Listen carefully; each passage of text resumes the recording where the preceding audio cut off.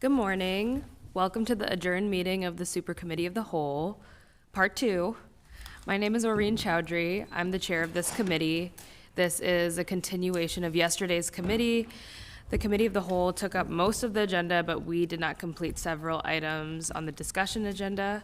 We completed all of the consent agenda, all of the public and quasi-judicial hearings, and one presentation was received and filed from Hennepin County Attorney Mary Moriarty. All items considered yesterday and today will be forwarded to the full City Council for its consideration at the meeting this Thursday, March 5th at 9:30 a.m. As usual, these meetings are broadcast live and live streamed from our public access channels and the city's website to enhance public accessibility. With that, I will call this meeting to order and ask the clerk to call the roll to verify a quorum.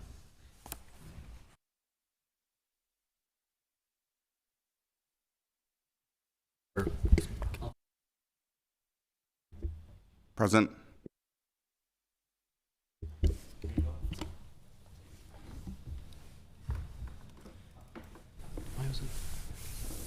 Apologies. Let's start over. Counselor. Just start with Rainbow. Councilmember Rainville is absent. Tweetop. Present. Warren. Present. Osman is absent. Schaefer. Present. Stevenson. Stevenson. Present. Chavez. Present. Whiting. Present. Palmisano is absent.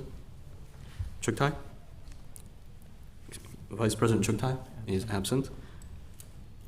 Chair Chowdhury. Present. We have 9 present. Let the record reflect that we have a quorum. Before beginning the meeting, let me offer a friendly reminder to everyone that these meetings are broadcast live to enable greater public presentation. The broadcasts include real-time captioning to increase accessibility for the entire community, so it's important that all speakers be mindful of the rate of their speech so that our captioners can fully capture and transcribe all comments for the broadcast. We ask all speakers to please moderate the speed and clarity of their speech and their comments. Like I stated before, yesterday we worked through a majority of our agenda and now remain with 4 items. First, we have a staff direction that's from Council Members Palmisano and Whiting. Councilmember Whiting, would you please introduce this item and move approval? Thank you, Chair Chowdhury, and I might need some specifics from our clerks over here how to move it, just kind of move it forward to be accepted. Yes, and then speak to it. Perfect. I am happy to speak to some of the questions here, and I know we have Andrew, I believe, probably Director Hawkins somewhere to also, I think, for questions as well, but I'm happy to kind of speak to it. This is just a legislative directive to kind of undertake some of the research and analysis, particularly to best practices in training facilities across the country. And so it looks like Director Hawkins is here to speak to it. And before we have him, Yeah. you want to say, I want a motion for approval. I would like to move for approval of this item. And then I will second it. Thank you so much. Yes. Director Hawkins, would you like to come and speak to this? Good morning, Chair Chair Chowdhury, Vice Chair Chuktai. There we go. Good start. It was a long day yesterday, and happy to be here this morning. If I can speak to this just briefly, so this is a staff direction as we received from this body. The idea behind this one was that obviously the administration is bringing forward in the coming weeks, some information to council to consider about potential location and construction of a public safety training facility. The focus of the administration is going to be primarily on what that facility looks like here, what we want to do here, what the city is pursuing. Our goal with this is to kind of work as a parallel to that, to provide some additional information as far as what's being done nationally, what's being done in other locations, what are best practices for trainings from comparable cities, comparable facilities, comparable departments, and so that we have that information to essentially benchmark kind of what we're doing and make sure that there's alignment and that that we're pursuing all potential options that are out there. I also think that the timing of this one, if we do it as a policy briefing, would allow us to bring the information back fairly quickly so that council has that in time to consider what's being brought before them by the end of the month in the next coming weeks. But then it also sets up a longer term, I think kind of, again, not parallel tracks, they're related, but providing additional information as we, in the event that we do move forward down this path. If something does pass and this advances, as we continue that discussion into the future, it allows us to continue doing that kind of research on a parallel track to make sure that we're considering all potential options and evaluating, what we're doing in comparison with best practices and standards of comparable jurisdictions. Great, thank you. And I will also note for the record that Vice Chair Chugtai has joined the meeting. Colleagues, is there any discussion? First, I'll recognize Councilmember Wansley. Thank you, Chair Chowdhury.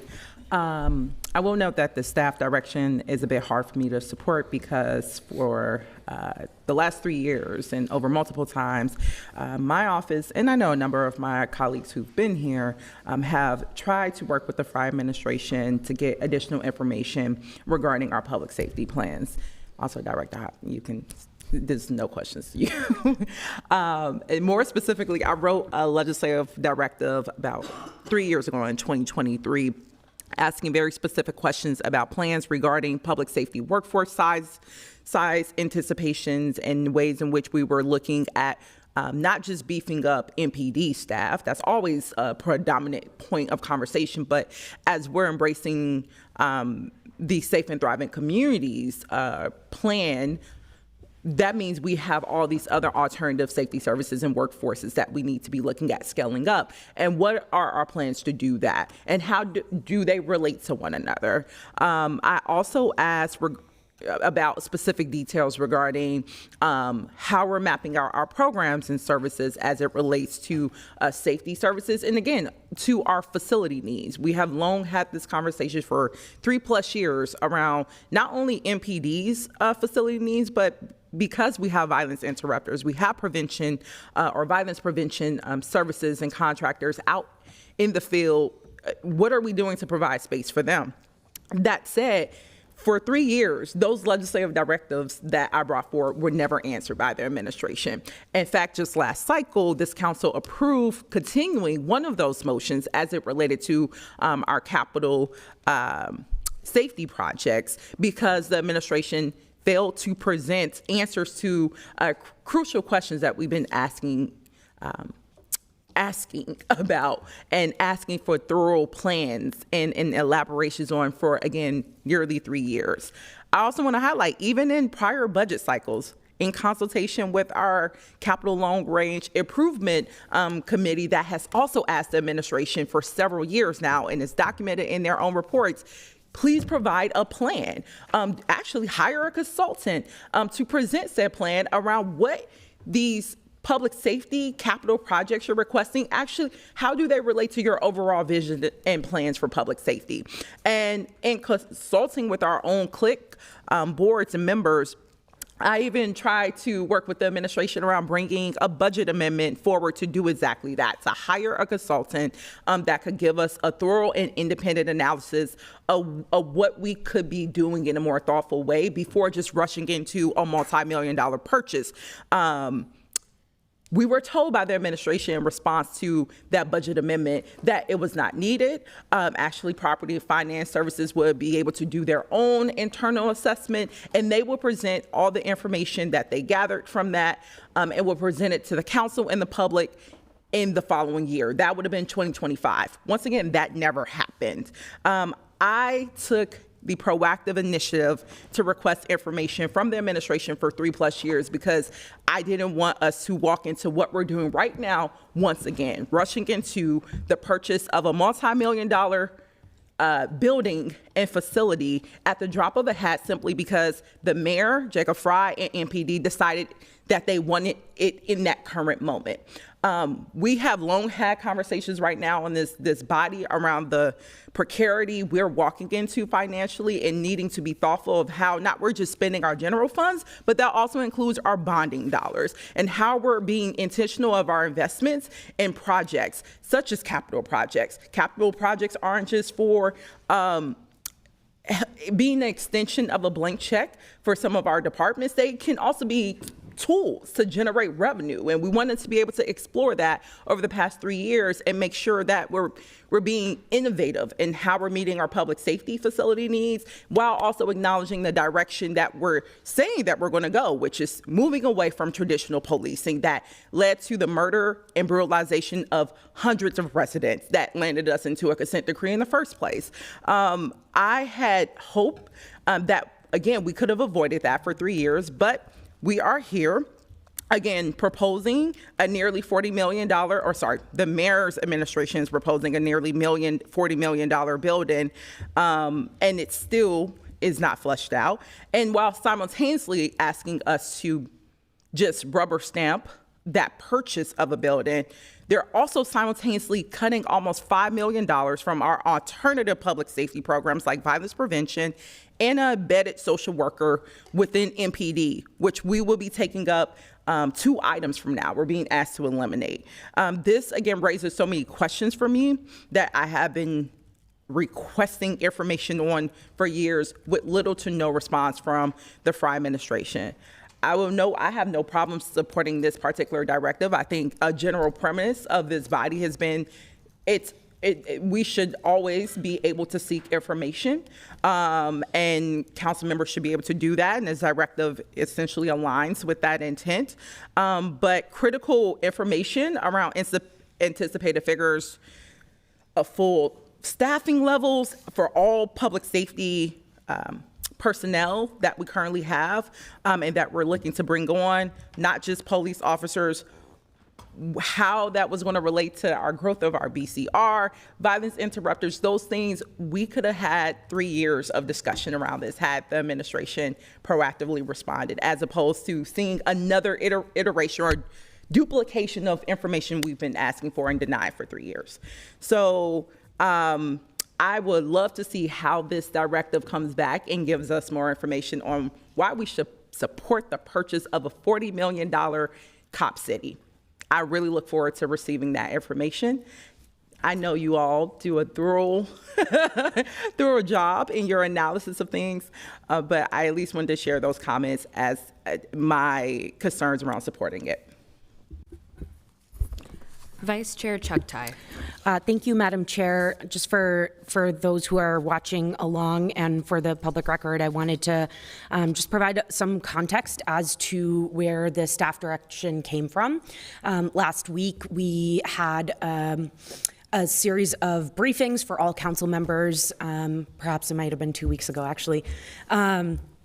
And in which the administration provided an update on the public safety facility that was a part of the capital budget last year, the council, through its budget process, took some of the resources that were allocated in the capital budget for this training facility and used those for other safety initiatives, such as the expansion and full funding of our neighborhood traffic calming programs, our protected bikeways, and so on. So in those briefings, council members raised a series of questions about how we arrived at this point in the process, and in consultation with our legislative research and oversight division in the legislative department, council members Palmisano and Whiting are bringing forward the staff direction, which essentially is directing the legislative research and oversight staff to conduct an analysis of current training needs in alignment with national best practices, along with the national landscape of public safety facilities in comparable cities and the costs associated with those facilities. You'll see that in the staff direction, you don't see a specific date by which the staff are asked to come back and present this information to this committee and make available to the public. That was a determination made in consultation with staff and the authors. We're looking specifically for the current training needs, again in alignment with national best practices, and include the emerging and innovative training technology as part of that, the national landscape for public safety facilities, and the way that comparable cities are approaching proposed construction, renovation, funding, location, function of facilities like this, and then the immediate short-term, along with long-term costs associated with new or updated facilities and the trade-offs related to building new facilities. Currently, the police department has a training facility at the Hamilton School, known as the Hamilton Special Operations Center, located on 41st and DuPont in North Minneapolis. So I wanted to provide all of that context for colleagues, along with just making sure that those who are following along are really clear about what it is that we're trying to do here. Thank you, Madam Chair. Thank you. Councilmember Vita. Thank you so much, Vice Chair Chuktai, for that analysis of this. I think it's important for people to understand kind of why this is before us at this point. We had briefings that were not public that spoke to money that we need to maybe get from the state and that we need to pull together at the city level. There's action that's going to be coming before us at a later date. Also, there was an announcement made about this project to the public, and so I've had a lot of questions from folks about what this looks like. And so I'm excited to see the staff directive before us, because that's exactly what's needed for me to communicate with the public, why we're doing this, how we're doing it, you know, what impact it's going to have on the city, and especially the impact that the positive impact that it can have in North Minneapolis, because two of these training needs are located in North Minneapolis, and folks have been advocating to get them out of North Minneapolis and out of residential neighborhoods for a very long time. So I'm really hoping that this staff directive takes us in the direction of really showing us not only just about, I think there's been a lot of talk about the police department. I also want to see how this is going to affect fire and 911 and all the other public safety entities that are a part of this package. So I know that, I guess that's what I was leading to. I know that that's not listed and that the focus is a lot about police, but there are other public safety departments that's going to be included in this training, excuse me, that's going to be included in this training center, and I'd like to be able to use that to share with the general public. One thing in particular is we have the facility in Northeast that was initially, the emergency center that was initially a firefighter center, and now it was for firefighters, for training, classrooms, and all these things that have now been kind of used for all these other things. When we have an emergency to pop up at the city, will that now go back to the firefighters exclusively using that, and all of that work being moved out to this facility that we're proposing? So those are some of the things that I'm interested in, but I am happy to see that this staff directive is before us. I know there's no date, but I'm really hoping that we can get some information back before we take that vote on if we're going to be moving money around or whatever staff is going to bring before us that they talked about in the briefings a couple weeks ago. Through the chair, just to Councilmember Vita's point, like that is the goal of this, is to bring it back in time for the council to consider additional information. Also, the way that we will generally write the, like kind of help, like inform the staff directions, is to keep them specific enough that it's clear, we at least know the subject matter we're going to be looking at, but broad enough, because often with these, we don't know what we're going to find. And so we don't want to box ourselves in too much, but I think from even a cursory look, and the staff that are working on this, like I've spoken to Dwight as well, I think the fire, police, emergency response, like that does seem to be a trend that's happening in this space. So like I fully anticipate that that'll be a big part of what we're looking at. It's not just exclusively carving out police-specific training facilities. And like as we look at other jurisdictions, we want to see where there's been efforts to collaborate across those departments as well. I really, really like that and appreciate that. And I'm looking forward to having one-on-one briefings about this when this comes back, because I do better in those. Thank you. Thank you. Next, we'll go to Councilmember Stevenson. Yes, thank you. First, can I ask that you bring the mic closer to your mouth? I can't really hear when you're talking. And My first question was what you just answered, so looking at a more expansive, is this just police, or is this all of our public safety needs? My second question, maybe this is to the clerks, I don't know. What committee is this going to go through when we're done with SuperCal? This will Still go to Cal. Okay. Yeah. Okay, good to know. Okay. And could I move to amend this to include not only everything that's in here, but also a look at what we actually need? A lot of policy gets made based on what everyone else has, but I'd like to have an understanding of what we actually need. What can't we do right now that this is going to solve? Can I move to amend? Councilmember Stevenson, you can certainly say the language that you'd like to include as a friendly amendment, or you could bring it tomorrow at the council meeting. Okay, the language I would like to include is just adding on the end of national best practices, national landscape of public safety facilities in comparable cities and costs associated, comparable cities,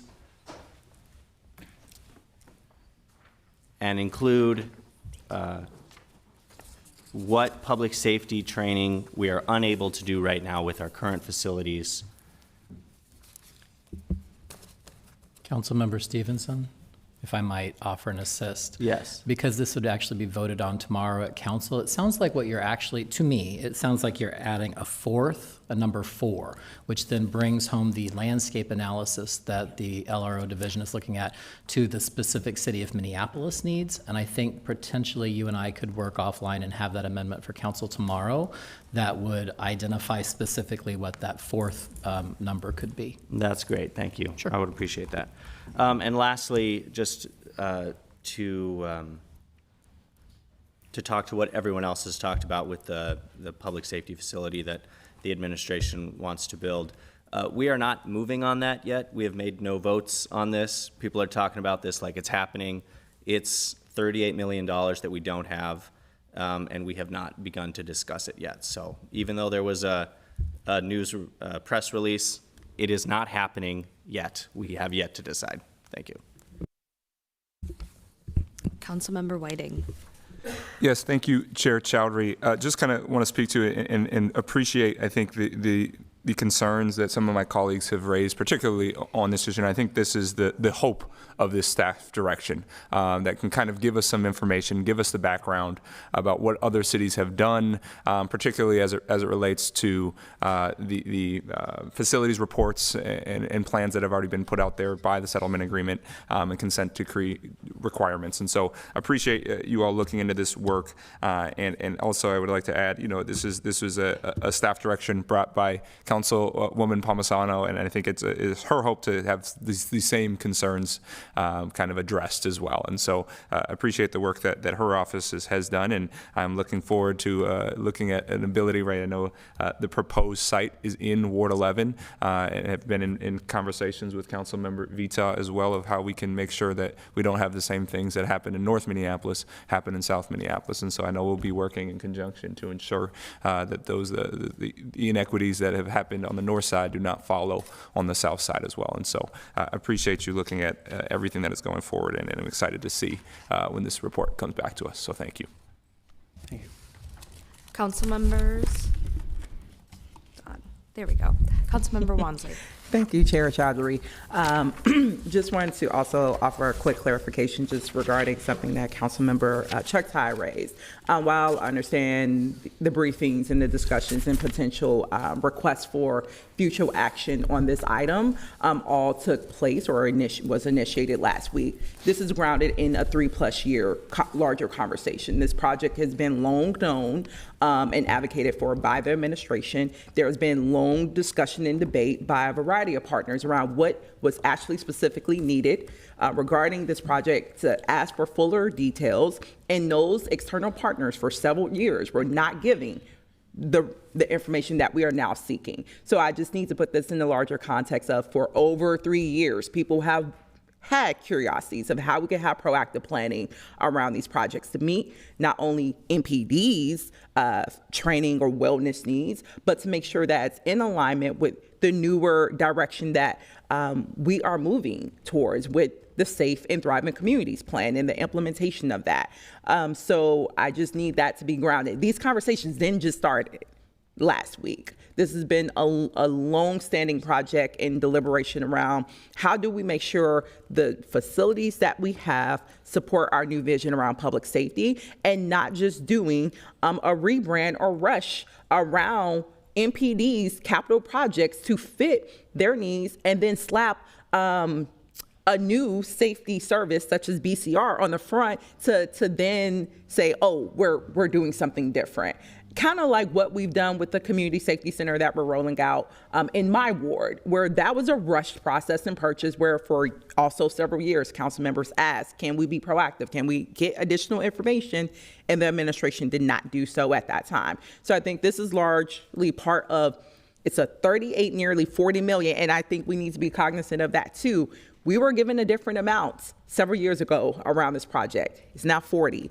We should not anticipate, with the way that construction costs and building costs are, that we are just simply looking at 40 million. This is going to be a substantially expensive project.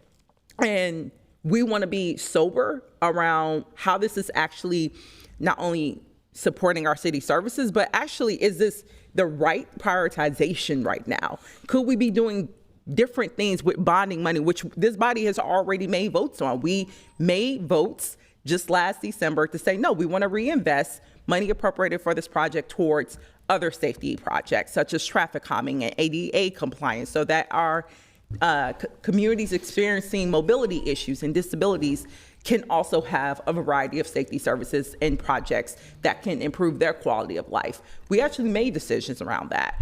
So this is continuation of a long-standing debate that did not just start last week. Next, we'll go to Councilmember Vita. Thank you, Chair. Thank you, Councilmember Wansley. That is correct. This has been a long, ongoing conversation. I actually started it the year we got elected as the Chair of Public Safety. You said that the administration is who's been bringing this forward. I would say the administration in collaboration with Councilmember Vita, because one of the first things I heard from all of North Minneapolis, wards 4 and 5, is whatever you can do as a council representative in North Minneapolis is please get this out of our neighborhoods. Please get this out of our neighborhoods. So I have been actively working with the administration since 2022 to figure out ways in which we can make that happen for these residential neighborhoods that are enduring more and more trauma every day, when they have to watch what is necessary for a police officer to do their work. Like, the police are doing nothing wrong. It's just a terrible location for training facilities. It's a terrible location for a gun range. And so we're trying to get that out of North Minneapolis. I was happy that the administration even listened to me and took into consideration what I was trying to do. And there was a sense of urgency then. I've cooled my jets. I've calmed down over the years. This project has taken way too long, in my opinion, to happen. I've had many conversations with CLIC representatives, and it always feels like the North Side has to wait until it's our turn, and our turn never seems to get there. We've seen multiple things happen on the South Side around public safety, and all we're asking is for fairness on the North Side. So this project means a lot to me. I know it means a lot to Councilmember Warren. She's new, and she's been hearing about it a lot also. And so my hope is that we can work with the administration, we can use this staff directive to not only help the North Side, but help our entire city. I mean, this training facility, in my opinion, is necessary for folks to do their work in a healthy environment, and that is not re-traumatizing people. So I'm grateful that Councilmember Whiten is saying, yes, we have a spot possibly after we get this information back in Ward 11 that's not residential, that's a commercial area that we can do this in. That's not easy to say, I'm going to take this to my constituents and we're going to bring this training center there. So I'm happy that he's even open and willing to have conversations about it. I just want to say again, this has been a long conversation with the North Side. That's, I mean, we have to have these conversations with the administration. And I've had this conversation with almost every single one of my council colleagues. From the time I started here, this is our third term together, some of us, and this conversation started in 2022, and my advocacy will continue until these training facilities are out of North Minneapolis. Thank you. And then I will note for the clerks that Councilmember Rainville has joined the meeting. I know you've been here for some time now, and I will also recognize you for comment. Thank you for recognizing me as being here and for allowing me to speak. I appreciate that. I just want to briefly talk about my interest in this project. And this is a public safety project. And as we want to improve our public safety system, whether it's BCR, MPD, the fire, 911, we have to spend the money. My life experience has taught me that nothing is free. And if we want to keep improving our public safety system, it's going to cost money. And we have to spend that money for our citizens. This is money well spent. If we go forward, it's going to help us. It's going to help our citizens. It's necessary. So I commend the hard work that, and acknowledge the hard work that Councilmember Vita has put in over the years, and want to remind the public the conversation is still going on, but it's been going on for years and years and years. We have to make a decision and get the state involved in this process if we choose to go forward. Council members, is there any further discussion? Okay, seeing none, we have a motion before us for approval. I will ask the clerk to call the roll. Councilmember Payne. Quick question, is this also recognizing the Stevenson amendment? That will occur tomorrow. Okay. Aye. Wansley. Aye. Rainville. Aye. Vita. Aye. Warren. Aye. Schaefer. Aye. Stevenson. Aye. Chavez. Aye. Whiting. Aye. Vice Chair Chuktai. Aye. Chair Chowdhury. Aye. We have 11 ayes. That motion carries and will be forwarded to tomorrow's full council meeting. Next, we will go to item number 2, which is a presentation about the 2025 annual traffic camera report. I'll welcome Ethan Foley to give that presentation. Welcome. Chair Chowdhury, council members, thanks for having me. My name is Ethan Foley. I'm a transportation planning manager in Minneapolis Public Works. I also previously was the Vision Zero program coordinator, and as part of that, I've been the program manager for the traffic safety camera pilot. It's an honor to be here today, which one of my colleagues called this super duper cow, so you can use that if you like it, but all right, so just a reminder on, I know there's some folks that are newer on the traffic safety camera pilot, so I'm gonna give a little bit of overview and then we'll get into the annual report details. So traffic safety cameras are one part of our overall Vision Zero work to get to and make progress towards getting to zero traffic deaths and serious injuries on our streets. We've got a lot of other important strategies as well, but this is an important one of those too. We've been talking, researching, engaging, planning, and now implementing on the traffic safety camera work since 2019. And so you can see some of the steps we've taken over time, including initial analysis work and engagement work to decide we want to pursue this really, and then going to the legislature and getting authority to do a pilot program here. And since that, we got that authority in 2024, we've been working to prepare the details to implement it, which we started this year. We do have authority for this pilot program through the end of June in 2029. This is obviously about improving traffic safety on our streets, but for this pilot to be successful, we also need to build community trust by implementing the system fairly, equitably, protecting privacy, doing it efficiently. So those are reflected in our goals for the program and an important and critical part of this work as well. I'm up here presenting. I'm the overall project manager, but there are many others involved across departments. So just want to acknowledge that. Public Works, overall, we lead on the reporting and evaluation work and the overall coordination, and we determine the camera locations. Regulatory service staff, traffic control agents, are the ones who actually review when there is a violation that comes in to confirm it and actually issue the warning or citation as appropriate. City Attorney's Office manages a lot of the legal coordination with the county courts and also manages dismissals. And then we have a camera contractor, Novoa Global, who they operate and maintain the cameras themselves and also mail out the warnings or citations and maintain an online system that people can call in and provide information so that if they have a reason for a dismissal. We also have a lot of other important partners across the city and externally as well in this program. Just a reminder kind of on the steps of how this goes. So this is for, initially we only have speed safety cameras out, and they only record if and process for a violation if someone is going 10 or more miles an hour over the speed limit. And so then it's taking a picture from the rear. As part of that, we're not allowed to have anybody be personally identifiable in the pictures. And then that information, which is pictures and a short video clip, is sent to those agents and regulatory services who confirm and actually issue the warning or citation. You can see here that our program is set up, it's unique in the country, that the first violation is a warning for everyone. And then the second offense, you get the opportunity for a free online traffic safety course. And then beyond that, it's a $40 fine or $80 fine if it's 20 or more of the limit.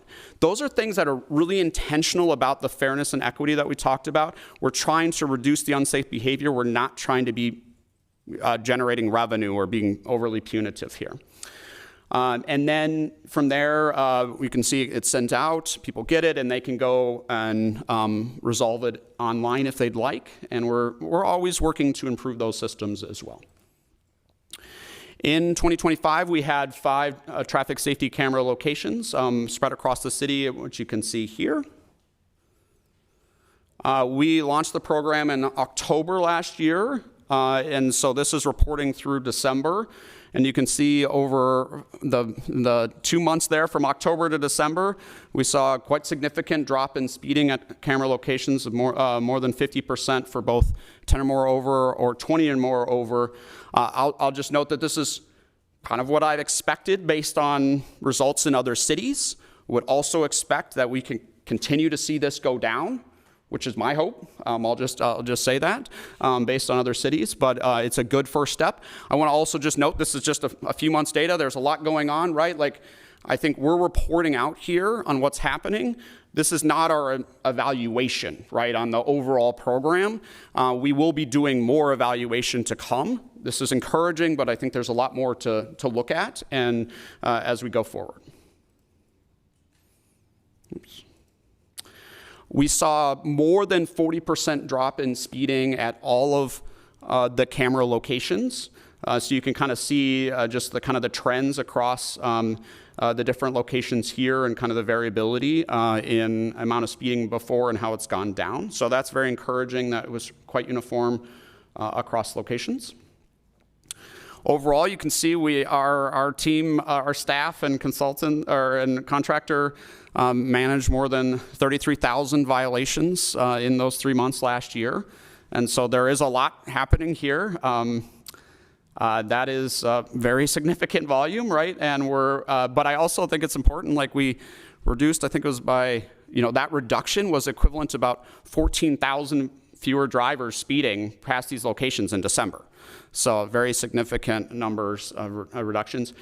You can also see we report on these things for part of the state requirement, but our agents did see a few times when they determined that they shouldn't issue a warning or citation, but not a ton as a percentage. And then so far, not that many people have opted into the free online traffic safety course, but that will increase as we go. And good to have it as an option. So we do anticipate adding additional speed safety camera locations as early as May 1st this year. Those will come from this list here of high priority future expansion locations spread around the city. We are still finalizing the exact timeline and locations for that initial expansion. And then I would anticipate we're going to get to most of these high priority locations this year. As part of that, we do have some mobile camera locations, and we might move one of our existing ones to a new location as well, because we're piloting and we're evaluating different things, so that's part of it. We're also trying to finalize having some 1 or 2 locations that do both speed and red light enforcement. And we'll continue to monitor this and looking at our ability to expand beyond that in the future. with that, I'm happy to take any questions. Thank you. Thank you so much for the presentation, Mr. Foley. Are there any questions? Okay, we will go to Councilmember Rainville. Thank you. And Ethan, I have to compliment you in front of my colleagues. I was over at the state when you were testifying last year, and one of the rural legislators questioned you about why should he be responsible when his 15-year-old nephew borrows his car and speeds. And your reply was, well, wouldn't you like to know that your 15-year-old nephew is speeding and you could help him? I thought that was a great answer, and you completely neutralized the whole room after that. So thank you for helping get this through. The questions I have, how long will it take to expand to county and state roads? I know you had to work out things with that. Does this, the locations you showed us for potential expansions, does that include county and state roads in the city? Chair, council member, so we currently, our analysis only looked at city streets, and if we are interested and open, I think, to looking at county or state roadways in the future. That does require sign off from the county or state for those roadways. That is a conversation we're exploring with them, and that would be for potentially 2027 or beyond locations, and so it is something that we continue to look at for the future. Well, thank you, and I would encourage you to start those conversations early, because so many county and state roads are in our city, and they're a problem as well as the city streets, maybe a bigger problem when I think of Hennepin over in Northeast or Broadway. So thank you for that. And my last question is, what about bridges? Are those on your radar at all? You know, I represent an area that has a lot of bridges over the river, and cars speed over that all the time, and it's a problem. Chair, council member, so there are a lot of potential locations we could that would be good locations, right? And so that's one of our challenges in the analysis, and we get a lot of community requests, and some of those are on bridges. And other parkways is another one where we get community requests quite a bit, and there is a lot of speeding happening in those locations. And I'll remind, like, we have different tools, right? We have our traffic calming program as well that is also supporting traffic calming efforts. So this isn't the only tool that we have, but overall, our analysis really focuses on prioritizing based on what's the injury crash history that we have at locations, along with looking at other factors like proximity to schools and equity, and making those prioritization decisions. So the reality is we have a lot more good candidate locations than we can locate cameras. And I think bridges kind of fall off of that because there's a lot of speeding on bridges in a lot of cases, but there might be fewer injury crashes than we have at some other locations because there aren't intersections, and most of our injury crashes are happening at or close to intersections. Great, thank you very much. Thank you. Next, I'll recognize Councilmember Whiting. Thank you, Chair Chowdhury, and thank you, Director Foley. Just kind of a quick question. I was looking at kind of the proposed locations on there, and it looks like 4 of those are in Ward 11. And so, like, if you're just trying to slow me down, I promise I will slow down. But if you're able to talk to a little bit of why you're prioritizing these specific locations in Ward 11. And then second question is, especially when they're around schools, kind of what the thought process is when you were putting these cameras around schools as well. Yeah, Chair, council member. So I think most of those locations are on the border with adjacent wards as well. And so one of the things that when we talk about fairness and equity that we've heard around is, what does that mean for camera locations, right? And I think there's this balance of enforcement efforts in areas where there are more folks with lower incomes. And any fine-based enforcement is inherently inequitable when it's a static fine amount. And so I think balancing what we've heard and then state law requirements around that, we are looking to make sure we are locating and spreading cameras around the city. I will note that the reality is Ward 11 has fewer injury crashes than some of the other newer in wards. And that's sort of the reality. And so we're looking at locations, particularly city street locations, where we still see the value added there. And the Nicollet and near 46 location had the highest speeds. And I think you go out there, if anybody goes out there, like there's a daycare right there. It's a residential neighborhood. There's no reason people should be going 35 plus on that street right there, right? And that's the highest speeding area that we have. So I'm glad we've been able to address that. And I think these other locations have a high amount of speeding, even if they don't have quite as many injury crashes as some of the other locations. But I think we will be balancing these with mobile location testing. So some of these will move around and they won't be as permanent as some of the other locations where there's just a little more injury crash history. Thank you. Yeah, and I would like to know too, I think this has been really helpful in our ward. I think we've seen a massive decrease in speeding, particularly at the 46 and Nicollet locations. And so I'm really excited to kind of see more of these pop up, and it's particularly for safety for our residents and our youth and young people that are around most of these spots. Just another question here, as I've started to get, I've had a lot more comments coming in support of these, but obviously a few have come in with frustrations or questions. If you could kind of talk to the signage, and I know we have to give some level of notice for these things. Can you talk to why there isn't like a sign with massive lights telling you that a speeding trap is right here? Just kind of the thought process behind that as well. Chair, council member, so our approach has been ahead of, and then that first week of the launch, we put out the variable message signs saying that there's a traffic camera coming and the start date, so that we are really educating folks ahead of time. And then every location has signage ahead that we're required under state rules to do this, to notify that there's enforcement ahead. I think I had a picture with exactly a photo enforcement ahead, and then remind folks of the speed limit right there. And I do get that sometimes people reach out, I didn't realize the speed limit was 25 miles an hour. Well, that's part of what we're doing, is educating folks on that, and you get a warning first. But that allows us to educate folks, and we've got the signage, and we did see decrease right away from the signage, right? We saw that right away from the signage. And at the same time, those variable message signs, they're more expensive over time, and we don't want to clutter over all the message, like it's just you have it too much and then it just kind of blends in and people forget about it.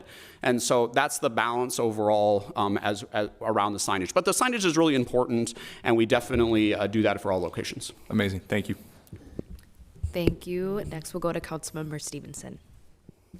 Yeah, thank you for this presentation. It's been great. I have a few questions. The first is, how are expansions being decided? I think you got into it a little bit, but could you go over that again? Yeah, Chair, council members. So from these 11 high priority expansion locations, we've already been working on the details of siting.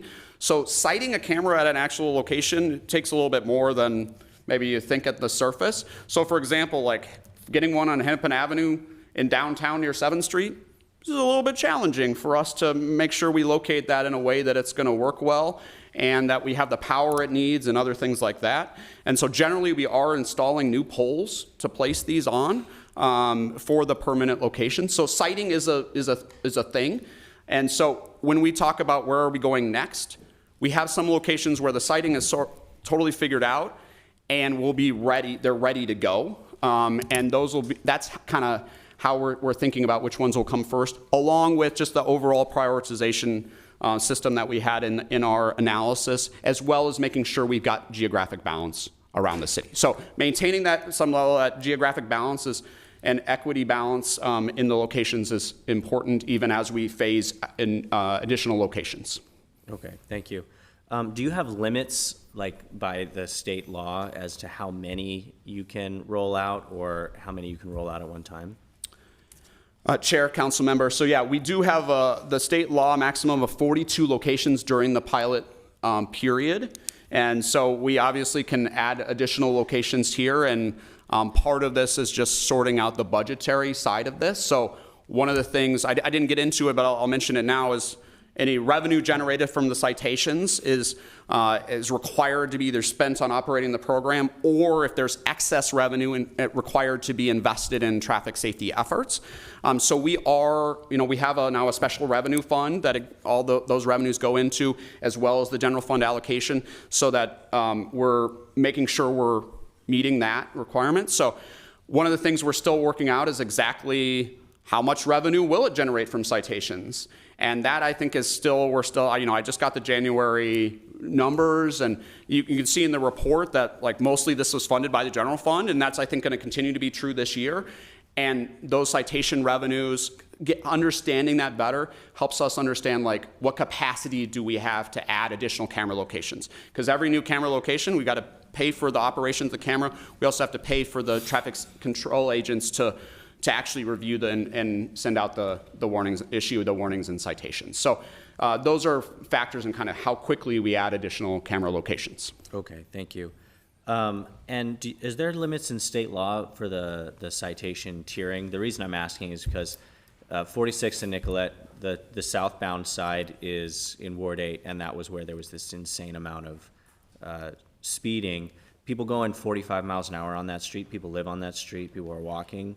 I personally think if you go 45 miles an hour, you should get a ticket right away and not a warning and then a free class and then a ticket. Like, are you limited in your citation abilities? Chair and council members, so yes, those setups around first a warning. We also do a 1 month warning period at the start, and I think we will do that at new camera locations as well to make sure that somebody has gotten their warning at a new location before citations are issued.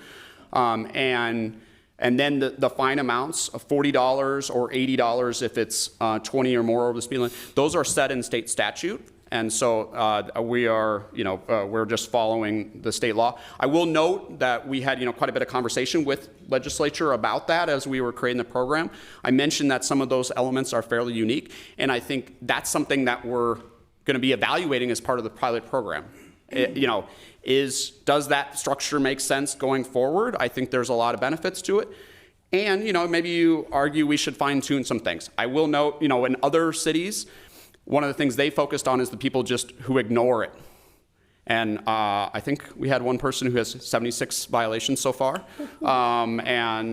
So we will be looking at that a little bit too, right? And generally we can see from the data that I shared that people are responding, and and we know most people will, and then maybe that person will once they get a really big bill at some point in collections if they're not paying it. But we'll be looking at that part of it too. So there's a lot we can learn through the pilot and how people are responding locally and how we refine that over time with the legislature. Okay, thank you. Next, when you're looking at injury crashes, are you also looking at like how many times a sign has been replaced? I'm bringing this up because 35th and 36th in Blaisdell, the signs are like constantly being run into. They spend most of their time parallel with the ground. So it's just like a place where crashes are happening all the time. So I'm just wondering, does that go into the consideration as well? Chair and council member, I guess I'm not aware of any of our signs for the traffic safety camera pilot being damaged so far. Oh, I guess I meant like city signs. Oh. Are you also like high injury streets, and also like how many times have you had to replace a city? Because that to me is like if somebody's standing there, they would have died. So that's like, that's what I'm getting at. Thank you, council member, chair, council member. So that hasn't been part of our calculus. I think we've been really focused on the data we have around reported crashes, particularly injury crashes. Mm-hmm. So there are other data points that we can pull in, but we do have a lot of good data that we feel like we can prioritize based on that, and really focusing on what's our Vision Zero commitment. It is focusing on reducing those fatal and serious injury crashes. And that isn't to say we also want to bring down all crashes and all injury crashes, but those in particular are our focus with the program. Okay. I only have 41 seconds left. So my constituents are going to definitely want me to ask you, how are you making sure the data isn't going to ICE? Chair, council member, great question. So this was an intentional part and focus for us as we worked at the legislature, right? And so data security, privacy, those are really important elements. So I think at the core, we're trying to have is not collecting data that's useful for other things, right? Like they're not just regularly recording video. They only record video and take pictures if they sense a violation. And in that, Councilmember Stevenson's out of time, but I'm in queue next, so I would love to hear the answer to your question. Okay. And so we, So that's part of it, is like not having the data there that people can pull. People can't be personally identifiable so if you hopefully no one's gotten one yet, but if you were to get one and you go and you look at the video, you're going to see that there's areas that are blurred out in the video and camera footage, and that's intentional to make sure we don't have somebody walking on a sidewalk and we see them in the footage. So the state law also prohibits use of the camera violations for subpoena for anything other than speed and red light enforcement. Like, that's the only thing that it can be used for. And what we have then as data is really our contractors pulling in data that is publicly available through law enforcement agencies for vehicle owners, right? Like, and from that, that's how they send it to the right person. And so but that's data that's already available publicly. And so I think we've really tried to limit that. They have not had a request. I asked them, have you had a request from a subpoena from a federal agency for any of the data? They have not.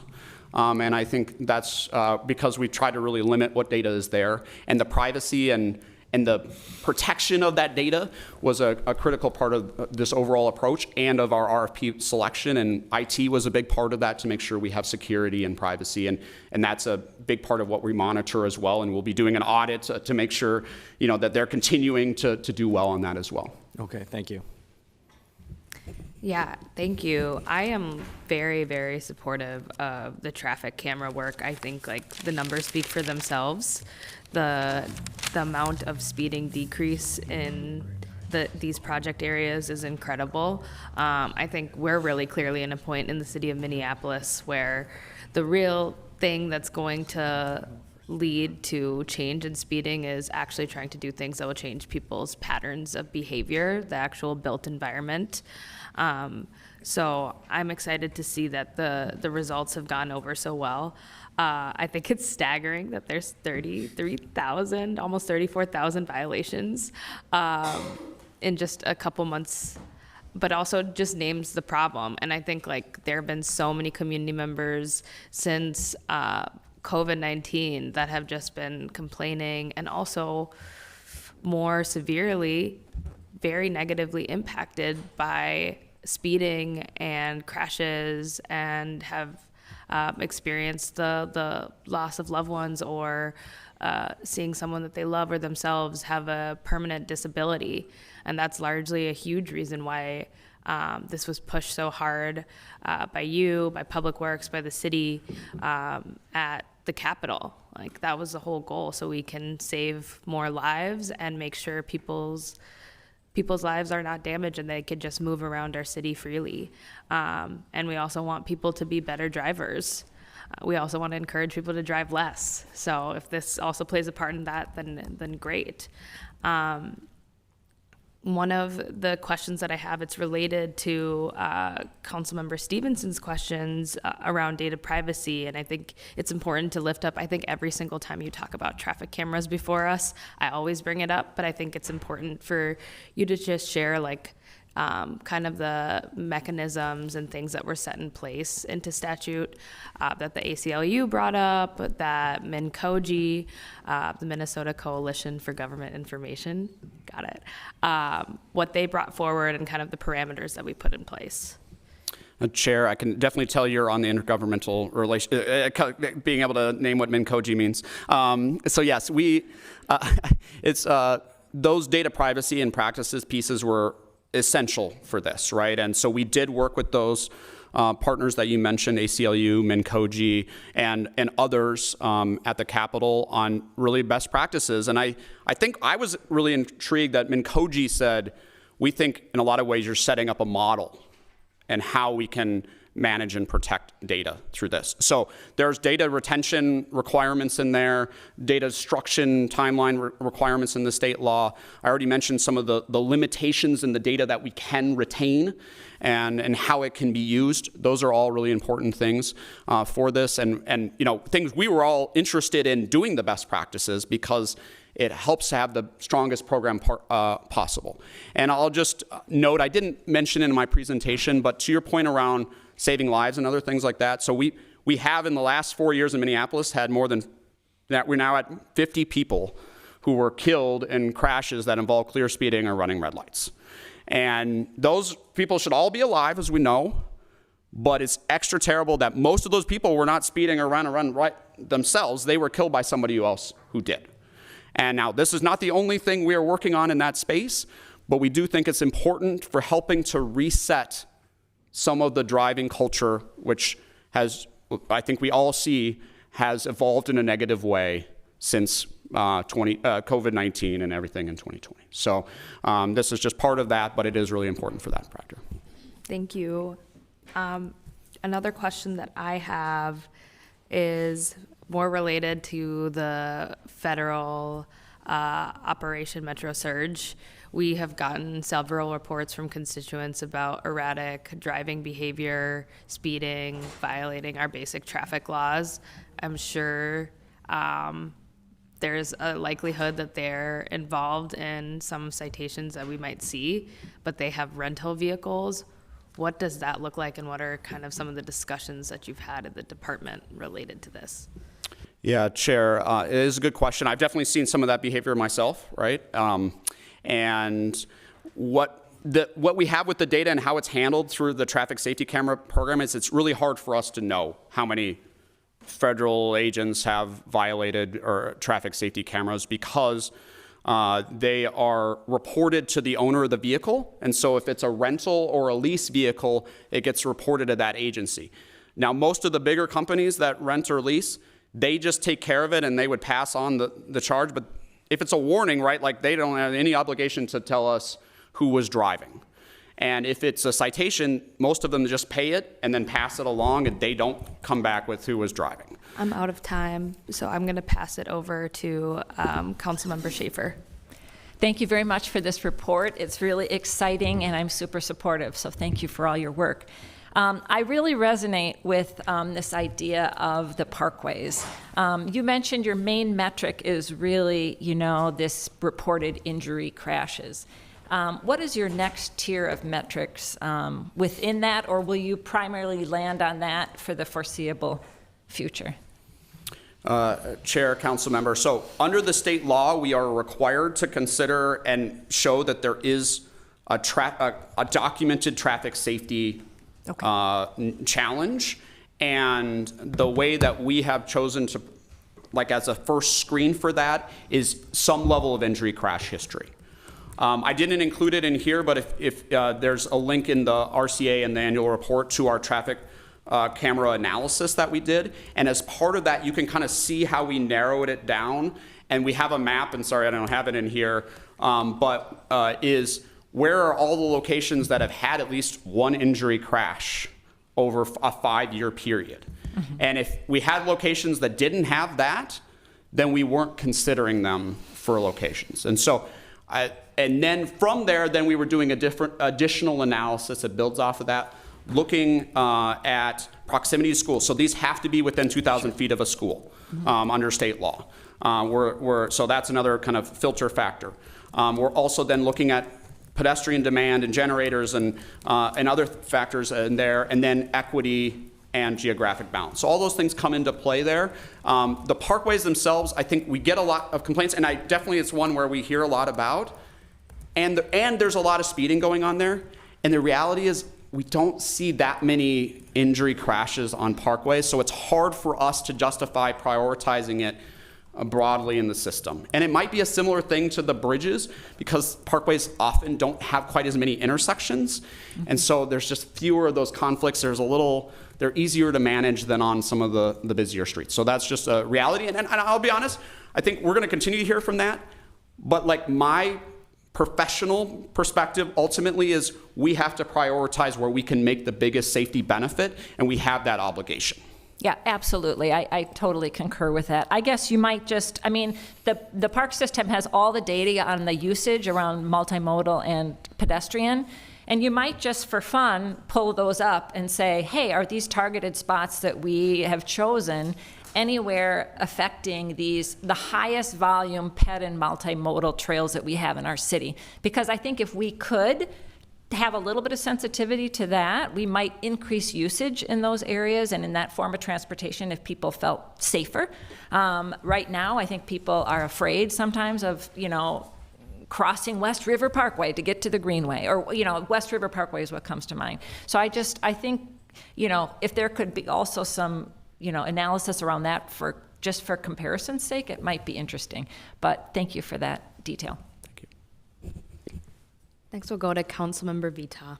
Thank you, Chair. I just wanted to thank you, Mr. Foley, for this amazing work. I knew this would turn out great when you started leading the work. I said every time you hear, we worked many, many years ago in our previous life to get rid of the inequitable camera program because it was targeting people in North Minneapolis, because it was targeting people in underserved communities. So I always trust that you're doing the right thing by people, especially not breaching any sort of using surveillance to breach folks' identities or put them at risk for anything.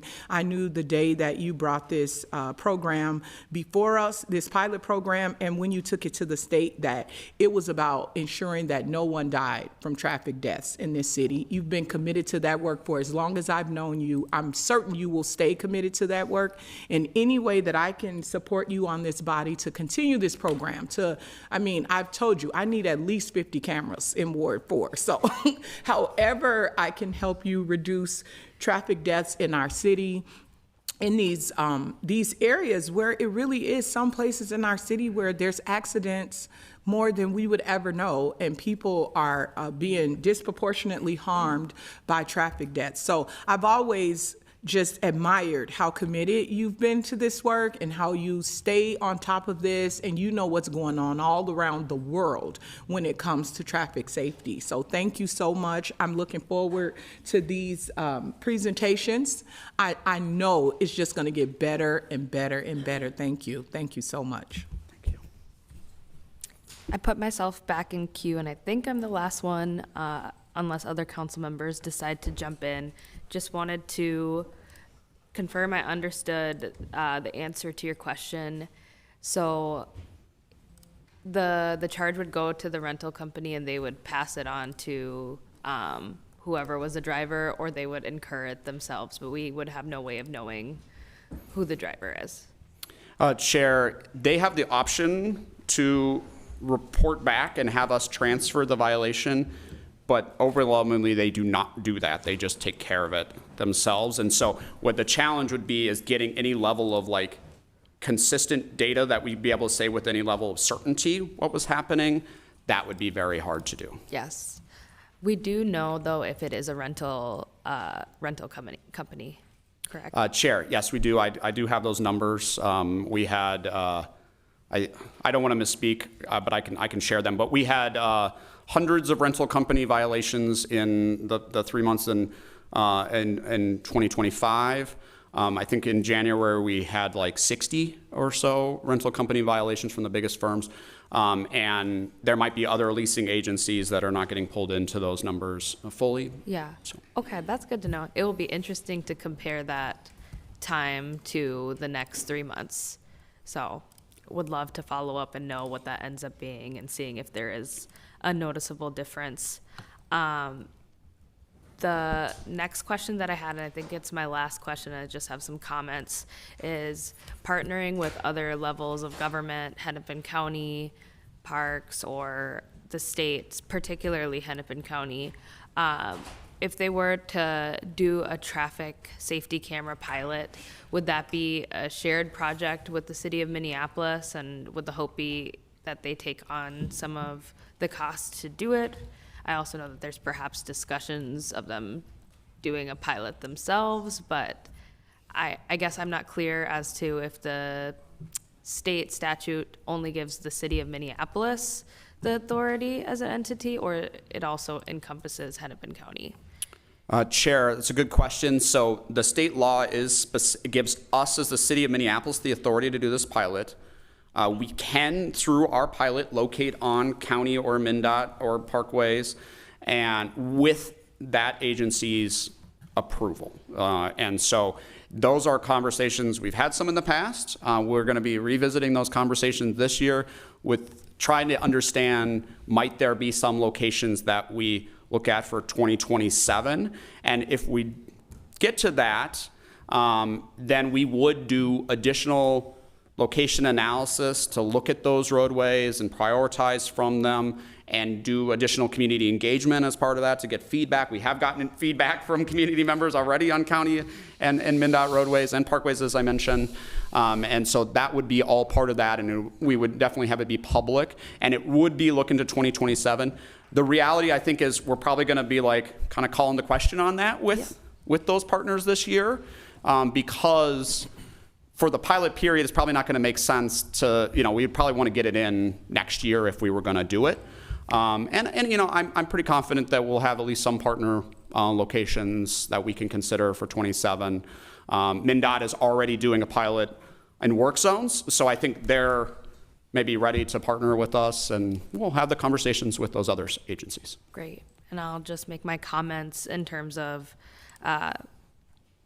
partnership with other levels of government, particularly the county. I think Councilmember Rainville did a pretty good job of teeing up the need on county roads in particular, and I will go back to kind of the origin of why we're doing this project, and a lot of that had to do with the amount of crashes that have occurred on some of the highest injury streets in our city, and Lake Street is the highest injury street in the state, and it's a county road, and routinely county roads like Lake Street, Cedar, Minnehaha Avenue, they see the highest level of speeding. And then on Lake Street in particular, there were 3 sisters who were driving, and there was a crash at an intersection. Person was speeding, went through a light, and they lost their lives. And that was a key part of the testimony for why we needed the state to pass this, and that is why we need Hennepin County's partnership. So any way I could be of service in supporting and making that happen, please let me know. Thank you, Chair. And I will sort of also just acknowledge the partnership we've had with the county on making safety improvements. So when we look at Lake Street, right, it looks a lot different than when that terrible fatal crash happened, and that is partnership we had with the county. And we're already seeing positive results from the 4 to 3 lane conversion, safety conversion on Lake Street. Speeds are down, crashes are down, and so we are working with them on lots of other projects there too. So I really appreciate that partnership, and it's one we want to continue to grow in a variety of areas. Thank you. And then we'll go to Councilmember Whiting, who was kind enough to let me go over a little bit. Yes, thank you, Chair Chowdhury. And I'll be really quick on this one. Sorry, another question for you. For the specific locations that are on the borders of, it looks like 11, 13, and this would be 8. For those wards, do you know like what side of the borders they're on? Chair and council member, very good question. So the Nicollet near 46th Street location is near 47th Street, right? And that's kind of down when we get down to like, where can we locate and get power and like, when we get into those things. So that's why we say near, because like we need that flexibility. I know that 28th Avenue South near Minnehaha Parkway, which we're looking at, we already have a pole in the ground to support a permanent camera location there, and that will be just south of Minnehaha Parkway on 28th Avenue South. So I think that's full. That's just outside of.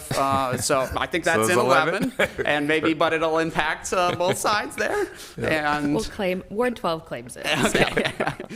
You all can argue over that. And no, and then I think those other locations we're looking at as for mobile locations. Oh, okay. And I can't recall exactly how those have been cited, but it does get into like technical. Okay. And a lot of it's about power and making sure we got good visibility, that there aren't trees in the way and other stuff like that. Okay, thank you. I think Councilmember Palmisano wants it on her side of the ward, so if you want to put it over there, that's okay with us.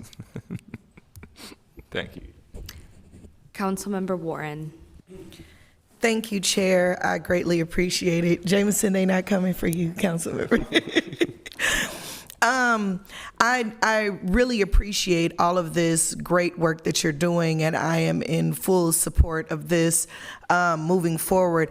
I'm just wondering, in the future scope of work with this project, are we going to have live time, real time video that will aid us in being able to, support what's happening like on site and on scene? And I want to thank Council Chair for bringing up that very instance with the death of those young ladies who were in that vehicle. When we're seeing things like this, it would be great to have real-time response for, to aid in those emergencies or emergent type situations. I can think of several instances where we have lost, dear community members at the result of vehicular violence for individuals recklessly driving throughout our communities. We just had an incident on Olsen Highway where we lost, 2 beautiful community members with respect to that and the erratic driving that's happening throughout. So is there a future scope of work where we will have live time video that will aid in us being able to respond more effectively and efficiently to those type of violations that are happening within community? Chair, council members, so the state law prohibits that right now for the pilot program. And I think that was responding to quite a few concerns we heard at the Capitol around that. Now, there are other cameras that the city has out across different departments that including traffic cameras that are managing signal operations. And some of that data is we can pull from some of that and these cameras are not set up to do that, and they're not because we're of that state law requirement. But I think it's also just because the intention of this program is focused on a certain outcome, and there are already other cameras that are kind of serving some of those needs. And so we felt it was really important to respond to some of the concerns we were hearing around surveillance and make sure people know that this program, to be successful at its core, does not need to have any of that extra surveillance. And so that's what's built into the state law. Thank you for answering that. I appreciate it. Thank you. I'll ask council members if there's anyone else that had any questions or comments. We're not seeing any, so thank you again, Mr. Foley, for the presentation. I will direct the clerk to file that annual report.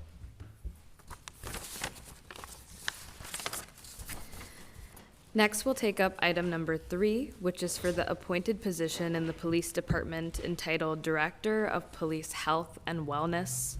I'll welcome up Brenda Miller to kick off the presentation, and then ask every subsequent presenter to just introduce themselves.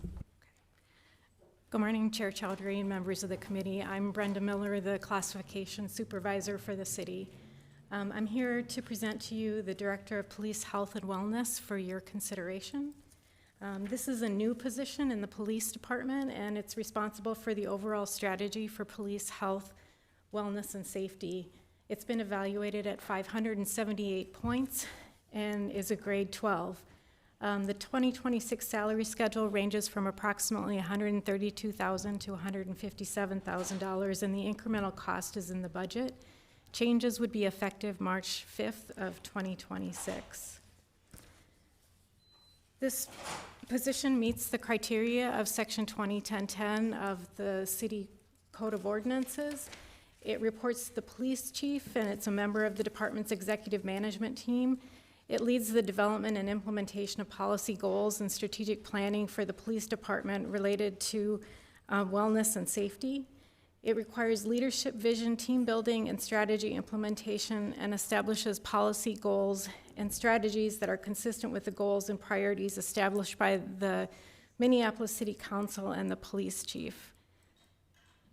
Please find that the Director of Police Health and Wellness meets the criteria of Section 201010 of the Minneapolis Code of Ordinances and forward it on to City Council. Thank you.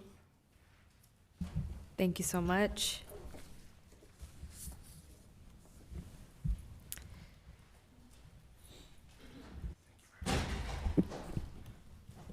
And I'll check in. There's additional presentation, correct? Yes. Okay, perfect. Thank you.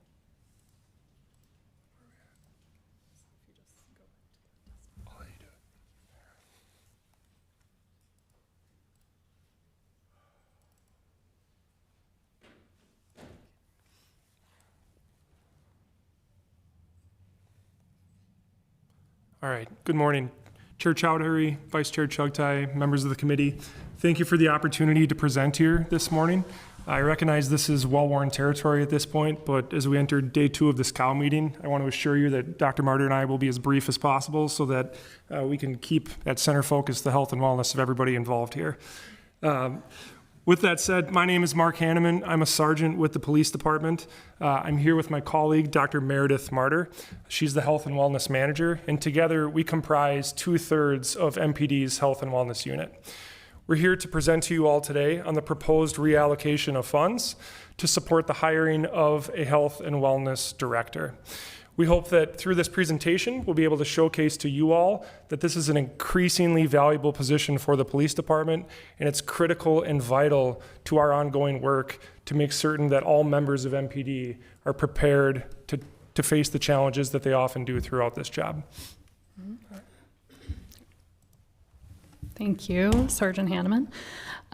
So this position would use redistributed funds, as was discussed earlier by Councilmember Wansley, from a vacant compliance specialist position and also from an ongoing reduction in the Hennepin County embedded social work contract.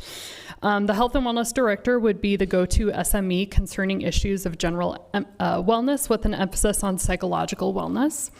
The director would oversee a newly created health and wellness division that would include Health and Wellness Unit, which we are a part of, Health and Safety Unit, as well as the Early Intervention System. This position would create a shift within MPD from reactive with wellness issues to being proactive by dedicating full staff to focus purely on wellness trends. The director would co-create and implement a unified vision, mission, and goals and would oversee the compliance process. Lastly, the director would be filled by a non-sworn subject matter expert that would make it informed decision-making processes. So why do we need this? First, MPD is needing a leader to co-create a human-centered design approach to the department that prioritizes the health, well-being, and development of its employees so that the community is receiving optimal and safe services. This would look like expanding the offering of programs and benefits that enhance employee wellness and opportunities for professional and personal development. By having a director, MPD would achieve reduced stress amongst the rank and file, improve employee engagement, and foster a positive workplace culture that would directly translate to the Minneapolis community. Next, a director dedicated purely to wellness concerns would demonstrate a strong sense of purpose to improving employee performance and foster a positive and productive work environment focused on self and community care. As stated previously, the department has lacked a non-sworn subject matter expert to lead the wellness efforts, and this position would bring the expertise required to lead long-term change and reform.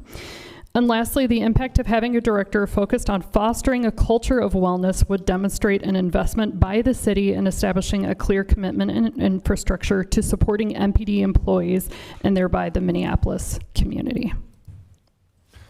So we asked the question, why now? And we recognize that we're asking for this request outside of the traditional budgeting window. And I want to offer a little bit of a history lesson about how we've gotten to where we are now. Paragraph 254 of the MDHR settlement agreement requires the department to conduct a needs assessment related to the ongoing health and wellness needs of the department. We contracted with a group called the Consortium, and in that report, they offered a staffing plan.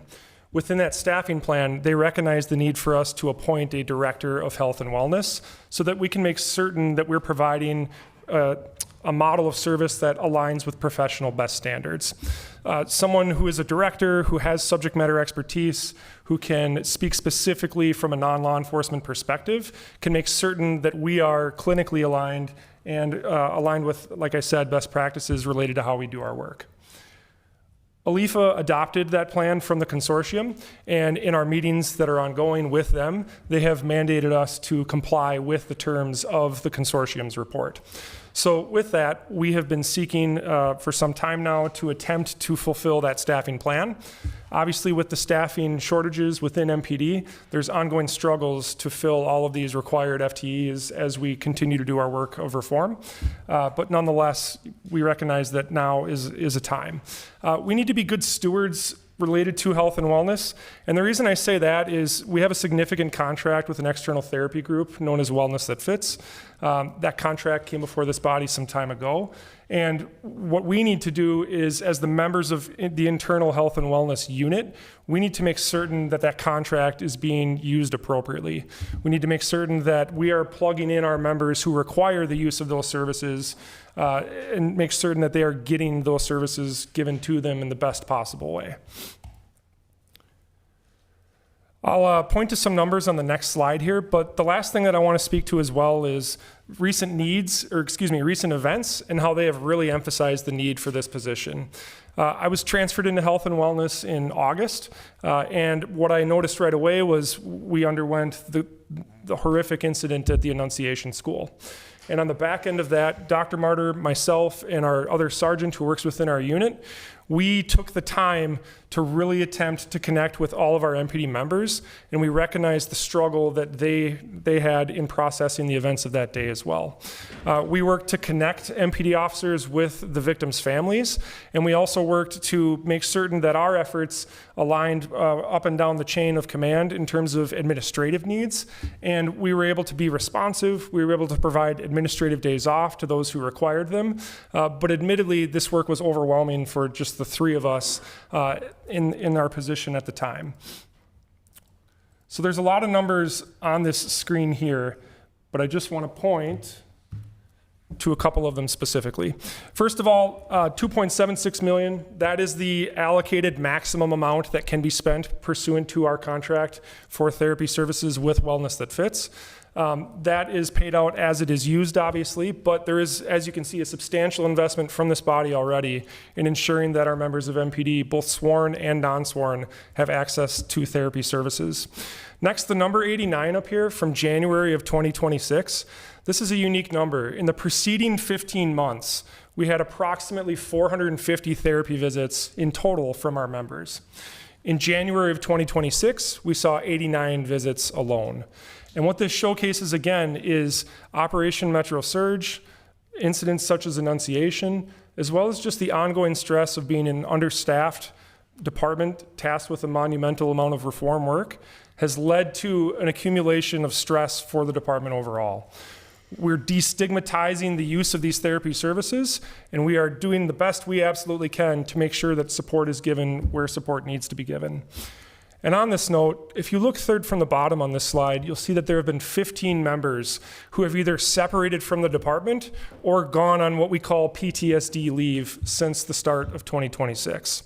This is an alarming number, and it represents a departure from other recent numbers. It shows that, yes, the stress is continuing to mount. We are not through the veil of what took place in 2020. Rather, this is going to be a continuing and ongoing effort that requires continued attention from the Health and Wellness Unit as we continue to attempt to rebuild the staffing of the department. The last slide I'll show here is a proposed org chart for what we would call the Health and Wellness Division. Underlying this effort to seek funding for this position, we are seeking to create a health and wellness division. I want to just note quickly that the green shaded boxes within this org chart are sworn positions, and the blue shaded are for non-sworn positions. At present, like I said, I have myself as a health and wellness coordinator, Dr. Martyr as a health and wellness manager, and then we have one additional sergeant who serves as our peer support team coordinator. The three of us report directly to Chief O'Hara. In this new structure, we hope to bring together the health and safety unit as well as the early intervention system, combine those into a newly formed division of which the director would be the head, and then through the director, we would report directly to Chief O'Hara. This would allow us to firmly streamline our efforts, as we often, as the Health and Wellness Unit, coordinate our efforts with the Health and Safety Unit, as well as the Early Intervention System. It would allow us to be more cohesive in our own internal communication. And then by removing some of the administrative levels between us and the chief, it allows us to be extremely responsive to his needs. And what I mean by that is a lot of what we can do as a Health and Wellness Unit within our department, it relates to, or it requires the chief's permission in order for us to give and provide certain services. By allowing us to report directly to him, we're really able to be much more responsive and much more quick to meet the needs of our members. Okay. And I will wrap it up just by talking about the national precedent. So there is a national precedent of having directors of wellness in police departments in response to the increasing recognition of the impact of police work on general wellness of employees. This trend reflects a growing understanding that investing in wellness programs is not just an individual concern, but it is a strategic priority for PDs, particularly for the communities that they serve. This is, again, a proactive measure to address the unique stress factors faced by sworn and non-sworn employees, such as working with people in crisis and the potential for trauma exposure. These programs help prevent, reduce, and mitigate the effects of stress and trauma, and thereby increase retention. This list is non-exhaustive, by the way, but we thought we would just share with you some of the other agencies that are leading the way in health and wellness. Otherwise, that concludes our presentation, and we're ready for any questions that you may have. Thank you so much, City Council. Thank you. We have a number of council members in queue. I will go to Vice Chair Chugtai. Thank you, Madam Chair. I have a few questions, and some of those are, I think, going to be best directed to the two of you, and then some might be more appropriate for Ms. Miller. So just to begin, can you both just remind me of your roles within the police department right now? Yes, I can go first. So my name is Dr. Meredith Martyr. I'm the Health and Wellness Unit Manager. So I am non-sworn employee. I'm a clinical psychologist. Awesome. Through the chair, council member, my position is a health and wellness coordinator at the sergeant level. At present, my job is to attend to the everyday needs of the department related to health and wellness. And what that means is we have members who struggle, whether it be through family illness, whether it be through stress related to field training, and it's my job to provide them the services that we are able to provide, and then also to communicate to the administration to receive permission to afford specific services based on needs. That's helpful. And, you know, I think I want to begin by complimenting you on a very thorough and extensive presentation, really outlining what it is that you're hoping to achieve from this position. It is not often that we see presentations that are this thorough as it relates to the creation of a new appointed position. Thank you very much for taking that seriously. I really, really appreciate it. I know we discussed this during agenda setting, and I just see that reflected so well in this presentation. I think a piece of the presentation, as you were showing us the new proposed org chart, that I think I perhaps didn't understand correctly, hoping to get some clarification here, was Sergeant Hanneman, you spoke about how the three of you that are in this unit right now are reporting directly to the chief currently, and that this new structure would allow you to report directly to the chief. And those, I'm just confused as to, you're reporting directly to the chief right now. I don't know how this position makes it more possible for you to report directly to the chief. Through the chair, council member, we have what I would call a non-traditional reporting structure at the moment, and it's meant to be interim in basis. It is not typical for a manager and two sergeants to report directly to the chief of police. However, we learned through our response to Annunciation, as well as some other very specific, very intensive events involving some of our members, that it was crucially necessary for us to be able to go directly to the chief to be able to provide targeted services. In our previous model, we reported to a commander who reported to a deputy chief, who reported to an assistant chief, who then spoke to the chief. Oftentimes, we need to be immediately reactive to time-sensitive needs. Mm-hmm. And so the ability for us to with all due respect, cut out middlemen, go directly to the person who has the ability to grant the ability to use the services, really made us much more streamlined and efficient. In creating this division, what we seek to do is put a singular person underneath the chief, a director who can be that go-to person related to health and wellness, and then all of our internal staff could then route directly through a director. That's helpful to know. So I think my next set of questions are about how this position is going to be paid for, as this will be a mid-year budget adjustment. There are significant overtime costs within the department just this year alone, and so I have a difficult time really wrapping my head around quote unquote salary savings or savings within the department when it feels pretty clear to me right now that this department is going to go over budget by the end of the year. So can you help me understand, is all of this being paid for through the embedded social worker contract? I can just start with that, Vice Chair, and just say that I have been in conversation with this, and right now the data that we have is this would be funded via 2 positions. So 120,000 would be from the compliance specialist position, and 67,000 would be through the Hennepin County Embedded Social Worker contractual reduction.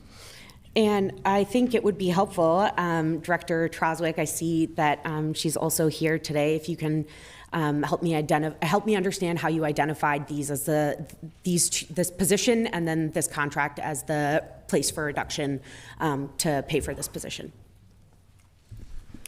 Thank you. Vicki Troswick, MPD Finance Director. Through the chair, Vice Chair Chugtai, we went through our vacancy list for civilian vacancies. I think there's only 12 to 15 on that list. The list is minimal.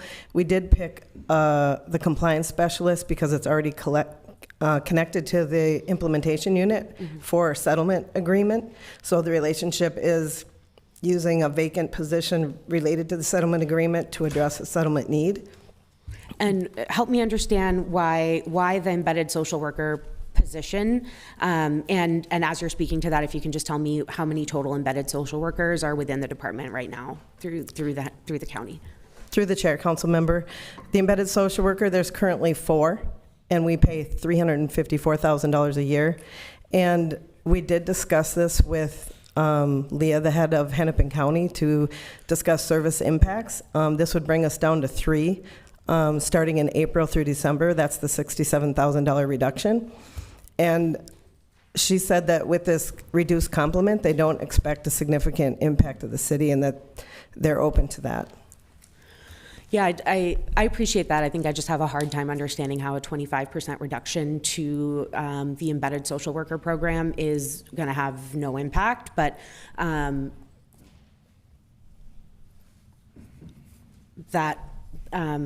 thank you for that response. I have one more question that, but I have about 30 seconds left. I'll name it now, and then Ms. Miller I'll get back in queue for you to respond later. I'm trying to understand how we landed on this 186 number. And, historically, I think it's like an average of step 3. And I know that as part of the 2026 budget, that process was changed so that the FTE costs are calculated based on step 1. So I'm just trying to understand how we went from step 1 being $132,000 to this position costing $186,000. With that, I'm out of time. I'm sorry. I'm going to get back in queue for you to respond later. Thank you. Next, we will go to Councilmember Whiting. Thank you, Chair Chowdhury. And as it's helpful, I think I'll probably have questions for Dr. Martyr and Sergeant Hannum as well.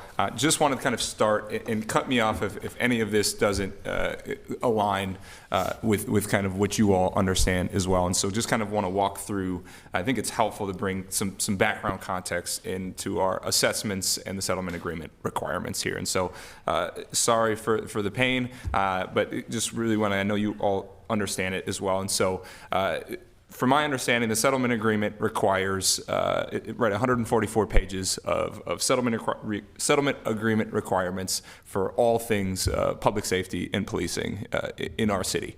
In particular within those, I think it would be really hard to have every single requirement and request in that document. Otherwise, it would be thousands of pages. And so what I believe the settlement agreement has done has kind of outsourced that to consultants in other versions to recommend. That's why we've had 5 assessments that are required in the settlement agreement. And this is one of them, the employee health and wellness assessment, which from my understanding was done by the consortium, is the consultant that we use, the provider that we use to do that. And then within those assessments, right, they make a list of recommendations for the city of Minneapolis to do to be in compliance with all of those recommendations that they think is best fit in public safety in that area for their specific, what they were hired for.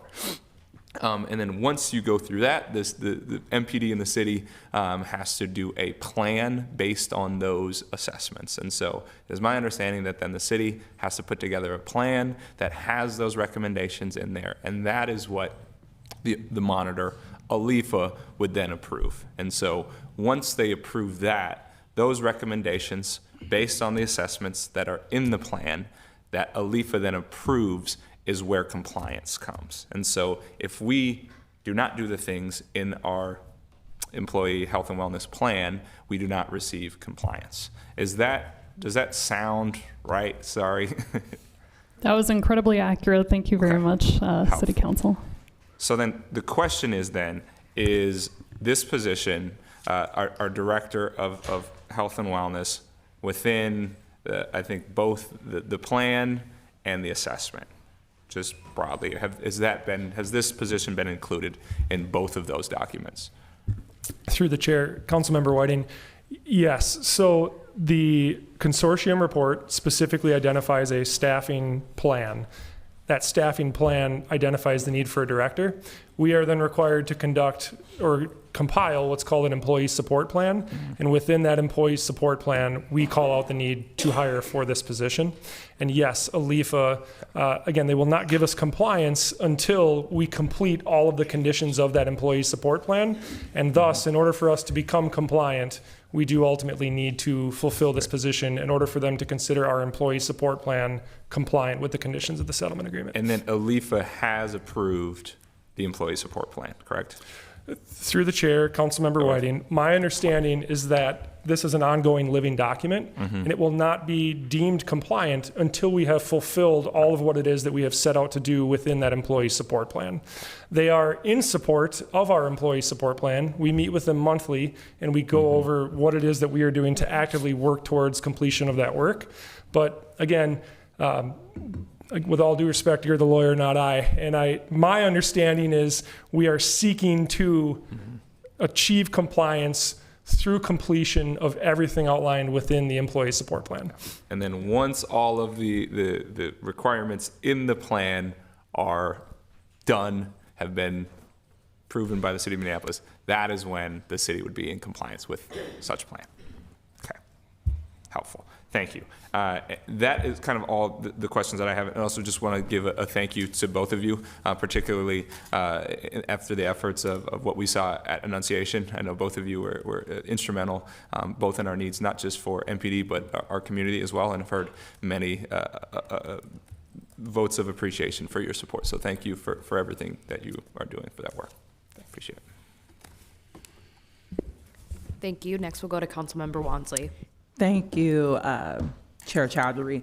Thank you for this presentation. I think this goes back to an ongoing conversation that we're having, even just regarding the Public Safety and Wellness Center, around the ways in which you all bring proposals, specifically the administration MPD, through our formal settlement agreement process. And as Councilmember Whiting and you all articulated, the settlement agreement does not give any direct to-dos. They give a lot of recommendations of you should carry out assessment, which you all completed. It does not then say you have to then do all the things in the assessments. Now, this is where, looking at ALIFA's most recent report shared in January 2026, they highlight, again, it's our task to then do the assessments, the evaluations of all the options in which we could be responded to the concerns and provisions raised in the settlement agreement.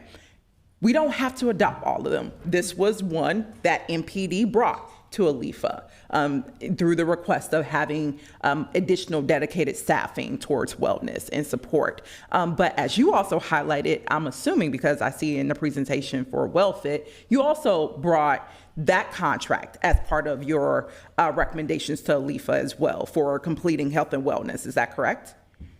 That is correct. Great. Okay, so there are things that you already brought to the table, other additional proposals that also can support compliance with the provision in the settlement agreement. Where it's a hard line for me is where we're seeing the settlement agreement be used to then counteract or undermine other safety services. Particularly, the one of concern is the embedded social worker. I will name where we're seeing our neighborhood safety department just share a series of emails saying, because we are all in a financially challenging position, departments are being asked by the Frye administration to make cuts and reductions. They are doing so and have essentially proposed reductions to a variety of their contracts to be able to still meet some critical services, but they've had to make difficult decisions and say we have to go without some things. Where we're seeing neighborhood safety make those reductions, I'm confused as to why this is not happening too with actually that fit contract. So if someone can share with me, because as you highlighted and also what's in this presentation, it's about $2.6 million allocated, right? Or sorry, $2.7 million allocated to the that fits contract, correct? Correct. Okay, or maybe this is Director Miller. Is there a consideration of why not looking at MPD's exhaustive list of contracts to think through reductions there that could then fill what you're requesting for this as opposed to cutting a social worker position?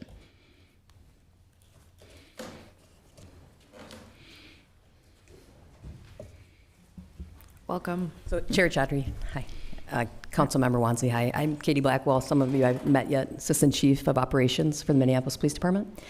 So just to answer your questions, we did not take this lightly to cut an embedded social worker.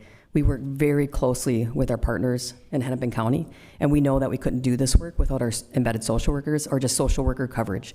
The ones that, when we look through, we don't have many contracts, and Vicki could probably speak more to the contract stuff, but we looked up and down our full-time employee count of where we could do the best we could with the limited resources we have in certain areas. And so in this position, if I thought for 1 minute that this was going to break this this relationship or the services in any way, we would have never even have considered it. But when we looked at it and we were working with them saying what other coverages, what other resource allocations that are dedicated in certain areas. So for instance, when we were looking at cutting one, downtown DID has 2 social workers as well. So they're able to help and fill in. And that constant collaboration and that communication that we're working with, that's where we decided that we could reasonably do this right now. Did you look at potentially repurposing and even moving that social worker to, for instance, the 3rd precinct, one of the largest precincts that you have? So, Chair, Councilmember Wansley, we had 5 embedded social workers, 1 in every precinct. I thought the reduction, so we got a presentation last term that said you actually, again, reduced. Correct. Yes. So we had 5, we went down to 4. Mm-hmm. And we worked with Hennepin County, the behavioral health director over there, and they were showing us where the referrals were the most, where there was other segues and pathways for resources in those precincts. And so right now we're looking at another precinct for this position, if we absorb the embedded social worker for this position, where there's other resources available. You said where you will absorb, because yes, last presentation, with the cut to going to 4, there was an embedded social worker that had to split part-time between 2 precincts. And also the data showed that there were other precincts, again, that were getting increased referrals. My whole point is there, and I would love an administrative follow-up on this, I would love to know the analysis that you did of your contracts. And actually, if you could also highlight within MPD's budget, what is the amount allocated for contracts alone that you could have looked at? Again, using that fits contract that has $2.7 million already. Also, I can point another one that this body actually had a resolution of support for cutting, Zen City. So I know there's 2 contracts right off the back that there could have been reductions that this could have absorbed. So Director Blackwood, I know you mentioned you wanted to do the thorough analysis, but I'm having a great deal of challenges to actually believe there was an exhaustive assessment of MPD's comprehensive list of contracts that represents millions of dollars that could have been used to fulfill this position, as opposed to cutting a social worker position that other precincts could have also used. And we're seeing over the span of a year be cut down and cut down. And that's great that there's relationships with Hennepin County that's being maintained around this, but either way, I think the overall piece is, why are we expanding traditional policing positions and then putting that at odds with our alternative services that we know are also helping keep our community safe, like our social workers? So my administrative follow-up, because I think this is Director Troswick's question, is what is the total amount right now for the contracts within MPD allocated? I figured there's a staff memo for that. And then looking at specifically, can these cuts be absorbed with that fits, Zen City, those recommendations? And I have no time left. That's all. It looks like our clerk's got that for administrative follow-up. If we are voting on this tomorrow, we're going to need that administrative follow-up for tomorrow. Yes, Chair. Thank you. The next council member we have on queue is Councilmember Stevenson. Yes, thank you. I have a few questions about the positions being cut. Can you explain to me a little more about what the compliance officer being cut, what that position is?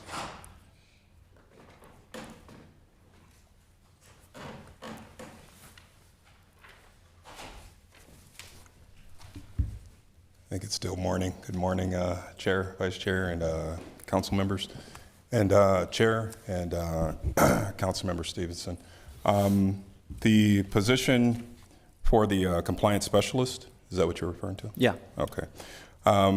It's a position that provides kind of the quality assurance and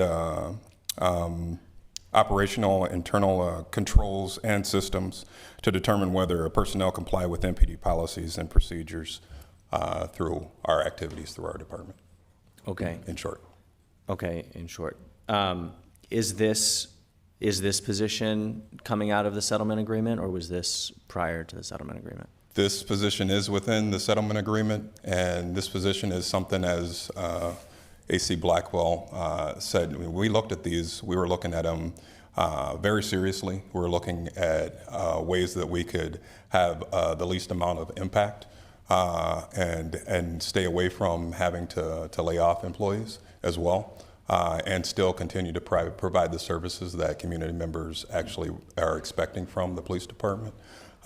When we looked at these positions, this is the cuts. This is a position that, in all due respect, we may revisit in the future at asking to bring this position back. However, when we align and look at in a priority of positions, this position fell under the need for the wellness piece, because that is also something that is within the settlement agreement as well, at least in a suggestive manner for us to provide. And as we know and have seen over not just Annunciation, but even recently, not just our sworn personnel, these are our non-sworn personnel as well, who are taking advantage of the robust nature that we're trying to provide for them in wellness, making certain that all employees are providing service to your constituents, and as we look at it, ours as well, our community members, and making certain that when they're going out, they're healthy with no cognitive impediments when they provide service to those who are expecting service from them. Yeah, thank you. Mm-hmm. So the way that I see this is we're being asked is which one is more important to fill right now, the health and wellness director or this social worker, which is currently a job that we're having, and the compliance officer. We're being asked to weigh those because it's, from what I've heard, it's everything will come back. Everything that we're talking about here will be something that you ask for either in the next budget or in the future. So it seems to me like we're not necessarily talking about, are these positions going to go on in the future? We're asking which positions do we need right now and which positions can we get at the end of the year. A note on trauma, on wellness. Officer Hanneman, you may or may not know, but it was your body cam footage that showed me getting shot by a Minneapolis police officer. There is trauma to go around in our community. I know that officers are under such intense trauma, witnessing violence, witnessing horrible things.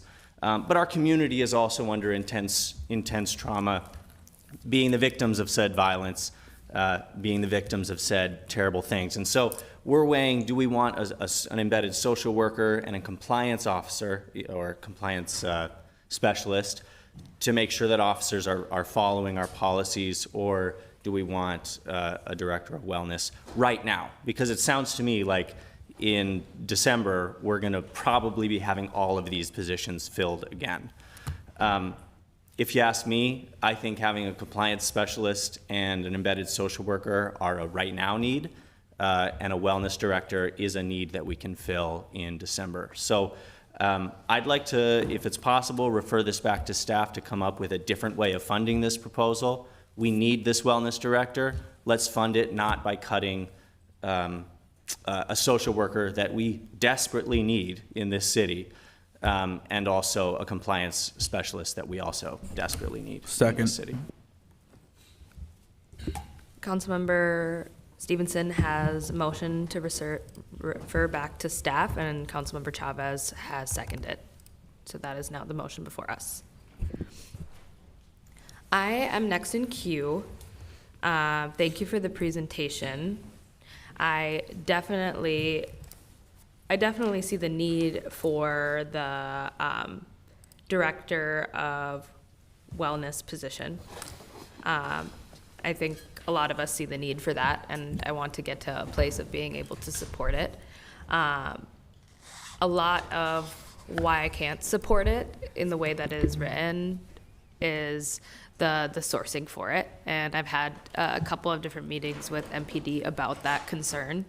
I think the compliance specialist portion of it, I don't have as much of a concern because I believe we have other compliance specialists that are currently doing that work. Could someone speak to the number of compliance specialists we have doing the work? And it sounds like there is a certainty that the department will bring back this position.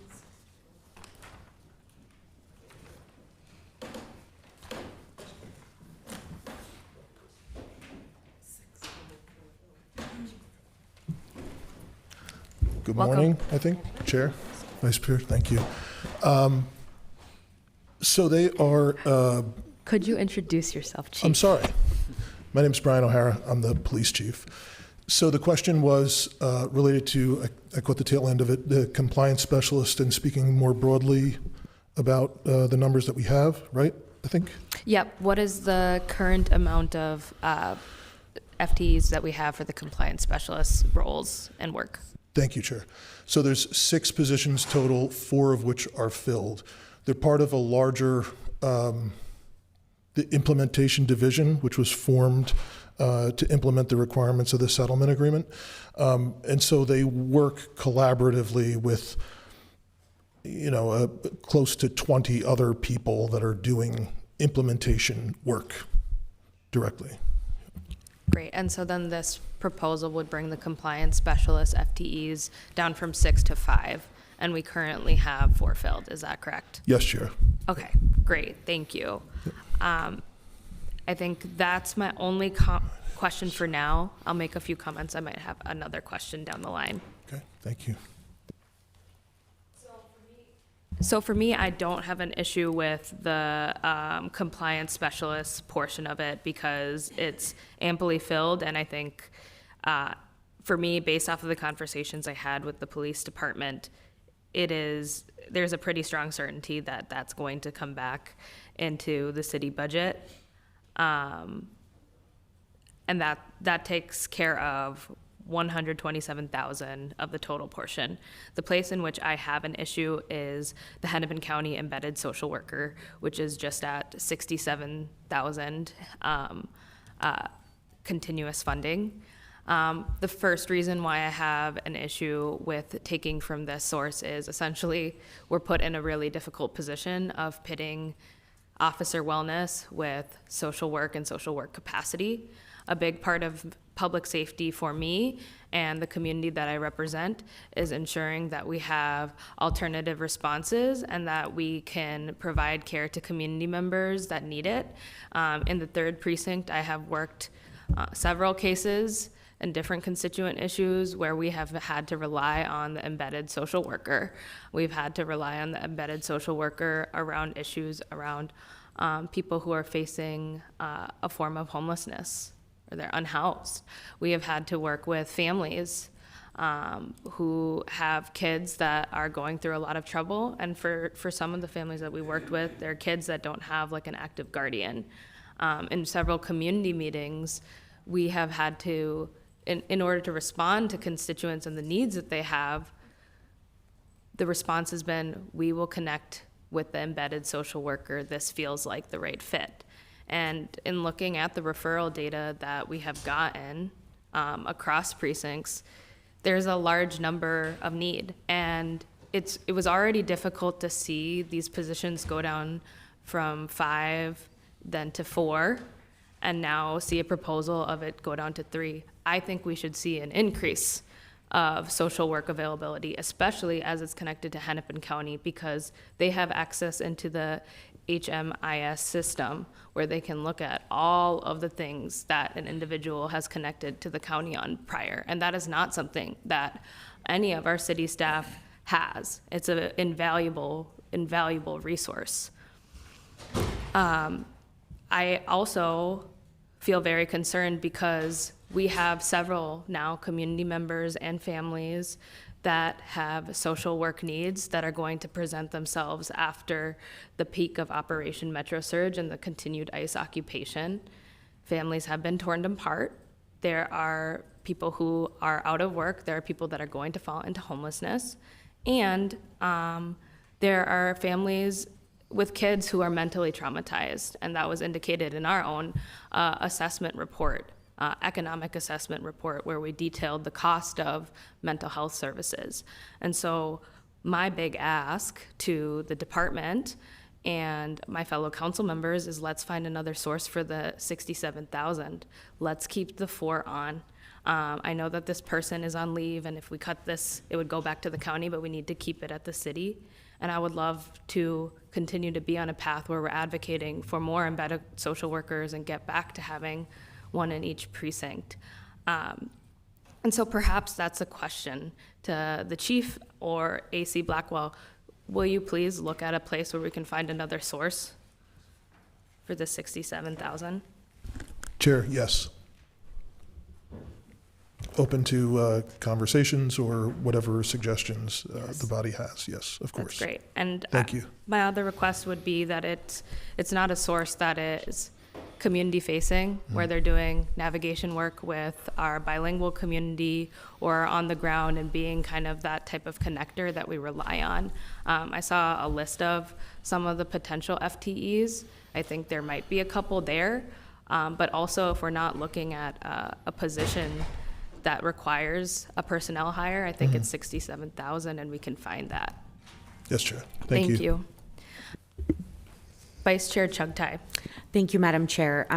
Ms. Miller, if I could have you just speak to how we got to this $187,000 number for the total cost when step 1 is $132,000. Sure. Chair Chowdhury and Vice Chair Chugtai, members of the committee, we had a recent change in how we are calculating overall costs when it comes to classification studies. And so what it is we take the average of all the steps that are in a salary schedule and then add into that estimated benefits, fringe benefits, and I'm forgetting something. But it's along those lines. So last year, as the recommended budget was put together, Finance went through this extensive process where they changed how current service level costs for FTEs were calculated. Are you telling me that that has changed yet again? I can't say from a finance, this is where we get into trouble because we've got a finance way of doing things and we've got kind of a comp and class way of doing it. I was under the impression that we were all in agreement about how this was being handled. It is the number that goes to finance for final approval is the average of that, of those steps and the cost of benefits and fringe. Gotcha. It's just I'm seeing a $55,000 difference between step one and the total proposed cost here. So I understand that there's some that we have like a longstanding problem with systems in finance, systems in HR, how they speak to one another. So this feels like actually another added reason to refer this item back to staff because this is a discrepancy that needs to be figured out before this item is approved. The second thing I will say is, I think there's a little bit of a distinction, as the chair spoke about the vacant compliance specialist position, and that and her level of comfort with using that position as we're looking at the next year's recommended budget. And I think because we have so many leaders from the police department in the chambers right now, welcome. We're excited to have you here. I'll just name that, every other department right now has to tighten their belts and really look at want versus need. Nice to have would make things a lot easier. Mission critical. And you know this just as well as I do, that as the recommended budget is going to be put together for the upcoming year, requests for new positions or new investments are not going to really be happening for the next couple of years. So you're telling me you want to take a vacant position but then bring it back next year, but then you're doing a mid-year budget adjustment for something that's potentially not even going to be included in the current service level for next year. That makes no sense to me. What makes more sense is you should actually just make this request for this director of health and wellness to the mayor as a part of putting together the recommended budget, and ultimately the mayor can determine whether that is a need that rises to a level that he wants to include it in his recommended budget or not, instead of doing what you're doing right now, where you're repurposing vacant positions that you intend to bring back. That makes no sense. I will echo what I've heard from other colleagues here, though, that the reduction to thank you, Ms. Miller. The reduction to the embedded social worker program that's just unacceptable. I mean, I remember when this program first came to exist within the police department. I remember, I believe AC Blackwell was the 5th precinct inspector back then, and I remember talking with you about how important it was that this was something that was coming online, how much it was going to take off of the plates of 911 dispatchers who are receiving frequent flyer calls, how much it was going to be an investment in staff, how much it was going to be an investment in some of those more complicated cases, and take some burden off of sworn personnel. And so, 3 years ago, hearing how important it was and how big a deal it was that we were getting this service, and now hearing, oh, it's totally fine, we can just make a 40% reduction to the total investment in social workers. It's not going to impact anything. Nothing's going to happen as a result. That doesn't make sense to me. Thank you very much, Madam Chair. Councilmember Vita. Thank you, Chair. Thank you, Doctor. I'm so sorry I forgot your name, but thank you so much, and Sergeant Hennerman for the presentation. When I was reviewing the RCA, I was very skeptical of this position being moved from the embedded social worker, but after conversations and figuring things out, I really did think you all did a good job at figuring out how to collaborate with our partners and eliminate duplicate services. That was what I saw, and that was the conclusion I drew. And I think there's going to be a lot of that in the future when we talk about budget constraints, how we eliminate a lot of duplicate services that we're doing here at the city, that the county is doing. And so you all are kind of beating me to it by doing this. I want, who's the lieutenant in this? There was this flow chart that you all had up. Who's the lieutenant doing this work, please? Through the chair, Councilmember Vita, presently there is no lieutenant within this unit. As part of our ongoing efforts to beef up staffing within health and wellness, we anticipate, again, with Chief O'Hara's guidance, that we would ultimately seek to obtain a lieutenant for this unit. The uniqueness about sworn positions is within the needs of the organizations, personnel can be moved. And if I could speak from the heart for a moment, wellness is experiencing an extraordinary, put bluntly, we just don't have enough people to do the work that we need to do. Every day on my drive home, I have an hour-long conversation with a cop who's struggling. And really, it's just trying to keep people supported in doing this incredibly difficult job. It's trying to support them to do this job in a way that aligns with what it is that we're all being asked to do now here today in 2026. The people I'm supporting believe in this mission, and really we just need them to know that they have a health and wellness team and an administration that's behind them. So again, we've been working with the chief to staff up our unit. That lieutenant position is anticipated and planned at a potential future date. And really what it allows us to do is meet the needs here and now of the department. Thank you. May I add to that, Chair? Chair, thank you. I apologize, I didn't mean to make you so uncomfortable standing behind you while you're talking. I just want to add to this, this is something that the consortium, the report, we've been talking about this for at least 2 years. It's not the first time that we've tried to make this thing happen, as you know, council member. I pushed this within the last couple of months because I was very concerned. I've lived through, we have lived through some of our responders who went to Annunciation having very, very serious mental health issues. A member that committed suicide. And then through this, and I understand, council member, of course, the trauma has been overwhelming for everyone in the community over the last few months.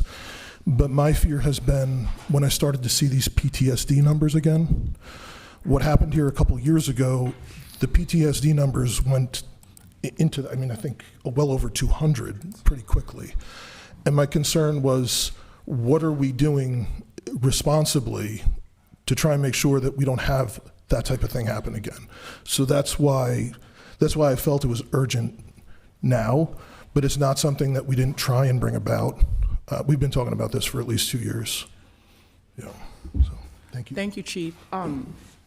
Also, I really do appreciate you all sharing that data around who's walking in to get resources for wellness, the culture shift that you are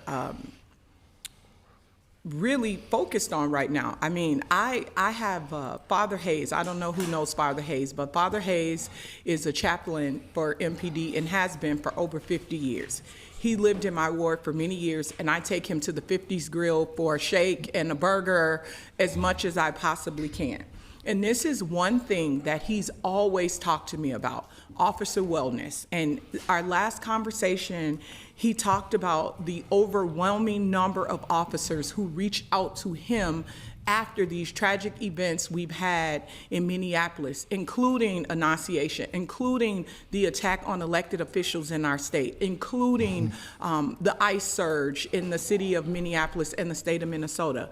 And what we always talk about is just, how hard it is to get officers to even say that they're going through something. And not just on the professional level. Sometimes folks come in with something already happening at home, and then, you respond to a situation that you've never expected that you would respond to. And we've had these huge events happening in our city, but there's still crimes happening every single day.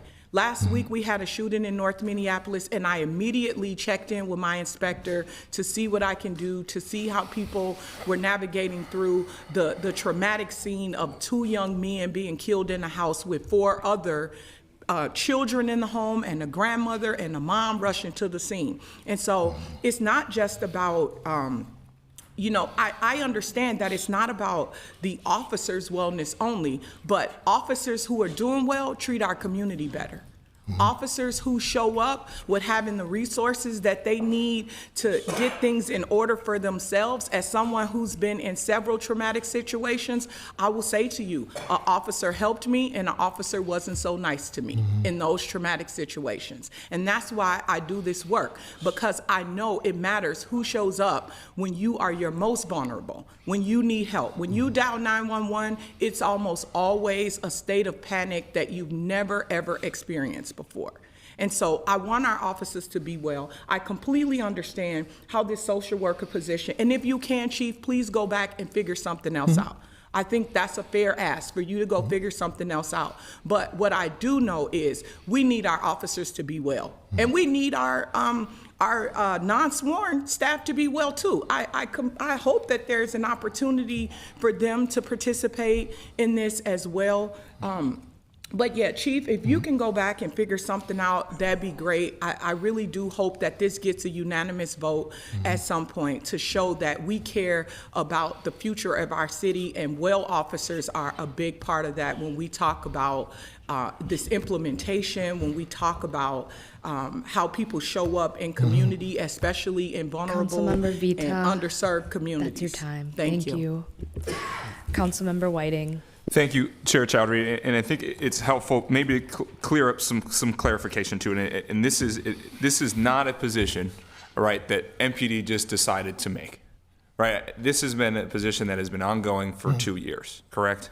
Chair, yes, Councilmember. Thank you. Right, and so this position isn't something that, again, that MPD is just like, hey, we're just going to do this willy-nilly. This has been a plan. This has been brought through by the settlement agreement, through the assessments that were required to be completed, and thus, again, through that, within the health and wellness plan, which then was approved through that process, not for compliance, by ALIFA, by our monitors. And so this is something that is, again, within those confines of the settlement agreement requirements broadly.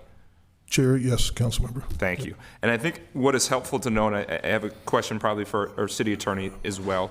I'm hearing kind of comments from the dais that this needs to be mission critical, that we need this. There's kind of, is this going to come back up? I think there has never been another example within the last 2 years of how mission critical this position is needed, right? We've seen it after the aftermath of Annunciation. We've seen it over the last 2 to 3 months of an occupation in our city. And I think this position, again, shows that direct need and that mission critical today.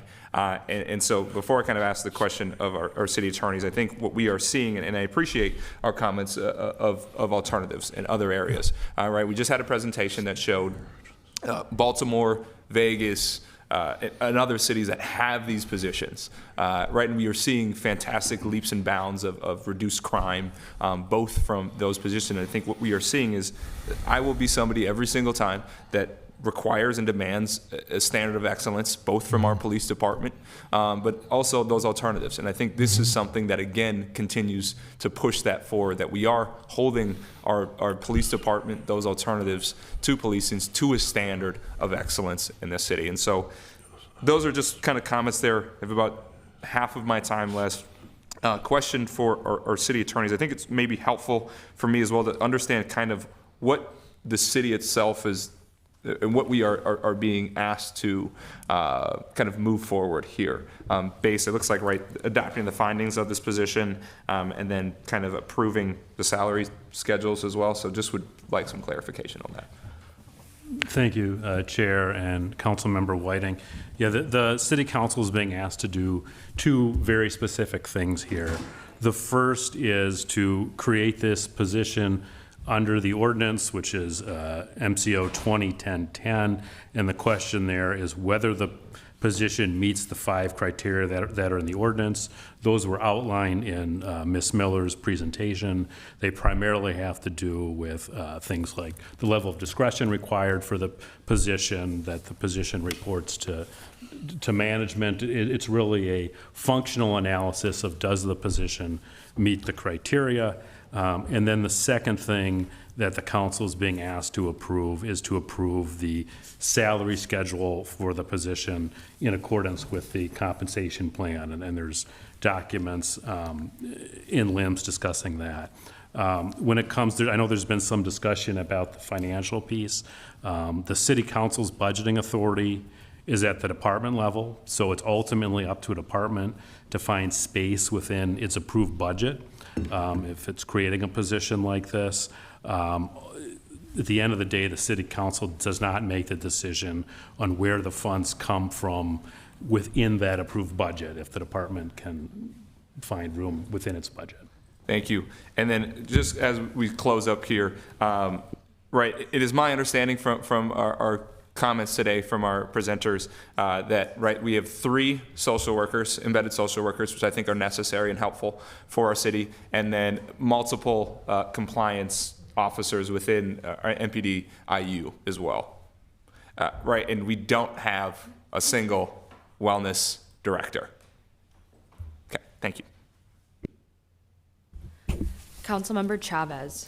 Thank you, Chair Chaudhary. My question would be for someone at MPD, maybe Chief O'Hara, or maybe even the City Attorney's Office. Wondering if the settlement agreement requires us to cut a social worker position to fund this. Anybody? Is there anyone that can come and answer the question for Councilmember Chavez? I can answer that. Thank you, Chair and Council Member. No, that specifically is not in the settlement agreement. Okay, thank you. So one, I support the position in itself. I will just not be supporting the cutting of a social worker position. That is really important to my community. That is really important to our communities across the city of Minneapolis. So my question to Chief O'Hara is, what is the plan to make sure that we can vote on this and make sure that we're not cutting critical services for our neighbors? Chair, thank you, Council Member. Yep. I don't know what your procedure is, but happy to, as I said earlier, happy to offer other alternatives in whatever means the council prefers to do that. And is it looking into or a commitment that there will be an alternative source that we will be happy with? Chair, Council Member, we will come find an alternative source that hopefully will be mutually agreeable to everyone. Okay, thank you. I just, to your question, because I think we need to figure out the process for that. Right now, there is like a motion to refer back to staff, meaning we'll come back another committee meeting. Our next committee meeting is on March 24th, and then we have our council meeting tomorrow. I think it might make sense to come back on March 24th with a different proposal. Can we do that? Chair, we're hopeful we can resolve this today or tomorrow.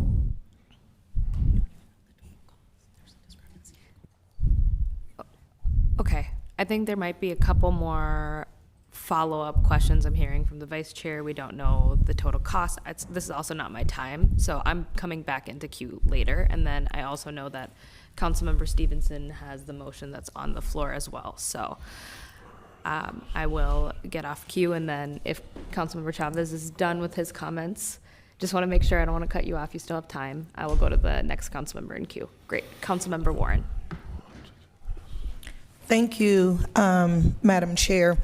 I just want to say that I am in full and total support, and I know that the constituents within my community and the city of Minneapolis of wellness and wellness as it relates to our public safety officers. I think it's important for us to keep in mind that we should definitely be focused on taking a proactive approach to the wellness of our officers that are serving within our community, instead of paying reactively on the back end when something happens, because that ends up costing our city a whole lot more money than if we take a proactive approach and make sure that individuals who are showing up to serve in our community and ensure the safety of our constituents are in their well and best operating practice ability. So keeping all of our social workers and making sure that we have one available at each and every precinct, and sometimes two if it calls for it,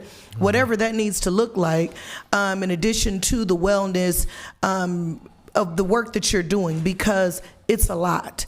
I'm also, heard other council members on this body make reference to our violence interrupters and working out in the field of doing, alternative response work for almost 2 decades throughout the city of Minneapolis. Know how important it is to have wellness wrapped around the work that you're doing in that with response to communities. So, it's a delicate dance for everybody, but it's most needed and most necessary because as, outreach and intervention workers, we don't carry firearms, but our public safety officers do. And so I want you at your most optimum best practice in all the work that you are doing and ensuring the safety and security and well-being for our community members. So I'm in full support of this.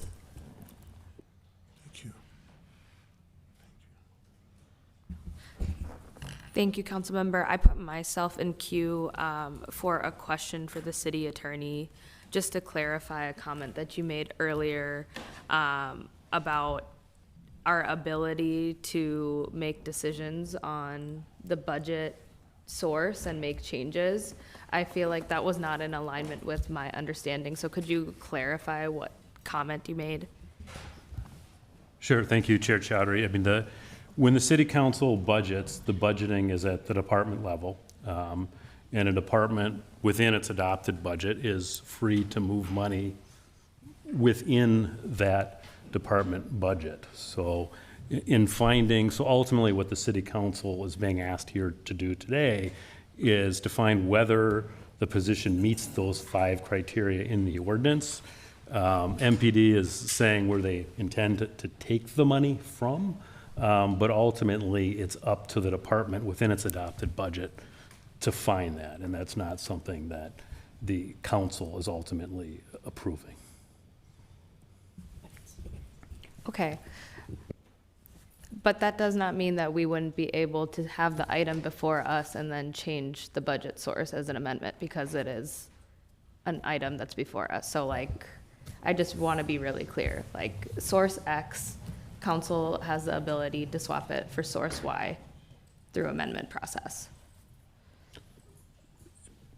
I'm going to actually go to the Sure. budget chair. Well, and Councilmember Chair, just one, there isn't a budget amendment in front of you now. I mean, the council can amend a department's budget. Okay. Can I go to the budget chair? Thank you, Madam Chair. Hopefully I can offer some clarification. I mean, I guess technically this is not a budget amendment, but it totally is. It's reducing a service to establish a new position. Minneapolis Code of Ordinances, Section 201010, which is what Ms. Miller always presents on when she brings forward these appointed positions, outlines the process by which the administration creates new appointed positions. And the purpose of that is to make sure that appointed positions, which have a higher degree of responsibility, go through a different process around hiring, are not represented. And there are enormous privileges that come with being an appointed official, and then there's also high potential for abuse within that process. So just that process in Section 201010 is there to make sure that there's always a lot of rigor put into the creation of new appointed positions. Certainly, yes. At a very technical level, we're adopting findings, but when new appointed positions are created, 201010 outlines that the council must approve the creation of a new appointed position. And so ultimately, the real question before us is, do we want to create a new appointed position? The department is telling us how they want to pay for it, and we get to say yes or no to that.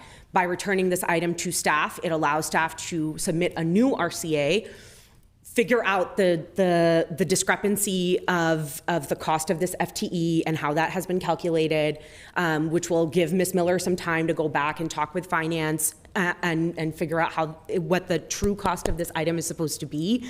And then for staff to come back with a different proposal about how they want to fund this position, which might be more amenable to the council and might result in the council saying, yes, this is an appointed position, we're ready to approve at this time. Section 201010, also, because the authority to approve an appointed position rests with the council can choose to say, this is not a position we want to approve at this time because of the way in which you are proposing to pay for it. I hope that's helpful. Yeah, thank you. That's clarifying. If you thought you were going to eat lunch at 12, you so aren't. We got several members still in queue. So I feel like we're getting closer and closer on this item. So this is the committee of the whole. All the committees end up here. So we're doing committee work right now.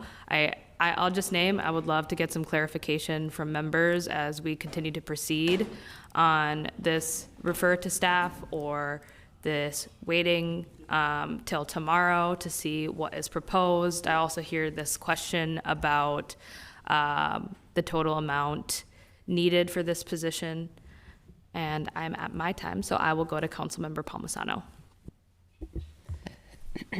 Thank you, Madam Chair. Councilmember Chugtai appropriately explained some of the comments that I would have had. Health and wellness has been a consistent theme that I've pushed on the council since I got here, stemming from my own experience as a first responder. In 2018, as a council member, we even got serious about mindfulness training. That was predicated by a horrible incident in my ward. But in 2020, all of that went away based on resource constraints, is my understanding. There are unique stress factors in this environment, in this kind of law enforcement work. We've talked about that. It's okay if the will of this body is to figure out a different funding mechanism, but I also need to point out that we're hearing about officer wellness in new ways, in destigmatized ways, in personal ways that staff has been calling out, and that's a really positive direction. We, as council members, really need to foster and not hold back this kind of forward progress. It's been a long road, and it's really hard to achieve in law enforcement.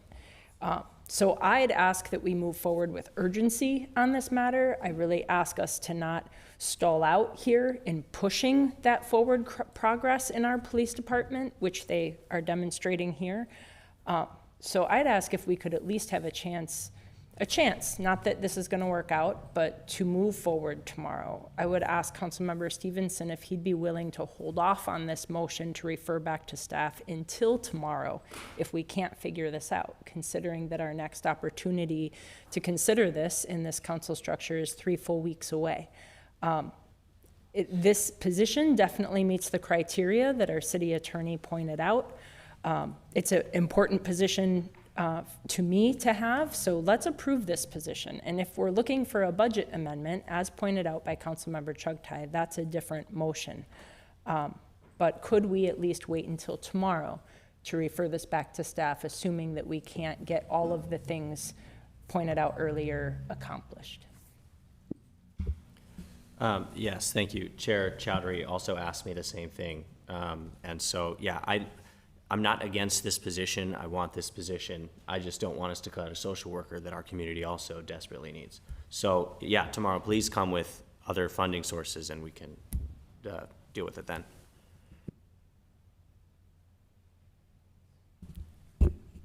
Great. That was me removing my motion. Yes, so that motion is now off the table. And then Councilmember Stevenson, you're in queue, but I assume that's why you were in queue. That was why I was in queue. Okay, great. And then we will go to Councilmember Schaefer. Yeah, I just want to say it's really encouraging for me to hear all of my colleagues show support for this position. And I hear that across the board, and that means a lot to me. to hear that, and I think that means a lot to the people who have presented us here today and to our officer community, because we do want to prioritize those that are on the front lines dealing in stressful situations, their own personal and mental health. So thank you to my colleagues for this support, and thank you to Councilmember Stevenson for clarifying your motion. And I will look forward to hearing these new additions tomorrow and moving this forward. Thanks. Thank you so much. Councilmember Chavez.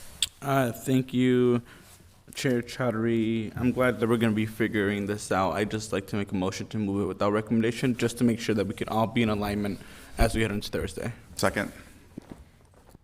Great, that has been motioned and seconded, and that took so many people off of queue. I think many people wanted to make that motion.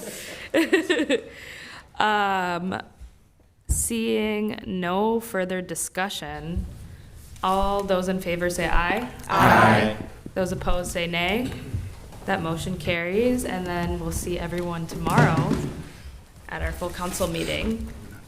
And now we will take up our next item, item number 4, which is also our last item, is a presentation about the effects of Operation Metro Surge from our police department. I'll welcome back Chief Brian O'Hara and MPD leadership for this presentation. Welcome. Last one. Keep it up.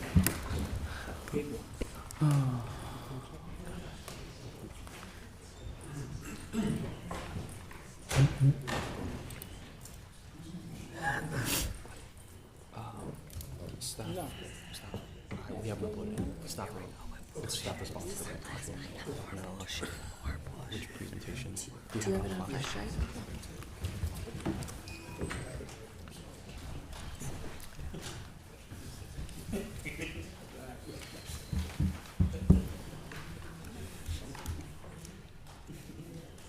I said I was going to be good today. I was going to be on my best behavior. Here we go with more shit. Yesterday it was Mary, then it was Brian. Who's invited these people here?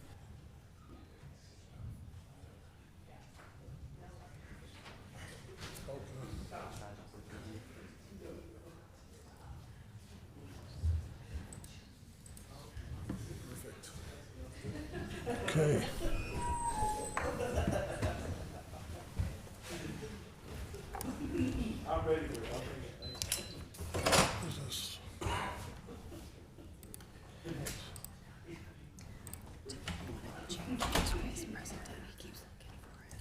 Yeah, we're all set.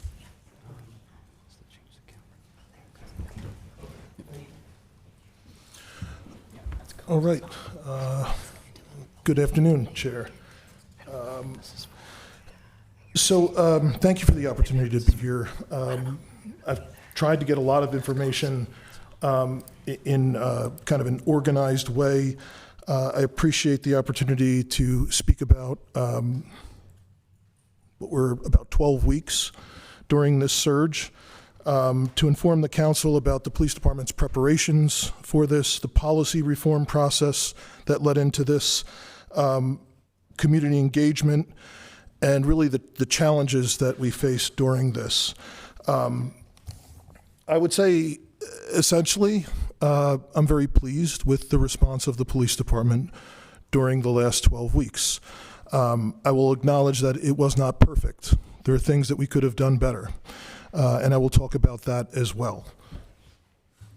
So kind of a quick overview of what I'll speak about is I'll briefly touch on the state of the department before the surge, then kind of go through an overview of the 12 weeks, a timeline, some significant events, and kind of try and go through chronologically the experiences, the operational issues that we faced, how we tried to learn from what was happening, tried to adjust, tried to engage community during this process, and sort of a timeline of some key events, and then the impacts of the surge and kind of our next steps as a police department.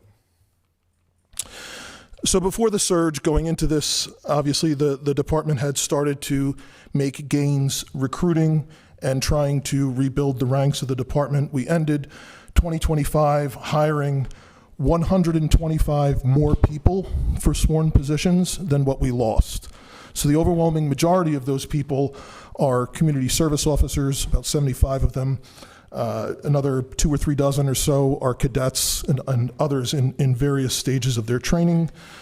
But no doubt a solid pipeline of people to try and rebuild the department. There were also some significant declines in major categories of crime. Murder was down, the number of shootings was down again, auto theft, burglary, and some significant decreases in robbery as well.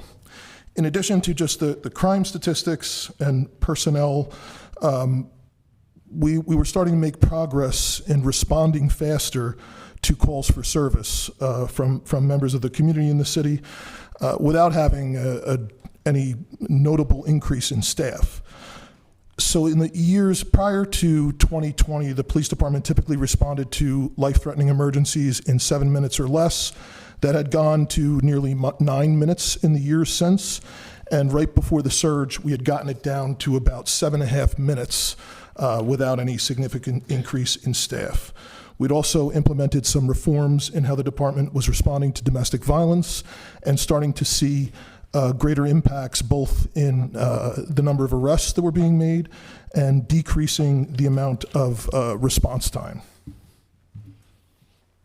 So the overall 3 prongs of the year prior going into this, particularly when we talk about reform, we're talking about the community engagement and learning sessions that were happening, the policy directions, directives, a lot of the reform work that had been happening, and the departmental trainings. A little bit deeper into that, we had 29 policies that had been approved through the MDHR and ALIFA process. We implemented a policy resource hub, which is essentially an app that better manages both the dissemination of policy and it's also kind of better user-friendly. Previously, the policy manual was just simply a PDF document, a 700-page PDF document that was not easily accessible in the field. The department last year completed over 20,000 hours of training that was delivered to members. And in terms of the settlement agreement, there were 24 focus groups, 10 community sessions, and really countless, perhaps hundreds of pages of feedback that was received that went into the policy reform process. Now, as the surge was talking specifically about immigration issues, we also had revised policy around the MPD's internal policy on how we respond to immigration matters. And that's the written formal policy. This had significant impact, significant input from community stakeholders, including the Civilian Commission for Police Oversight, the Mayor's Immigration Task Force, and just community members at large. Posted online, people were able to provide us feedback on what they wanted to see in the department's policy in regard to immigration enforcement. An added, what I think benefit of trying to do this process is also to try and help educate the public about what police can and cannot do around immigration enforcement. So I think because we went through this process, in the 5 or 6 months before December, I think we were in an even better position as an agency once the surge did occur. So setting out the 12-week period from December 4th through the 24th, and obviously this is the time that the surge happens in the city. Overview, a timeline here. Beginning of December, when the surge is announced, the first significant incident, I would say, happened around December 9th. There was an American citizen that was arrested in the Cedar Riverside neighborhood, and I would say that's probably the first significant incident that kind of got a lot of attention. By December 15th, there was an incident at 29th and Pillsbury.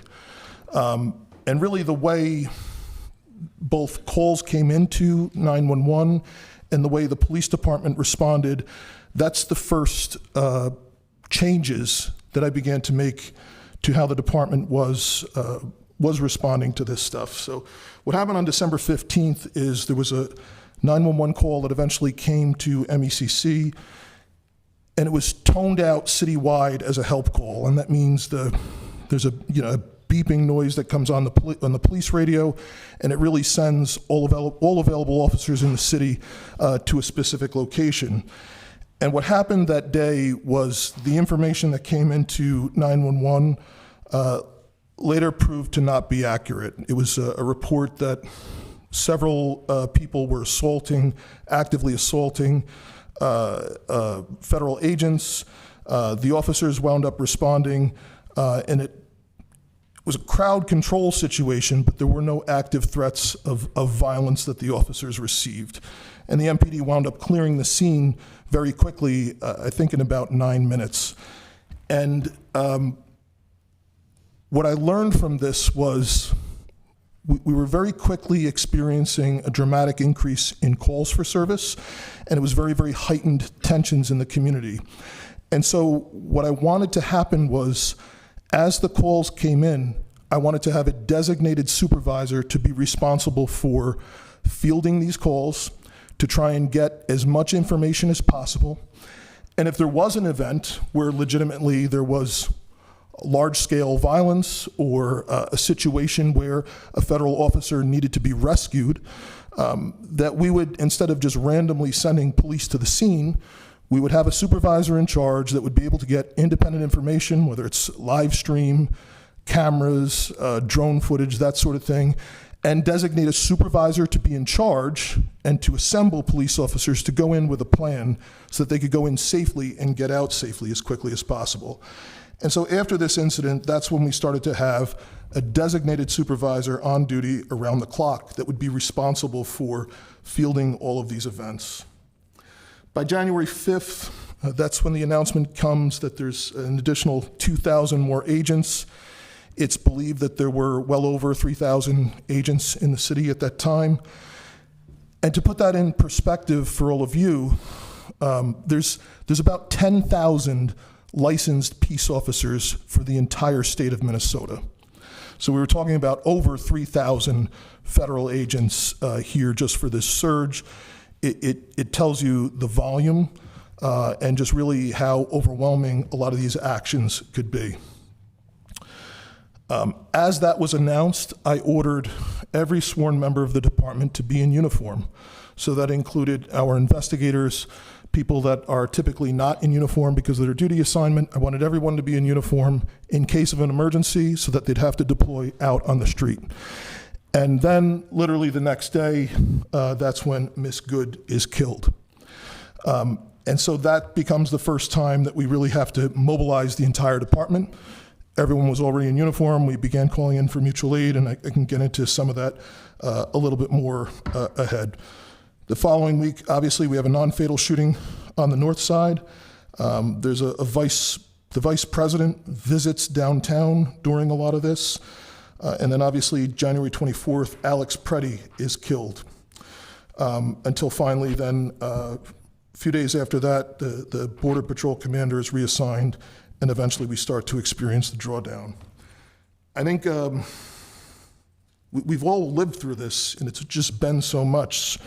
Putting it into perspective, December is when we're dealing with a lot of harassment around some of the Somali businesses and some of the ethnic businesses.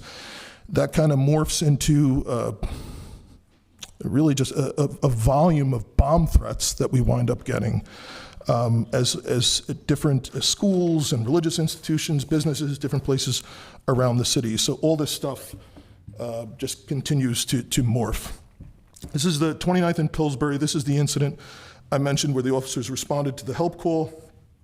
This ultimately led to me assigning a full-time lieutenant to screen these calls and develop a sound tactical plan, assemble officers if we need to go in on a report of large-scale violence, that kind of thing. This lieutenant was staffed in the new 1st Precinct. They were supported by civilian personnel, community service officers who helped monitor social media and live feeds, also the city's cameras to help try and get real-time information around what was actually happening in the city. And obviously, Renee Good is killed on the 7th. The day before the department, everyone's ordered to be in uniform. Everyone has all their equipment. The department rapidly responds to the scene. And this is the first time we activate our incident management team. We recalled people to duty that were off duty, and that's something that we wind up doing multiple times for the duration of this operation. It's also the first day that the department largely transitions from doing conventional policing in the city to really being in a constant state of being prepared to do public order policing. So we're pulling officers out of their usual assignments. We're pulling officers out of neighborhoods, pulling officers away from investigations in order to assign them to secondary functions and really be in this kind of heightened state to be prepared for public order policing in the city. All sworn members of the department are recalled. We communicated and asked for mutual aid from state, county, and local officials. And I have to say that this continued.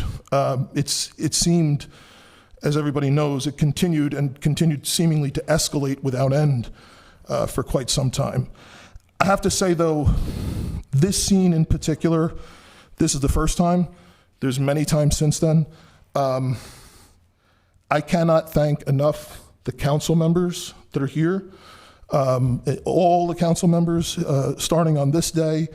We all know just how angry and frustrated people were. The council members were out there themselves on the line trying to help us de-escalate things. Not just this time, but several times after going forward. And then later being joined by members of the community who helped us through this. So we all know how tense and how real and how much the potential was this day and going forward. And I'm very grateful to our residents and to the council members, state officials, state representatives, and state senators that were there with us through this, trying to de-escalate things. So we began in this sort of public order footing, Operation Trust and Safety. We're obviously very concerned to be able to respond quickly in the event of any significant unrest and destruction in the city.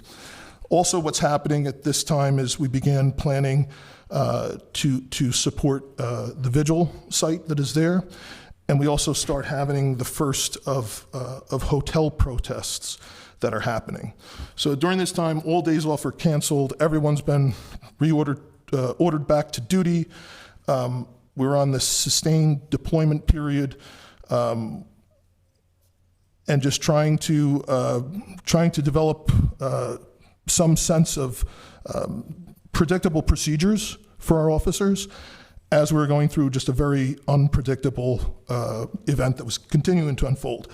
What was also destabilizing for us, as I'm sure for the larger community, is that while we were doing this, and while there was all this emotion and frustration over what happened, we were still seeing immigration enforcement happening in ways that were disturbing to the community on the street. During this time, we came up with a plan for the vigil site. We wound up assigning a camera there, having some dialogue officers. There's members of the community, both regular residents, community organizations that helped us, that came to the scene, tried to de-escalate again, tried to just be present with folks who were upset, try and have a conversation, bring some of the officers into the conversation. And it was just, I think it was just critical to kind of lowering the temperature and helping us be there to preserve the peace. The following week now, there's a non-fatal shooting on the north side. And this kind of gets everybody obviously by surprise. This is not an event that was foreseeable. And And so there were significant staffing challenges getting people to the scene, not just for us, but for the outside agencies as well. The MPD secured the scene, which wound up proving essential for having accountability in this case. It's camera footage that was recovered by the MPD that I believe wound up making a significant difference in this case. This event started with a vehicle pursuit that wound up going through North Minneapolis and resulted in a shooting off of Lindale Avenue. The scene became very hostile at times. There were federal officers, federal agents present that were deploying chemical agents repeatedly in a manner that we would not. And I think wound up just adding to sort of the increasing of tensions that were there at the scene. Ultimately, there were fireworks that were being thrown at police, ice, all kinds of things. We had reports of people needing help at this. There was a 6-year-old child that officers had to get to because the federal agents had deployed tear gas, and there was a child that was in respiratory distress. There was at least 1 or 2 other calls for help that wound up being unfounded, but the officers tried to locate people that may be in need of help. And it was definitely a different scene from the week before. Ultimately, it became a scene where the police department, the first time since I've been here, the police department deployed chemical munitions themselves. And we deployed chemical munitions for the purpose of safely evacuating the officers at the end. There had been chemicals used for hours during this event, and it was increasingly tense before that. But once our officers needed to leave, it had become so unsafe that they did that as a way of trying to evacuate our officers without anyone else getting injured. That was informed by, in part, not just how volatile this scene was, it was also informed by the experience that we had the week before. The week before, the crowd was different, and it was largely peaceful. But as the officers were leaving that scene, I'd say the last 10 to 15 minutes of it, things did deteriorate, and there were a number of police officers and at least 1 state trooper that was injured as the officers were leaving. So to get our officers off of this scene safely and to prevent, the use of any batons or physical force or that kind of thing, I made the decision to authorize gas to be deployed on that night. There were a number of demonstrations, obviously, that occurred. This one on the 17th is significant because obviously there were people that came in from out of state that were threatening to burn a Quran on City Hall and march through City of Riverside and potentially generate significant unrest. There was a very significant concern, as tense as things were.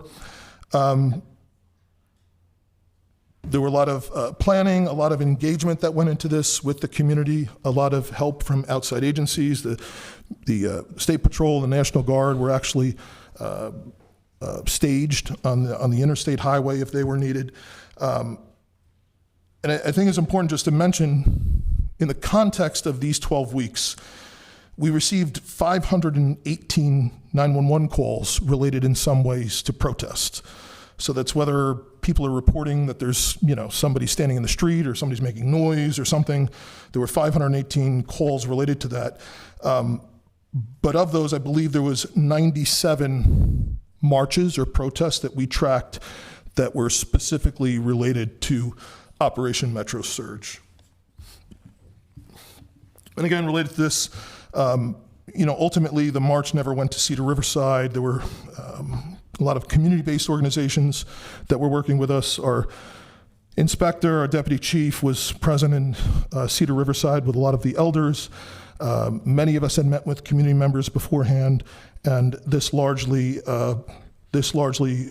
went off peacefully. Then the third shooting and second fatality. This was a Saturday morning. Again, this was unplanned. And so it was certainly a challenge staffing-wise.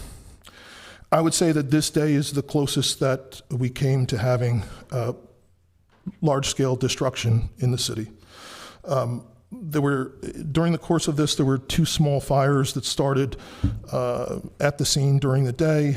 The fire department actually had to evacuate their station because there was just too many people in the street. They were responding from an alternate site, and we were getting a lot of calls, especially in the evening, from people who had been out there for weeks, all these demonstrations and stuff, saying that they were worried that the vibe was just kind of different. And just talking with the fire chief, Chief Rucker, we were both really concerned that we could get into a situation where, despite the tens of thousands of people that were here peacefully and just really dozens and dozens of people that were helping the police de-escalate things at these scenes, literally intervening so that the cop didn't have to correct people that were out there. That was happening repeatedly from random members of the community. Despite all that, we were concerned that a bad actor could start a fire and we wouldn't be able to get the fire department in there quick enough. Or somebody could loot a store on Nicollet Avenue on Each Street, and we wouldn't be able to get down there fast enough. So that was the worry.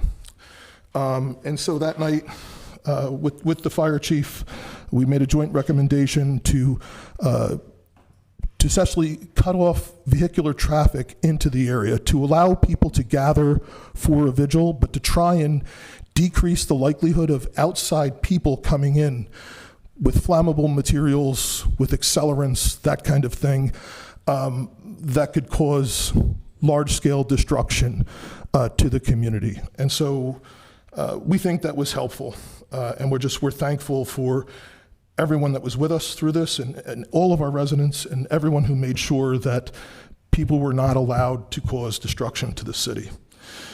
This is the most significant day, I guess you could say, in terms of demand for mutual aid, that kind of thing. It was about a 24-hour period that the Minneapolis police were not responding. For the most part, we were not responding to calls for service in the city, and it was primarily being handled by the St. Paul police, took a lot of it, the university police, and a number of surrounding suburban jurisdictions, as so many of the officers were redeployed on these other public order type details. But ultimately, we were very quickly able to reopen the zone. The zone that night collapsed in as crowds left. Public Works was able to work to clear the streets, clear the roadways, and really by the next day have a safe, respectful place that could develop as a vigil site, and thankfully without people inflicting further damage on the community. There's about 12 hotel protests that happened during this thing. They targeted 5 hotels in the city. There's a number of hotels outside of the city that were targeted, but they're talking about the ones in the city. This one on the 25th, I mentioned there's some things that we could have done better. This is one we could have done better. This is another event that was unplanned. We had the vast majority of the department working 18 days straight for extended tours without a break. And we just were not able to get officers there fast enough.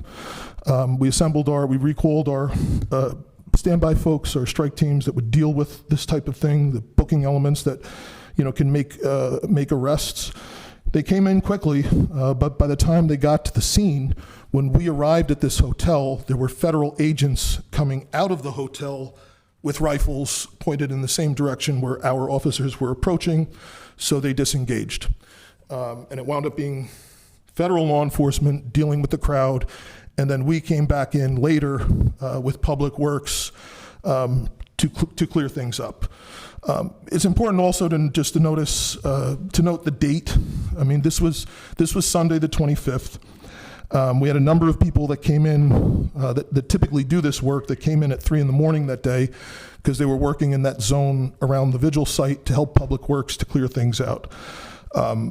It highlights just with all of this, we're not built to sustain these large-scale public order policing, operations for weeks unending.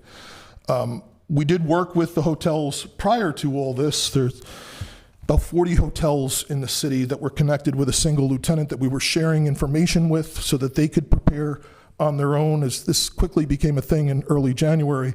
But again, this was one that wasn't on anybody's radar. And the other challenge dealing with all of this is there were still things happening in the suburbs, stuff with hotels, other things happening in the suburbs. The state patrol was needed elsewhere. The sheriff's office was needed elsewhere. Suburban towns had their own needs. It was very difficult to get sufficient mutual aid, which was, again, another reason why I had been pushing to have the National Guard available, quickly. We didn't need them that night. The only time they were deployed was on the 24th after Alex Preddy was killed, just to help us secure the neighborhood around that vigil site. There's one other protest after that. There were multiple protests at the Graduate Hotel. That's the jurisdiction of the university police. We had been standing by, I think, the majority of the other times and would only go in if they called us. This night, we were pre-planned to be there with them, as well as the State Patrol, the DNR, and the Sheriff's Office. This is one of the nights there were mass arrests. And I believe there were 67 arrests that were made. Majority of them, I think, just cited and released. Demonstrations in general in January. Of the largest demonstrations, Powderhorn Park, January 10th, tens of thousands of people, we think. Downtown on the 23rd, tens of thousands of people. On the 30th, tens of thousands of people. There were 0 arrests on the 23rd and on the 30th. There was 1 arrest on January 10th, and that's after the main element of the protest had finished. There was one person that was following a group that kind of splintered off that we became aware was vandalizing buildings along Lake Street, and we were able to follow him on camera and arrest the person. But at these protests and marches, overwhelmingly no notable incidents. There was a lot of coordination beforehand with these larger events between the event organizers, some members of the police department to try and support them safely. And they were just really well organized and really very safe events. There was a number of times that barricades were cleared throughout the city. And we still get calls on this. I think there were calls over the weekend. I don't think anything was, I think they were unfounded, the calls over the weekend. But starting on the 7th, when there were barricades around the neighborhood at the first vigil site, ultimately we worked with Public Works to open the roadway, to ensure public safety, ensure the fire department had access. And there were calls that were coming in during this time. There was a baby not breathing call on the Portland Avenue corridor as well. So I think this largely worked out well. There had been community members that were making complaints. I think for the most part, we were able to respond in a coordinated way with other city departments. And again, get through this, not just these, but get through all of these incidents with a really, really minimal use of force by the Minneapolis Police Department. So the aftermath, as of the 15th. It was obviously 12 weeks, a very high stress situation. It could have been a lot worse for all of us and our community. And I just, I can't emphasize enough how many random residents that did their part, not just everybody talks about the peaceful protesting stuff. They did their part to try and help us de-escalate things. When people were trying to, create a scene, get people to, do things, step out of line. There were many, many times that residents of the city moved to de-escalate and to help us keep the peace, and we're thankful for that. During this time, there's about 50,000 calls in the CAD, the computer-aided dispatch system. It's difficult to tell what, everything, the world of everything that was related to this, because there's all different types of calls that came in that were related to this in some way. So talking with the 911 director, I think we're estimating it's about 10% increase. It's about 6,000 more calls than usual during the January time period. There were over 1,000 days off that were canceled for sworn members of the police department, 500 shift extensions. We mentioned the PTSD cases earlier. 9 officers were injured. A majority of them were injured during while leaving the first scene on Portland Avenue. One officer had, something broke the window of the vehicle that he was in, got some glass in his eye. Another one got a concussion from being hit by some ice. And the officers were out there, and rightfully so, the way I am dressed that day. They were not out there and, with helmets on and riot gear. The crowd was safe, so we ensured that they matched what the crowd was doing. They took that equipment off, and it was fine for the majority of the day. But we learned from that when we were trying to leave. After federal agents had left, we held the scene so that the BCA, the FBI, could process the scene. They could get the evidence that was required. It was in the process of leaving the scene that things kind of deteriorated from a handful of people. So we learned from that, and we'll continue to try and learn and make adjustments as best we can. There's been about, at least $5.2 million that was spent additionally on police services. The overwhelming majority of that is overtime, but there's also there's other contractual obligations that the city has. So there were shift extensions, change of tour, there's some expense with all of that. We have to put large groups of people on standby to come back in at night in case there's something at the hotels. There's standby pay that they get. So the overwhelming majority of that is overtime, but there's other costs that are included with that as well. We worked very deeply with all of the law enforcement community. We had a range of agencies from the county attorney's office was in the command post with us several times, to the suburban departments, the state agencies, and really everyone kind of worked seamlessly together, and just a number of community organizations and residents that stepped up and answered the call when we needed help, trying to have dialogue and de-escalate things. The 2 of our lieutenants, Lieutenant O'Rourke, managed the site on Portland Avenue, and Lieutenant DeBuke at the 26th and Nicollet Avenue. And I think they did a great job coming up with engagement and safety plans involving the community, trying to get dialogue officers out there, trying to ensure really throughout all of this, in everything that we're doing, that we're not showing up in a way that kind of adds to the stress or unnecessarily escalate things. And they did a lot of work with the community to help us do that, and they did a great job. We maintained security at the sites initially 24/7. We put video on it, and then made adjustments based on the operational need as things were happening, as the crowds decreased, that kind of thing. We coordinated the delivery and removal of debris that was at the sites, coordinated some compost bins to help clean up the bus shelter on Nicollet Avenue, where a lot of flowers had been left that then needed to be retrieved after they had died. Worked with chaplains, faith-based organizations, community violence interrupters, really a large range of community partners to try and help assist at these sites. Our crime prevention specialists were out there to help answer questions, and a number of city departments were helping as well. This is a mix of reports, police reports that are notable. It's not an exhaustive list, and some of the calls that are notable, and obviously not exhaustive. So we have the 2 fatal shootings and the 1 not fatal shooting. Those are reported by us.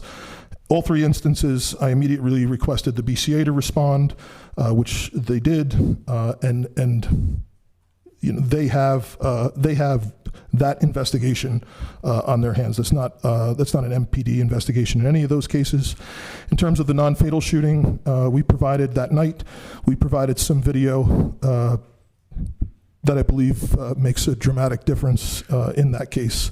There were a number of abandoned vehicles. There's three instances that the shooting on the north side. After we left the scene and got the officers out, we were observing it in surveillance video. We realized that three specific vehicles were being targeted by the crowd that was there, and realized that federal law enforcement had left three cars there. So we had to reassemble teams with a couple of flatbed tow trucks to get in there, recover the vehicles, and ultimately try and account for what was inside. Ultimately, there were I believe there's some firearms that were stolen that have since been recovered, as well as some other materials. There's two police reports that we have, investigations that we have, that would constitute misdemeanor assaults if they're proven to be crimes. The status of those is it's gone through the normal process. The issue is we don't know the identity of the individual agent. So the status of those is we've been in communication with the Office of the Inspector General for the Department of Homeland Security. We believe one person is a federal agent with ICE, the other one with Customs and Border Protection. We have provided them video evidence, the Inspector General, that we have of that, and have requested the identity of the agents involved. So waiting to hear back if we get further information from them. If not, we'll seek legal counsel from the city attorney where further we could go from there. 7 calls specifically related to chemical canisters that were left. And then there were 12 accidents that happened in the city that involved federal law enforcement in some way. One case on the north side a couple weeks ago, I think at Penn and Broadway, they were chasing somebody, and one of the vehicles they were chasing hit somebody else. So that's one of the things that's in there. Other cases, there's at least one where they crashed and abandoned the vehicle that they were using. So I tried to give some sense of the reports that are out there, the calls that are out there, but it is kind of all over the place. And looking forward, I mentioned we had this full-time lieutenant's position that was developed after the December 15th incident. I intend to keep that position staffed, and what I'd like to do now is use that person to help manage response times citywide. As calls for service spike up in different parts of the city, ensure that we're doing everything we can to get our response times back down to where they should be. We're going to continue to we utilize our civilian CSOs to help with the cameras to address crimes in progress. They've done a great job doing that. Continue to evolve with our policy development, engaging stakeholders, and really trying to build on some gains that I think have been made with community partners during this incident. So looking ahead, I mean, it's not true. You might see out there that just crime went down during this thing. That's not true. Some crime did, other crime went up. And the problem is when you pull investigators and you pull cops out of the neighborhoods because you have to do all this public order policing, we have a lot of work we have to get back to now that people are back to it. There was a significant increase in auto theft and some damage to property work that we are working on now. We're working on getting back to where we were with response times. I think the last week we were back down to about 7 minutes and 40 seconds on average responding to emergency calls in the city. And I want to make sure we're doing everything we can to get to our residents as quickly as we can when they need help. And, we mentioned with an extensive discussion on the wellness stuff before. As I mentioned earlier, kind of going into this, there were a couple of incidents, serious mental health incidents involving employees. And then this thing happens, and during January, very quickly you get a dozen people filing for PTSD, and that was very concerning for me. It's important to mention, I know the whole community hasn't processed, and dealt with trauma from 2020, then this thing happens again, and that this surge happens. It's important also, I know it's difficult for everyone in the community. It also has taken a lot of the officers back to where they were and some of the feelings they had in 2020. So I was just very concerned that we try and be as proactive as we can to make sure not only that they're well and capable of showing up the way the community expects them to, but I don't want people to leave. We cannot have a mass exodus like we had after 2020. And that was kind of the biggest fear I had through this whole thing that seemed like it was never going to end, was that we would have something terrible happen, we would have significant civil unrest, and then we'd have this dramatic increase in crime again, and people leaving the police department. And just thankfully, most of that did not happen. The other issue, obviously, is financial.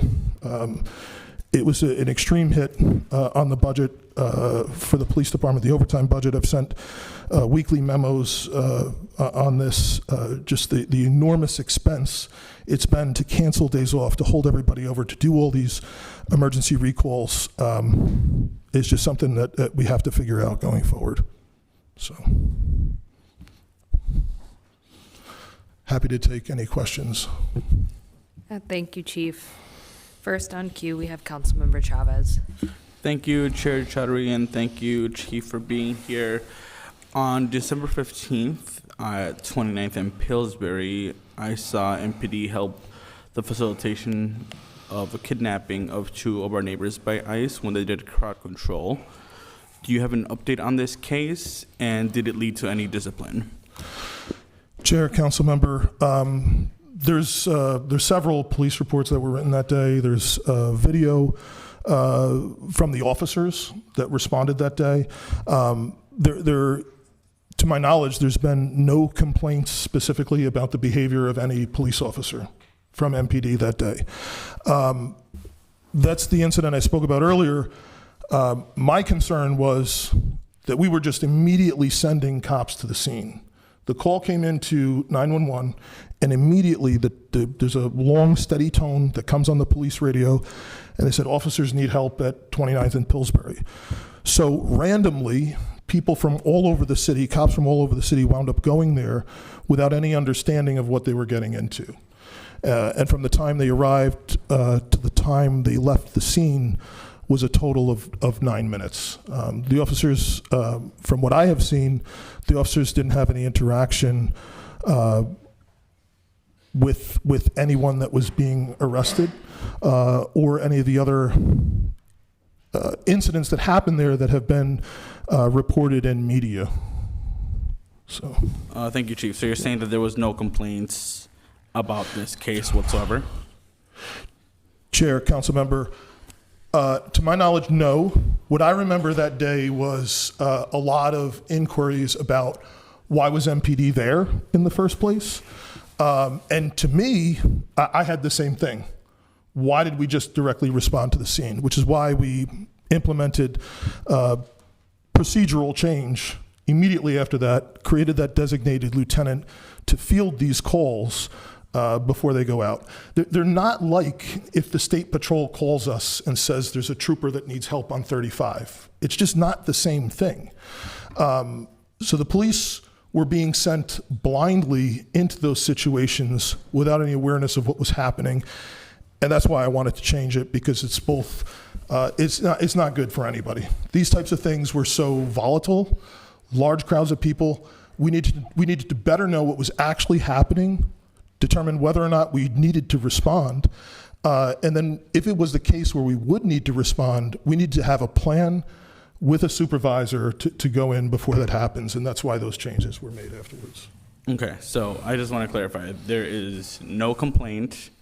There is no discipline. Mayor Fry didn't reach out to you when I texted him about my concerns this day? Chair. I was there, so I saw MPD literally escort ICE and escort the deportation or the kidnapping of 2 of our immigrant neighbors. So I literally was there, and I'm just concerned that there's no discipline, no action taken, maybe some changes made. So there's no complaint? I'm confused. Chair, council member, to my knowledge, there's no complaint. I don't know if there's a complaint in intake, maybe. I with- reported this to the mayor, and I'm just wondering if the police department do anything to address these concerns. Has there been discipline? Chair, council member, there's been no discipline.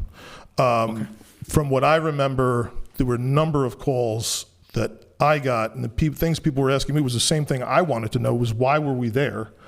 And then just making sure that our officers acted in accordance with the policy at the time. We can review the whole incident, it's easy. And there's extensive police reports. There's reports from the officers who responded, what they saw, what they did, and there's body-worn camera video. We can review all of that. Okay, I would love for the department to review what happened that day, because it definitely was something that should never happen ever again in this city. It just should not be a part of law enforcement to assist ICE in that way. The other question I have is, in early December, Chief, you were quoted saying, if unlawful force is being used by any law enforcement officer against any person in the city, and one of our officers is there, absolutely, I expect them to intervene or they'll be fired. Based on today's presentation, it appears as though no MPD officer has intervened in the countless documented examples by our constituents of unlawful force being used by law enforcement people in this city. By law enforcement, in this instance, I'm talking about ICE, federal officials. Am I understanding this correctly? Chair, council member, the duty to intervene is established by law in Minnesota. The only loophole is the law only applies to people who are licensed as peace officers in the state. I've very clearly communicated my expectations to the officers here that I expect them to intervene, whether it's a sheriff's deputy, a state patrol, a Minneapolis cop, or somebody else. The reality with that is the officer has to have an opportunity to intervene. If we're not sending officers out there in the first place, you would need an officer to be present to observe some egregious, ongoing use of force. It's talking about use of force specifically to duty intervene, like the Rodney King incident, like George Floyd, what happened to George Floyd. The officer would need to be present to observe it and have an opportunity to physically intervene. That expectation was communicated very clearly. And at the same time, I realized that we were not present the overwhelming majority of the times that things happen. And that's specifically because they were following the policy that had been developed in the months previous to this. But that expectation was real. And I know the officers were quite aware of it as well, because I would have expected myself or any officer who did intervene in an egregious use of force situation, despite it being the correct and moral thing to do, I would expect us to be in handcuffs by the end of it. But it didn't mean that we were not prepared and willing to do that. Okay, so Chief, is it your position that in the 3 months since you made those comments publicly, MPD did not witness a single solitary instance of unlawful use by federal law enforcement officers against anybody in Minneapolis? Chair, council member, it's my position that there is no incident where it would have been possible for an officer to intervene based on the duty to intervene statute, what that means. But if there's any specific incidents, the good thing is we can look through that. We have video, we have reports, we know when and where our officers were. So if there's any incident specifically, we're happy to review that. Just really quick. So I was in discussion with the clerks before the discussion started. As chair, it doesn't feel right for how robust of a conversation this is, and the fact that we moved this to another day to put time limits on council members, and also limits on the number of times that you can get in. So use speaker management until you're locked out of it, and then move to your tags. We do have to get out of this space by 2 p.m. because that's when we lose captioning. So you may continue and you may continue. Thank you. I just want to ask again, Chief, and then I have a few comments and I'll be done. I just wanted to make sure I got clarification. So is it your opinion, at least from what you've experienced and what you've heard leading the Minneapolis Police Department, that there have been no instances where an officer has seen federal law enforcement violate the law, I guess is my question. Chair, council member, no. That's not what I'm saying. Great. That's great. Thank you. I guess I just wanted to answer that question, and I'll finish it because it looks like we're running out of time. In conclusion, I just want to wrap things up by saying that what we heard in this presentation today is not fully aligning with what our constituents have faced on the ground in particular. We have videos, we have photos, we have personal experiences of what the abuses of federal law enforcement has done to our constituents here in Minneapolis. We know that our neighbors in particular have been directly impacted. They have witnessed multiple times the cruelty and disregard of public safety by ICE and federal law enforcement in this city. This is an occupying force that has literally disregarded the law of our constituents. We know that constitutional observers have had their vehicles destroyed, even murdered by law enforcement officers at the federal level. We know that peaceful protesters were repeatedly gassed and beaten simply for exercising their First Amendment rights. And our neighbors have been kidnapped based solely on the perception of their race, the skin color, and who they are. And speaking for myself in particularly, I was present for many of these unlawful activities by federal law enforcement, and I feel comfortable speaking on behalf of many of my constituents, folks that I represent, folks across the city, in saying that we are disappointed that the Minneapolis Police Department hasn't done what it should be doing to protect our neighbors. You know, I think it is important that we are documenting the illegal actions by ICE and federal law enforcement officers, and we should be doing everything we can as a city agency, as a city department, as the Minneapolis Police Department, to hold federal law enforcement accountable.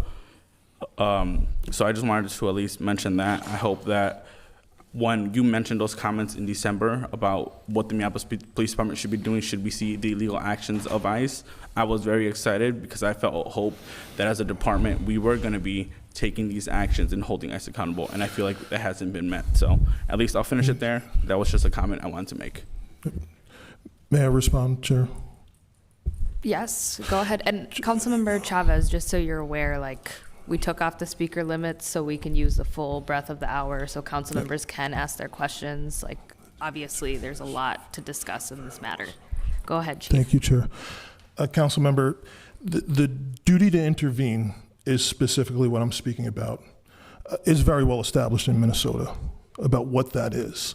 An officer has to have an opportunity to intervene in what appears to be a very egregious and ongoing and unlawful use of force. That's what the duty to intervene is talking about. We've got a very complicated situation with the manner in which federal law enforcement conducted a lot of this stuff. There's no question about that.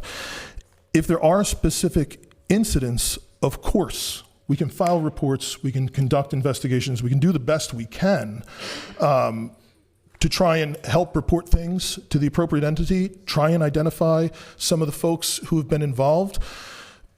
But even take away the fact that it's federal law enforcement, when you're dealing with law enforcement officers that are taking action in the performance of their duty, it is very complicated and difficult situation to try and prove that a crime occurred.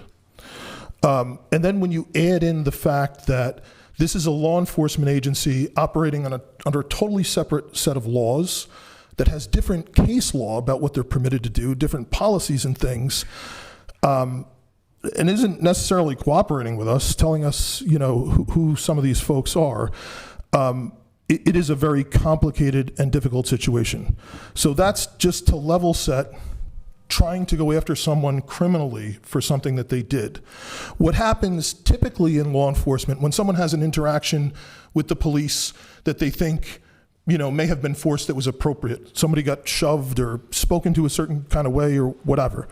What typically happens is there's an investigative agency that can go through that and is generally resolved by an administrative action against the employee, the law enforcement officer, because it's a much lower burden of proof to try and prove that there was an excessive force or an inappropriate use of force administratively under that agency's rules, trainings, and procedures than it is to try and prove that a crime occurred under state law. And that's not an excuse, that's just stating the reality of the way things are. If you could find an incident where you could get a federal agent a law enforcement officer that did something off-duty, it's a whole different story to try and prove that a crime occurred. It's a whole lot less complicated. But it's important for people to know if people do have things that they want to report, that we will take the reports. They should reach out, and we'll do whatever we can to try and work towards, referring it to the appropriate entity, investigative entity, and trying to get some level of identification. But the duty to intervene thing is specific to what it means under state law and what it is well known to function as in law enforcement. Thank you. Vice Chair Chugtai. Thank you, Madam Chair. I have several questions for you, sir. Let's start with the weekly memos that you've apparently been writing about the overtime situation. Or where do these go? Can we see them? Chair, Vice Chair, I believe the Council President is copied. Yes. Council President is copied. It goes to the Commissioner and to the Mayor. Really? Huh. Okay. Council President, will you double check? And if so, will you please send them to all council members? Yes. Thank you. Thank you. That would be very helpful. Okay. Next, I actually want to shift gears for a little bit, and then we'll come back to some really specific incidents that I have some follow-up questions about. But yesterday, the Hennepin County Attorney was in our chambers and presented on her office's response to Operation Metro Surge, and a few themes emerged from there that I have some follow-up questions for you about, starting with whether there are any cases, or if you can just tell me how many cases of illegal activity by federal agents that MPD has submitted for charging decisions to the City Attorney's Office or to the Hennepin County Attorney's Office. Chair, Vice Chair, so there's none that would go to the County Attorney. There's at least 2 misdemeanor assaults that if they were established as assaults and we could provide the identity of the person, it would go to the City Attorney. But again, if there's others that are out there, we would take the reports and assign them, but it likely would have the same challenges. Okay. So, okay. The county attorney spoke pretty extensively about their office's transparency and accountability project. I'm wondering, and then she spoke about trying to engage with the city on this, but I just want to hear directly from you. Are you working with the county attorney's office on the transparency and accountability project right now? And if not, are you willing to commit to working with her office on this project? Chair, Vice Chair, I learned about this on Monday through the Commissioner. I have a plan, and we would very much like to be a full partner for any cases that occurred in Minneapolis. But I have to meet with the Commissioner first before we move forward. Okay. Well, so you'll be meeting with the Commissioner, and then perhaps we'll know more about what comes from that. Chair, Vice Chair, I believe we should be, if there's any cases that are potentially criminal misconduct that could rise to the level of involving the county attorney, which is, felony level misconduct, we should be taking reports for that. We should be assigning an investigator. We should be working fully through those issues. I mentioned before, and I know that the county attorney is very well versed on the issues that she would have to deal with, with what court it lands in and all that stuff. The issues we have to deal with on the front end, what I'm concerned about is being able to establish that a crime occurred and being able to try and identify the person. And our investigators have a very good relationship with the prosecutors in that office that are doing that. And we would very much like to be a full partner in that effort. Yeah, this actually leads me to just two follow-ups. The first is related to the police report slide, in which you talk about the 2 fatal shootings, which are not investigated by the police department. They are by that's where you call the BCA in. But the non-fatal shootings, the abandoned vehicles, misdemeanor assaults, chemical sprays, vehicle collisions, are all of these incidents that are being investigated by the police department currently. And do you plan to submit any of these for charging decisions to either the city attorney's office or the county attorney's office? Chair, Vice Chair, I think of everything that we have, I think there's 2 potential misdemeanor assaults in the world of everything that we have that could be submitted. But again, it's getting over the initial difficulty of when you have someone working for a law enforcement agency acting in the performance of their duties, proving that that action was a crime, number 1, and then number 2, trying to identify the person. So like in those cases, we'll work with the city attorney if we don't, if we're not able to, if we get to a point where we cannot move forward. But yes, we would very much like to be able to work with the county on whatever information they have about other cases. Yeah, so I just saw that a couple days ago, there are 2 incidents that the county attorney highlighted when the Transparency and Accountability Project was announced. The first one was the gassing of children and educators at Roosevelt High School. And the second was around Greg Bovino and the tear gassing of protesters. So those are 2 really concrete examples of things that are being pursued by their office. Yesterday, the county attorney spoke about the incident involving Mr. Julio Sosa Solis and potential charging decisions that she's planning that she's considering right now. And a few of these other incidents that you've highlighted in your presentation as well. So in those cases, have you given their office things like any evidence you may have, like police department, the police department was on scene the night Mr. Sosa Solis was shot in the leg. You probably have lots and lots of evidence. Has that been kind of submitted? Chair, Vice Chair, we have the evidence from when Mr. Sosa was shot, and that was provided that night to the BCA. And I think the evidence likely, it's part of evidence that I would think would have made a difference in that case. Okay, so as the county attorney is making charging decisions, are you planning on submitting it to her office as well? Chair, Vice Chair, it's gone to the BCA.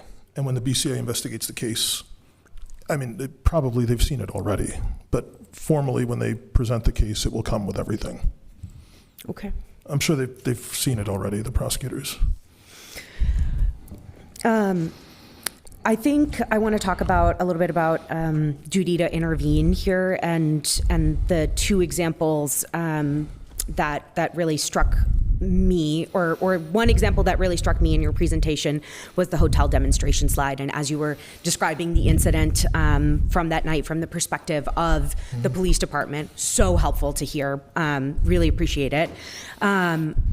You described, when the police department arrived on scene, federal agents, it was a pretty tense scene. You were thinking about showing up to help de-escalate the demonstrators that were present at that site. And so when you arrived, and as this is, there's federal agents, and then there's community members, protesters, that as you're arriving, you see federal agents pointing their weapons towards you guys, towards, I would presumably where the crowd is, and as you're trying to enter into this scene. And so at that time, you made the determination to leave. those weapons, though, still remain pointed at the community members, and you did not feel a duty to protect or serve them? Chair, Vice Chair, it was clearly a scene where there was property damage happening to the hotel. And our officers, I wanted our officers to deal with that, to clear them out. They were not able to get there until federal law enforcement began clearing out the crowd. My recollection was that the supervisor on scene actually spoke to or tried to speak to someone from federal law enforcement to do it in some coordinated way, and they were not able to. And so the supervisor made a determination that they were already engaged in clearing the crowd, and it just wasn't possible at that point.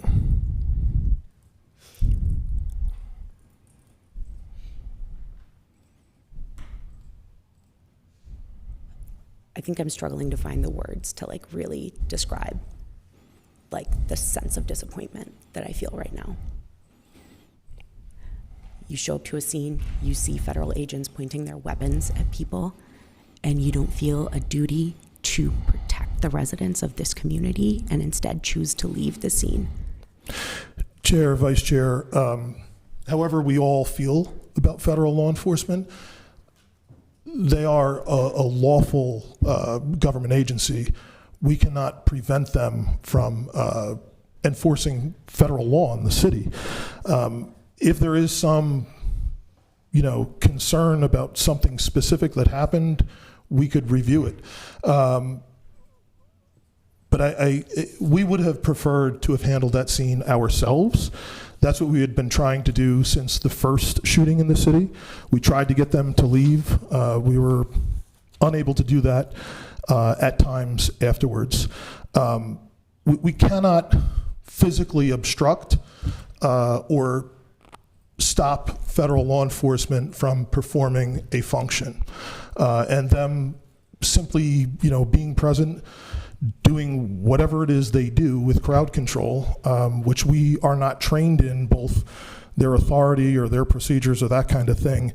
Again, unless something egregious was observed that is readily apparent that is unlawful, there wouldn't be an opportunity for us to try and do anything differently.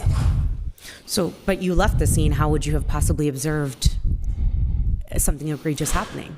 The chair, vice chair, they disengaged from the scene and staged until they left to move in Right, so you were no longer there to observe what was happening. Chair, vice chair, that has been what the police department has done throughout all of this. We have not responded to monitor what federal law enforcement is doing. We developed a policy prior to this that very clearly defines the incidents that we will get involved with. But no, we can't stop another government law enforcement agency from enforcing the law. So everyday ordinary people should just do that with their whistles and their bodies. Chair, Vice Chair, that was very clearly a scene where the hotel was damaged. It was unlawful what was happening there. I would have preferred for us to be the people to deal with it, but we were unable to do that at that time. The night that Mr. Sosa Solis was shot, when I arrived on scene, it was right as the Jackson family with their babies in their vehicle had tear gas canisters thrown into their vehicle. And for the remainder of the night, it was like a constant use of chemical weapons, of LRADs, flashbangs. That type of persistent, constant use of force. You didn't feel a duty to intervene in that either? Chair, Vice Chair, again, if there's a specific instance of a person being so the same officer to that, shooting over and over and over and over and over and over again is not terrible tactics, and I can't explain it. There's no times that the Minneapolis police officers just stood on these scenes and just threw gas like crazy with seemingly no objective. It didn't make sense to me. None of this makes sense to me. But was it a scene where, it was readily apparent that a person was being subjected to unlawful force, being injured in some way? If something like that exists, we'll deal with it. Well, you were there that night. I'm just asking why you didn't deal with it. Chair, Vice Chair, we're not capable of, we're not able to tell federal law enforcement that, they cannot enforce the law. That was a dangerous scene, at least partly contributed by the things that they were doing, the tactics they were employing. I mean, I would argue almost entirely contributed. I don't think For there sure. would have been the shooting that many happened people because there of them. Absolutely. Yeah. The shooting happened because of them. What we tried to do there is what we tried to do on Portland Avenue the week before, is we tried to get them to leave, and it just, so that we could deal with the scene. And we weren't able to do that.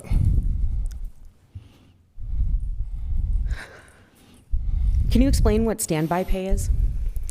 Chair, Vice Chair, standby pay is when we need Or to how have does it a compare to number of overtime? people. I'm sorry? I just want to know how it compares to overtime or double overtime. So how much is it?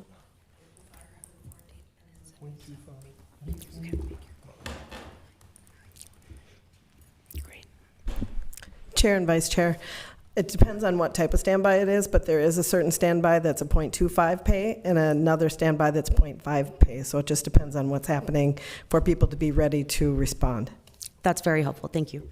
I want to just thank my colleagues for their patience with me. I will just end with asking you about barricade response.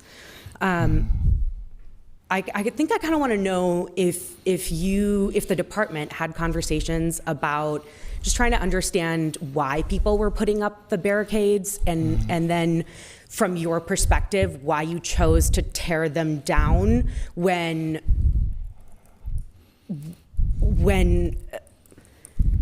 from my perspective, the reason community barricades started going up is reckless and dangerous behavior from federal law enforcement agencies that endangered the lives of people. Just, this reckless driving, hitting vehicles that are parked, all of this type of really, really negligent and reckless behavior that, frankly, the police department wasn't responding to, wasn't showing up to scenes and investigating.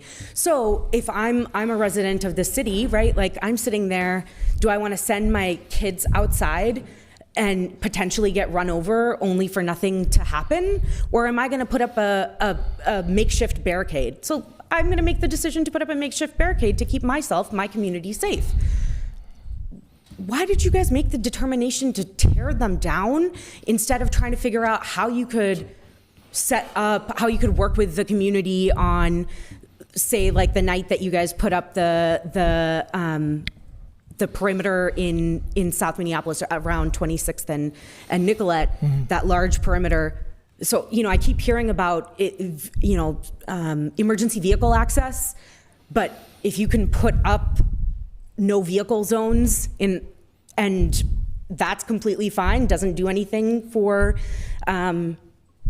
safety vehicle access, then why did you make the choice to tear down community barricades? I don't get it. Chair, Vice Chair, the vehicle exclusionary zone around 26th and Nicollet, part of that was to keep the street open as best we could.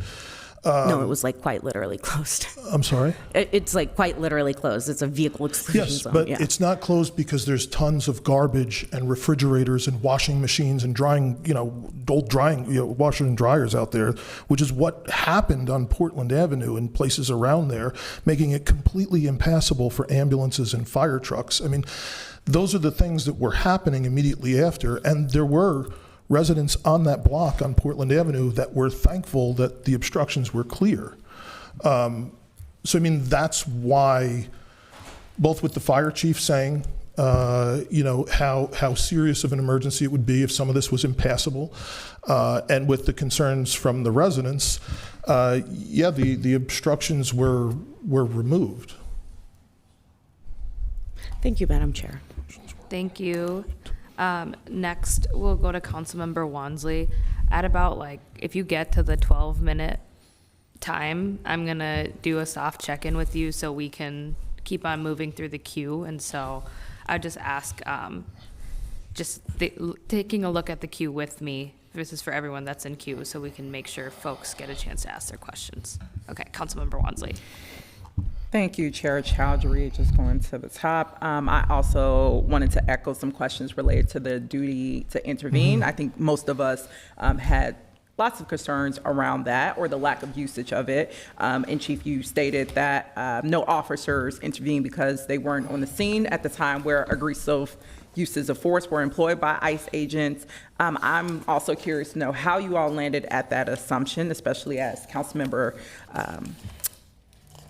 Chugtai highlighted the fact that even at the North Minneapolis shooting, where a number of us were at, we saw ICE agents and MPD be on the scene, particularly shooting a number of munitions, one of which targeted a family of 6 who were driving away from that particular incident, and their 6-month-old ended up being hospitalized. So I'm very curious to know also where the labs of capturing these incidents, like how that prevailed. And more specifically, I'm interested in your conclusion that no officer was able to be at the scene when these aggressive uses of force was being employed.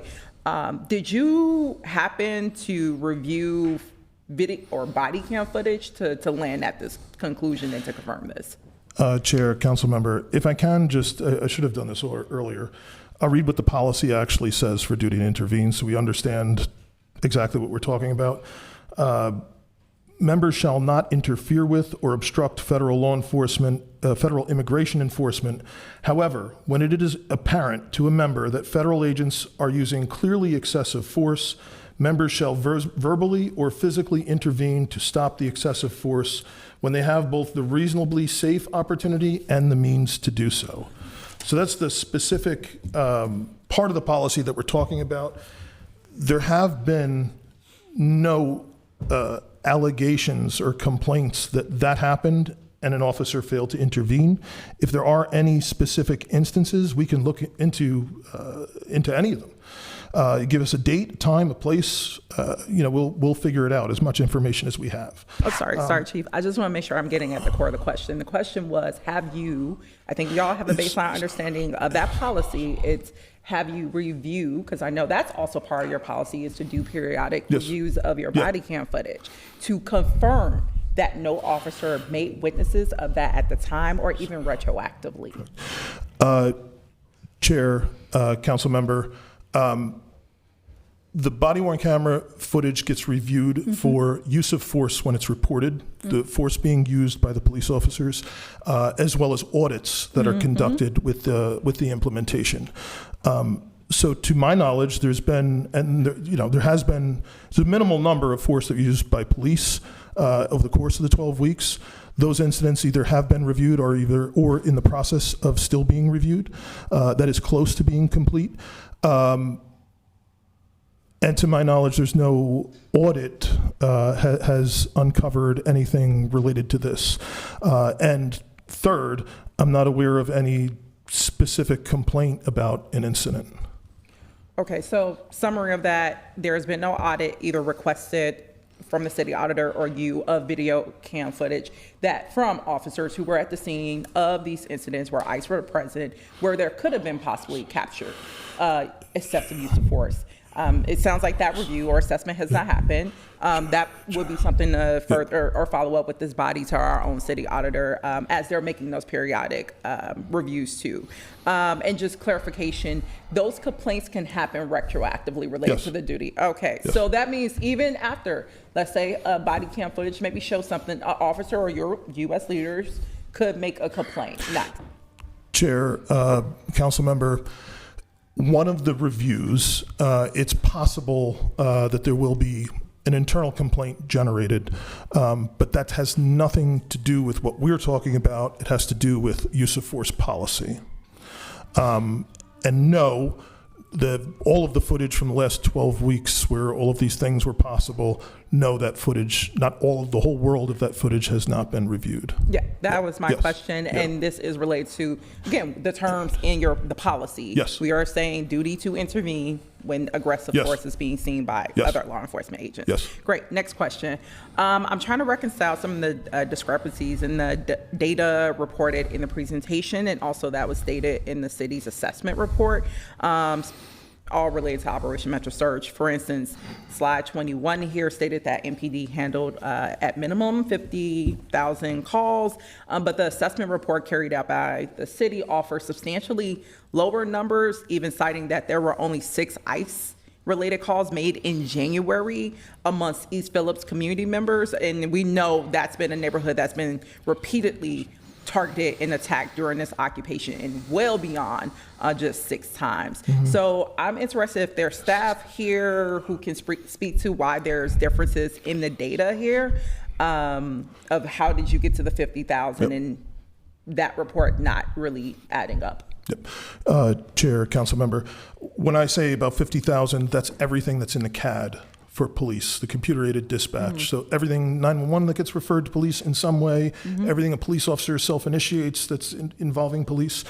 So that's everything that happened in the 12 weeks. That's not just ICE-related things. Okay. That's everything the police handled. And I can't speak to where they're pulling their data from, but I can tell you, I know with 911, there's been such a wide variety of different types of calls that are in some way related to this, but the whole universe of those calls is not. I know there's been difficulty in pulling the data. Okay, so that's eye-opening of the 50,000 is the entire universe of Everything. problem nature calls Yes. that you could be responding to. Yep. I think for the presentation, we were really hoping to get a more specific breakdown that I would make as a staff follow-up of the problem nature codes that were most commonly used related to Operation Metro Surge. So being able to separate out those typical service calls from the ICE-related calls as well. I also wanted to get clarity, and it sounds like that might not, in that breakdown, I think also it'd be good to note which might not neatly fit under a problem nature code that's existing when the public called 911 asking for follow-up from MPD or first responder because an ICE agent was doing unlawful behavior. So far, we haven't been able to receive, after multiple requests, and we know residents made those calls, like the breakdown of that, and if that's reflected in this 50,000. So those are staff follow-ups. I can also send y'all the questions. Also, this presentation confirms that OCS and MPD did a lot of prioritization of crisis cleanup for ICE, as well as the hotel demonstrations, barricade removals. I think we're all still trying to figure out, again, how that relates to now this 50,000 universe of calls that you're responding to overall. And just think that'll be follow-up, because I know folks were wondering also in that 50,000 universe if there were calls being made to help you all to support residents in doing patrols that a lot of folks did around their neighborhoods, to schools. Also, again, witnessing violent behavior by ICE agents. So really trying to consider how the prioritization was made amongst you all to focus on those specific pieces. Chair, council member, in the call part, as best I can tell from talking to the 911 director, we estimated it was about 10,000 more calls, which would roughly be about 6,000. But that's how many more calls total were handled in the period, and not necessarily the ones related to the event. In terms of response, the calls related to potential immigration activity were followed in accordance with the policy as it was revised, which generally states that officers shall not be deployed to immigration enforcement related activity, except if there is threats of violence, actual violence, life-threatening situations, or destruction of property. So I think that's the best guidance that the policy gives towards largely What going into this had, to me, had felt like the theme, the concern that was being communicated is not having MPD officers present unnecessarily, and so that was the desire towards changing the policy after the June 3rd search warrant at Lake and Bloomington. That's what was largely driving that, is not getting our officers unexpectedly caught up in these things where it can be avoided. So it prohibits officers from self-initiating responding on their own to these types of things. It provides some guidance as far as reporting requirements, that kind of thing. But in terms of triaging the calls, that's the main issue. And again, the calls come through MECC first, but before a police officer is sent, there would need to be violence, threats of violence, or property damage. Like those are the main things. Got you. Just really quickly, I'm going to just request from the chief and any other council member that's going to speak, if you can shorten your responses. We are just on a time crunch, and we want to make sure we get through to others. We are talking about captioning, but we need to maintain quorum. Okay, Yep. back to the Sounds council member. good. Thank you.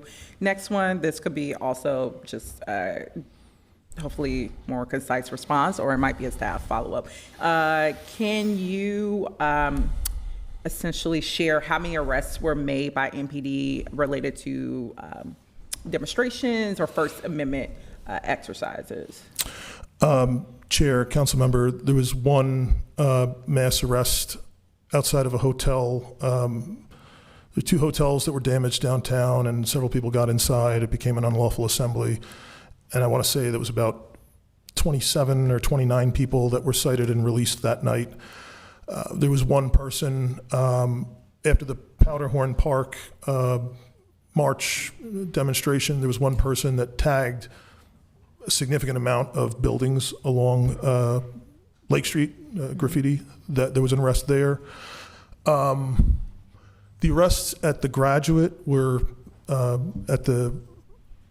we were assisting the university police. Other than that, I can't think of. Were there any others? 41. There were 41 total. And yeah, there were a couple people cited at the Target in Dinkytown. There was a protest there. They were cooperative, but they didn't want to not block the doorway or something until they were cited, so they were just issued citations and they were released. But a total of 41 arrests, if you will, including all these people who were cited and released. Okay. And then this is a follow-up for a staff memo on the city attorney side, because I know some of those charges also went further with the city attorneys for follow-up steps. I would love to have clarity of all those arrests. Which of those are being proceeded with more serious charges that requires the city attorney to intervene? So that's a staff memo. And then just quick question around overtime. So I'm looking at the memo that was sent by Council President where MPD racked up at least $6.41 million related to Operation Metro Surge. I just want a confirmation. The majority of that overtime was taken for 4 days between January 7th and the 11th, right? Chair, council member, no, that was ongoing. There were multiple times where people were recalled. During that period of time, the 7th to the 11th, everyone's days off were canceled. Everyone was extended. So there's a lot of money spent during that time. But there were many times, when the shooting happened on the north side, there was an emergency recall. And then after Preddy was killed, there were other times that there were recalls for, hotel demonstrations, that kind of thing. There was a lot throughout the duration of this. But roughly January 7th through the 29th is the bulk of it. Okay, the reason why I asked was in the memo you stated the overtime was spent for Operation Trust and Safety, and in the presentation it mentioned just those 4 days. So that's why I was confused of why that was listed, but I think there'll be follow-up, more conversations around overtime as we talk about budget. But I'll email questions over that are still outstanding, just being cognizant of other council members being in queue. Thank you, Councilmember Wansley. I'm next in queue. I just have a couple questions, and hopefully we can get through them quickly. The first question that I have is in relationship to our overtime expenditure. Could you just state what our overtime expenditure is through the start of Operation Metro Surge and up until this point, or the latest point that you have? Thank you, Chair. And just to clarify, all the memos that we sent, or that the commissioner sent to the council president, we titled that. I didn't know there was a specific time period because there was immigration response, and that was kind of the codes we were using through all these weeks. So our memos are all labeled that, not labeled just the 4-day period, but the whole from 1/1 to 2/8. It's close to $6.4 million. Includes the standby, which really gets registered under salary. $6.1 million in total? 6.4 through 2/8. And what's the starting time? 1/1. Thank you. Thank And then a question related to that is, how many officers do we currently have that are active duty? Chair, 619 total sworn. 619 total sworn, but many are on various leaves. There was several officers that did paid family medical leave in the middle of the surge. I mean, they had their reasons for doing that, but there was also other reasons. So I understand 619, but I know that the number's lower. So if you have that.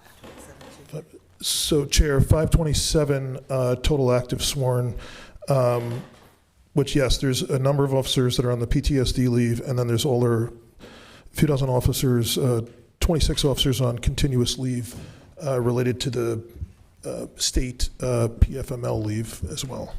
Okay, so 527 boots on the ground now doing various level of work. Do you think that that's a big part of like the huge amount of overtime? Chair, yes. Yeah. Of course. Yeah. Of course. And I mean, I'll share what constituents are sharing with me, and that what I've felt as a council member on this body, that $20 million at the end of the year was like very hard to stomach given the budgeting crisis we were in then, and now exacerbated now. And then that 6.4 in addition to that 20 million, obviously understanding the surge, but also a lot of these like questions of connecting the dots between what community expected in terms of officers showing up, and questions that I get, which is what is MPD doing? I think like the presentation was helpful, and I'll be sharing this out to constituents, but there's like 100% a big tension there, and this is going to be a tremendously difficult budget cycle. I know that that's not lost on you. The next question that I have is, there was a point that you named in the presentation where officers were very clearly marked with their badges, and like you wanted to make sure that there was a differentiation. I did not see that occur with unmarked vehicles from MPD. There were several occurrences where there were unmarked vehicles parked at different intersections that scared community members, and they thought they were ACE officers. Why was that? And can we make sure that vehicles are now marked very clearly? Chair, yes.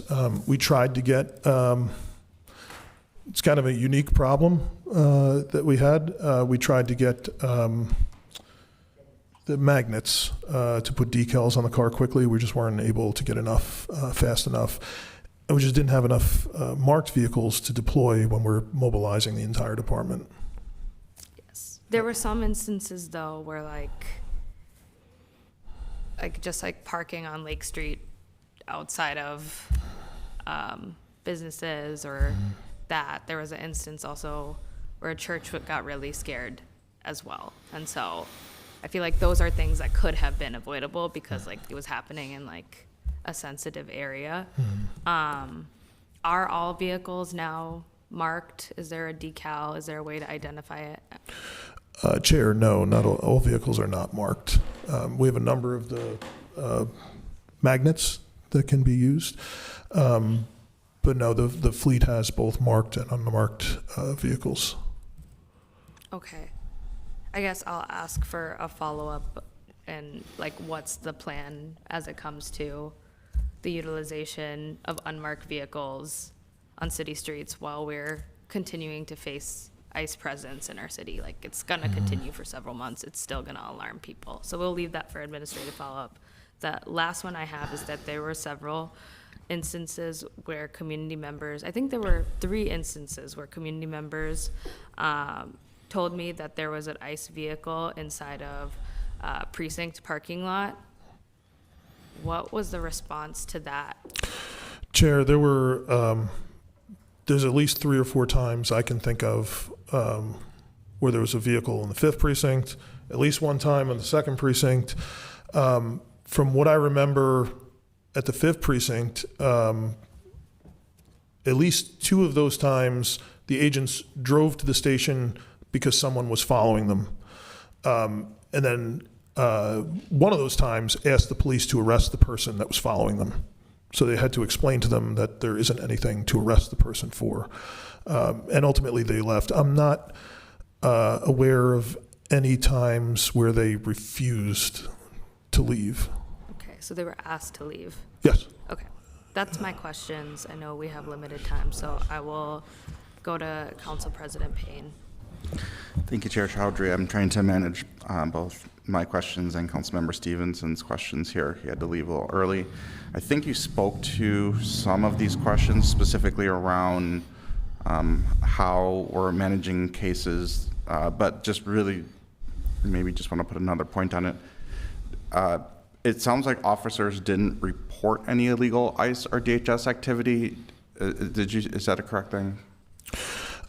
Chair, Council President, no, I mean, we have some reports and we have some referrals that were made. But if you're saying something that was self-initiated from a police officer? Like MPD officers witnessing illegal activity and then reporting that for follow-up or investigation? Correct. To my knowledge, the answer would be no.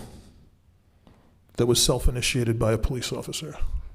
Okay, because I think there's probably going to be some opportunity to at least do some. I know that Councilmember Chavez was asking about the incident over on Portland, doing a follow-up on body-worn camera review of that, but I'd imagine there's some other instances where we could identify things within our records that reflect illegal behavior. Chair, Council President, the ask is if you could just give me or give us something specific. Obviously there's a lot of chaos throughout this whole thing, and we were doing our best to try and manage to, we still have everything that was happening in the city happening. People are still getting robbed and calling the police for other things. Now that we have this time, absolutely, we can follow up and look at video, and we just need to know specific times and places of concern. Yeah. And then as far as the accounting of overtime at the 6.4 million, is that specifically, is that coded to the operation, or is that inclusive of all overtime that was spent over that period of time? Chair, Council President, that is inclusive of all overtime. I don't know if the coding, all overtime for sworn during that period.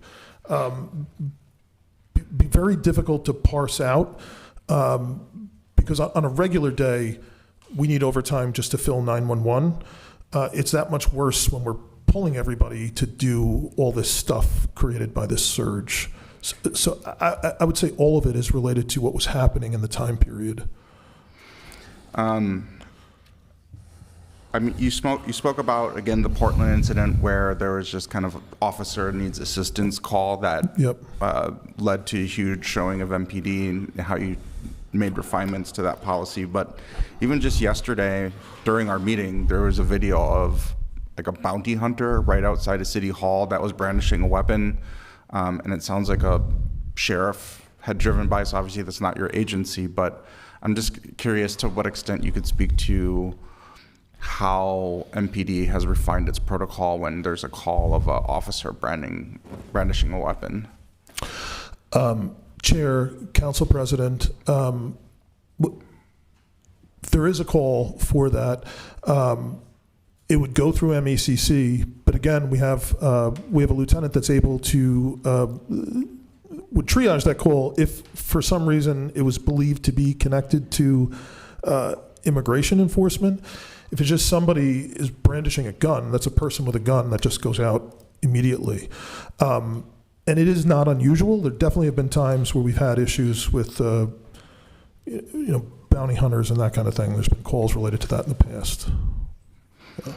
And then you spoke to the second precinct, them using the parking lot. I called you that morning, and you were going to look into it. It just didn't sound like there was an officer in the precinct at the time, so you weren't able to get an officer there. What ended up happening in this instance is I demanded that they leave, and they didn't really listen to me at first, but there were enough people there blowing whistles that maybe they were just annoyed enough to leave on their own. But you had mentioned in other instances at the 5th precinct, maybe others, were you able to get officers there to enforce our separation ordinance, and they complied, or how did those work out? Chair, Council President, yes, that's correct. I thought we followed up afterwards, but there was no one inside the building when you were there, which is why nobody came out. There was no one there to come out. We eventually sent a supervisor, but it was gone. So there's at least one time I remember, it might have been the first time, that they went to the 5th precinct. It may have come in from another council member. I don't remember. They went to the 5th precinct. They parked in that area that's kind of like a public access parking lot. They managed to get inside. The front door was open, but the inner door was locked because no one was staffing the desk at the time. So I think there had been a report that the person was inside the building, and we checked on the footage. They weren't able to get in. There's nobody inside the building. So at least 2 other times that I remember at the 5th precinct where they spoke to officers and wound up leaving. And I think in both of those cases, there were some civilian motorist had followed them, and they wanted the person arrested or something, and they explained, there's nothing to arrest the person for, and then they left. Those are the times I remember offhand. Yeah. Yeah. I think that's all my questions. Thank you. Next, we have Councilmember Whiting, and then I will just say to the body, we don't have a hard cutoff at 2, so people can get through their questions, but I would like for us not to spend the rest of our day here, if possible. Thank you, Chair Chowdhury. I will be quick, and thank you for being here, Chief O'Hara. I think it's helpful, and some comments before some questions I think might be helpful both for the members of this body and the public. I'm just going to read verbatim our duty to intervene policy that was I believe enacted or updated December 18th of 2025. And so those listening online, reading it, that's where we're pulling it from. But our duty to intervene for excessive force. Members shall not interfere with or obstruct lawful federal immigration enforcement. However, when it is apparent to a member that federal agents are using clearly excessive force, members shall verbally or physically intervene to stop the excessive force when they have both the reasonably safe opportunity and the means to do so. The reason I'm kind of reading through that right now, and I appreciate our comments from Hennepin County Attorney Moriarty yesterday, is like, while we do have the ability to intervene and are required to do so, the question that I asked Hennepin County Attorney Moriarty was, have we seen in any city across this country in federal immigration enforcement actions, or historically, have we seen any officer from a municipal agency actually intervene? And the answer was no. All right, and so while in theory we have this, I think what we are seeing play out is a tension both in community of the practical legal effects or the theoretical legal effects and the practicality of that. And so I think it is helpful to notice that these things are required, but we are asking of our officers to do something unprecedented, which I have no problem with asking our officers to do, but I think it is important to note that it has not been done in a city across this country. And so I guess first question for you, I could be wrong with the research that I've done. Hennepin County Attorney could be wrong. Have you heard of an officer intervening in federal immigration enforcement across this country? Chair, council member, the answer is no, and not that I'm aware of. And the only thing criminally that I'm aware of is the distinction I was trying to explain before is off-duty actions. Yeah. I'm aware of somewhere, I believe around Illinois, Chicago, somewhere in the Midwest, there was a federal officer charged under state law for conduct off duty. And that's a whole lot easier to prove that a crime occurred than it is to prove that a law enforcement officer acting in the performance of their duties committed a crime. Easy to prove they didn't act according to professional standards, they violated their training, they were unsafe, all those things administratively. It's a much lower burden of proof. It's very complicated when we're dealing with a whole different government, the federal government, different set of laws, different agency, different training, different court rulings that affect them, to try and say that we are not aware of, to try and say that their actions constituted a crime.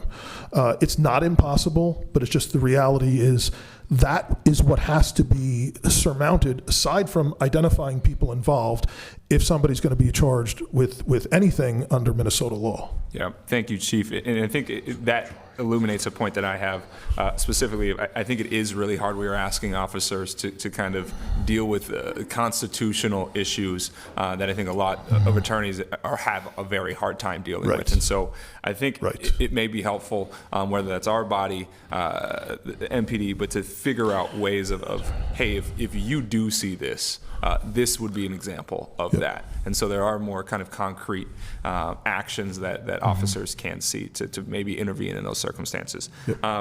Another kind of comment here, and I think, and you, Brett, I appreciate you bringing up kind of the on the scene efforts of all of my council colleagues at the murder of Renee Good. And so I think it is helpful to, again, kind of give an understanding of that scene and that situation. Right, for many of us and many of my colleagues, it was day 3 on the job for us, and that was my first kind of introduction to see how this body worked. And actually, I was quite proud of every single one of my council colleagues, those that were there and present, and those that were not, as they were doing versions that were meant and were protective for them. And so want to kind of separate out both that scene with the murder of Renee Good and then the murder of Alex Preddy.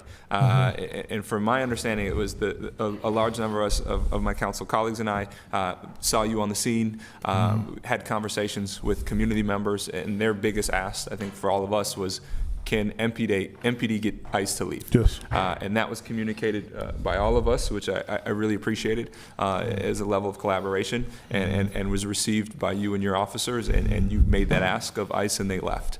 And again, kind of contrasting that to the scene of Alex Preddy, similar conversations that my council colleagues and I had with you, and you were told that they didn't even let you on the scene, kicked you all off the scene. And so I think question to that point is understanding that was helpful, and I thought it was helpful.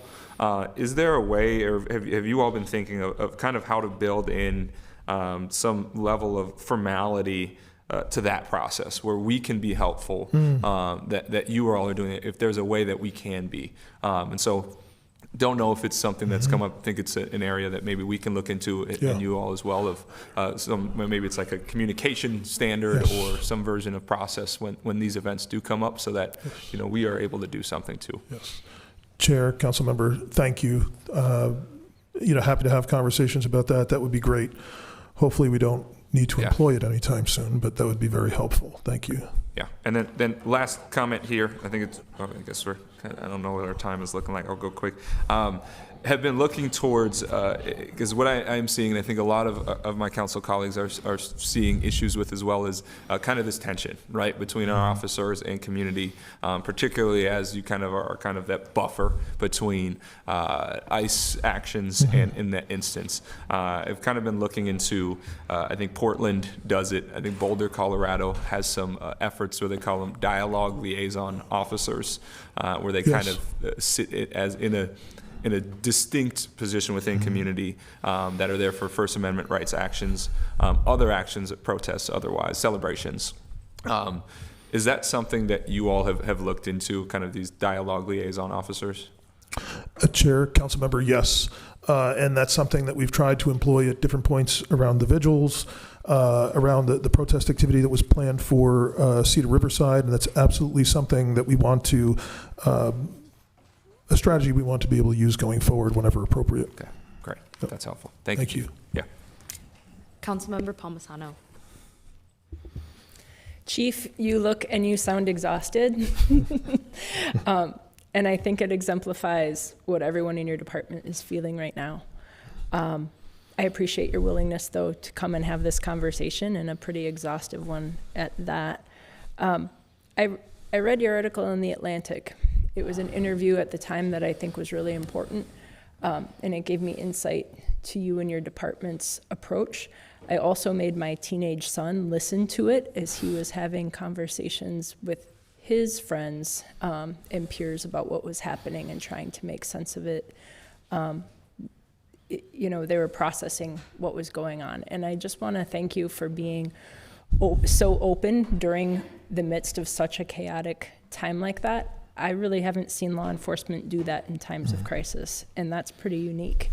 And that's why it jumped out at me, actually, at that time, as it wasn't about controlled press conferences. It was really this kind of overnight, I think, you know, ride-along type of thing that you availed yourself to.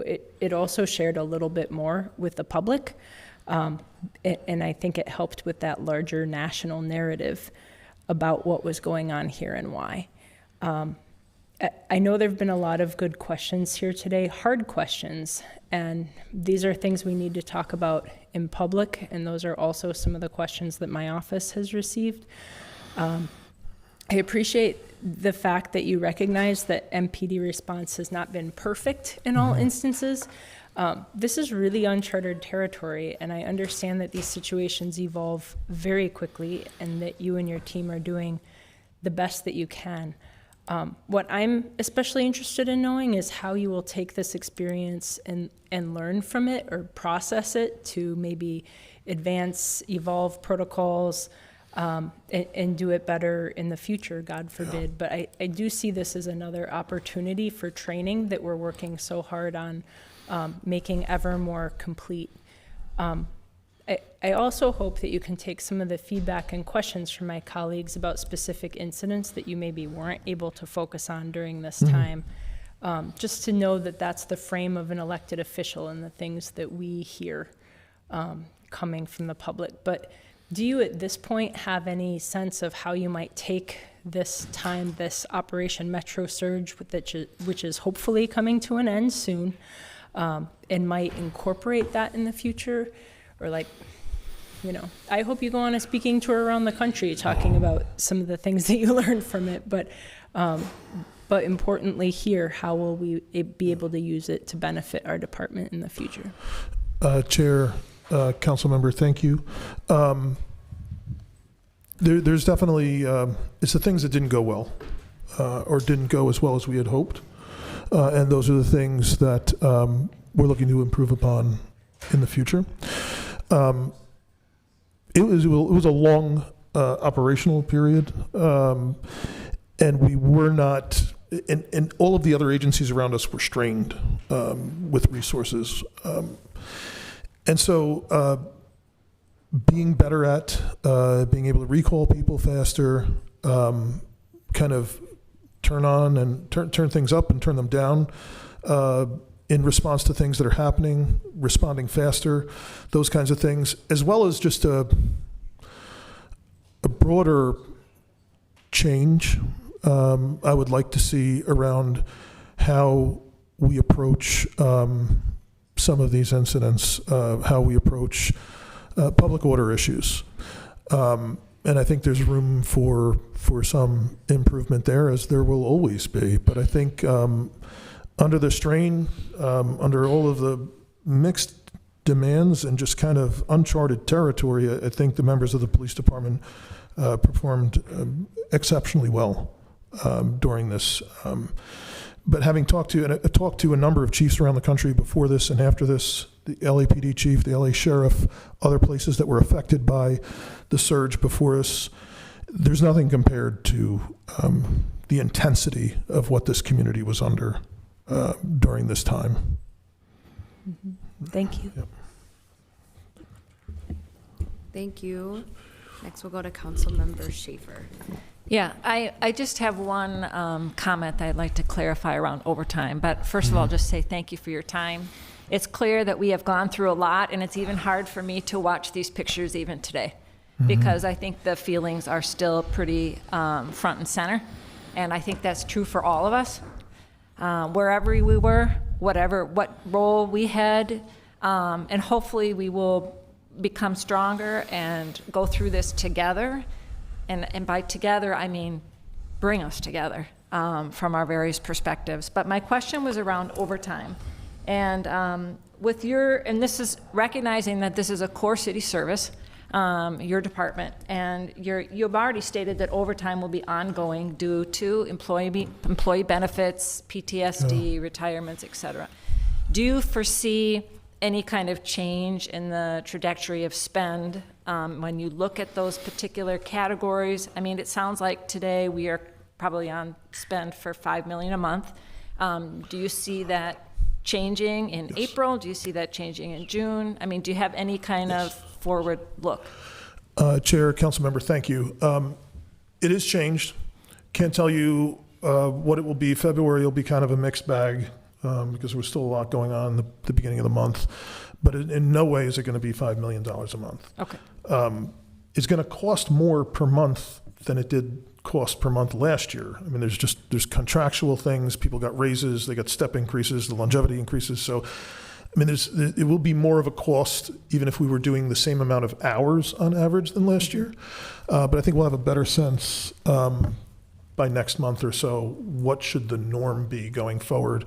And then I would expect a spike around the summer months, as is that season. It's annual every year. There's a need for increased overtime around the summer. Okay. Thank you. Council President Payne, I believe you're in queue for Stevenson. Yes, I'm in queue for Councilmember Stevenson. Okay, Councilmember Stevenson, go ahead, and then unless someone has like a super burning question after Councilmember Stevenson, and I'll give credit to Councilmember Stevenson, he brought this item forward. We're gonna close the queue and discussion after him. Yeah, thank you. Sorry, I had to run and I didn't bring my computer back with me. So I missed most of it. Sorry, I'm really am sorry about that. I conferred with my colleague on some of the questions that I had initially that maybe didn't get fully answered, and I'll definitely be going back and watching everything that you discussed. The costs have, because of what the federal government, the costs have gone, through the roof. What specifically, or do you have anything specifically that you're doing to control cost overruns, get things back within budget? Chair, council member, thank you. I would say there's a number of things operationally that we're doing to respond better, whether that's response times, trying to clear out serious crimes that may not directly impact the cost of services, but they are necessary just to improve the safety of the community and the city. We're going to be more efficient. I think, especially with patrol, the way we handle things, you do not expect this level of overtime to be necessary for the rest of the year. But we do have kind of a structural problem that we've been speaking with Commissioner's office, the mayor's office, that just needs to be addressed in that we had been traditionally relying upon vacancies of sworn personnel to account for a lot of the overtime that was needed operationally. And the reality now, like I mentioned earlier, we hired 125 more people last year than what we lost, but almost all of them are civilians. So they're community service officers that are in school anywhere from 2 to 3 years, or they're cadets that are in school for several months before they can go to the academy. So we're spending that money that had been vacancies because we weren't hiring enough people before. But the reality is we don't yet have the benefit of actually having additional police officers. So that's a structural problem in the budget that we've been talking about with the administration about trying to right size. I'm hopeful that we can cut back even further as this drawdown continues before the summer months, because I know there's going to be an increased demand from the community. But frankly, like the state leave program, I mean, I think there's close to 50 people that have applied for that. That's causing an increased strain on people that are available that's a problem we didn't have last year, the additional leave, Okay, yeah, that makes sense. Do you have an idea now what additional budget asks you're going to ask from us to cover any shortfalls this year? Chair, council member, I don't know, because we're trying to figure out what would be normal for this year in terms of operational overtime, because this has been all out of whack since the first of the year because of all of this stuff related to the surge. I think maybe by next month we should have a better idea of what would traditionally be needed to make up the gap. Okay, so we can expect in the future you'll have a clearer idea of how much additional you're going to need to ask. Chair, council member, yes. It's been impossible based on since January 1st we've been in this surge staffing public order stuff. It's just been impossible to figure out. Okay, yeah. All right, well, thank you. Thank you, council member, and thank you, Chief, for the presentation and standing for questions. Really, really appreciate it. With that, I'll direct the clerk to file that report. And then, Councilmember Palmisano, would you like to be marked in the affirmative for the legislative directive? Yes, the one that I authored. Thank you. The one that you authored, yes. Okay. With that, you all have made history in the longest committee of the whole meeting. We've completed all items on the agenda today, and hearing no objections, this meeting is adjourned.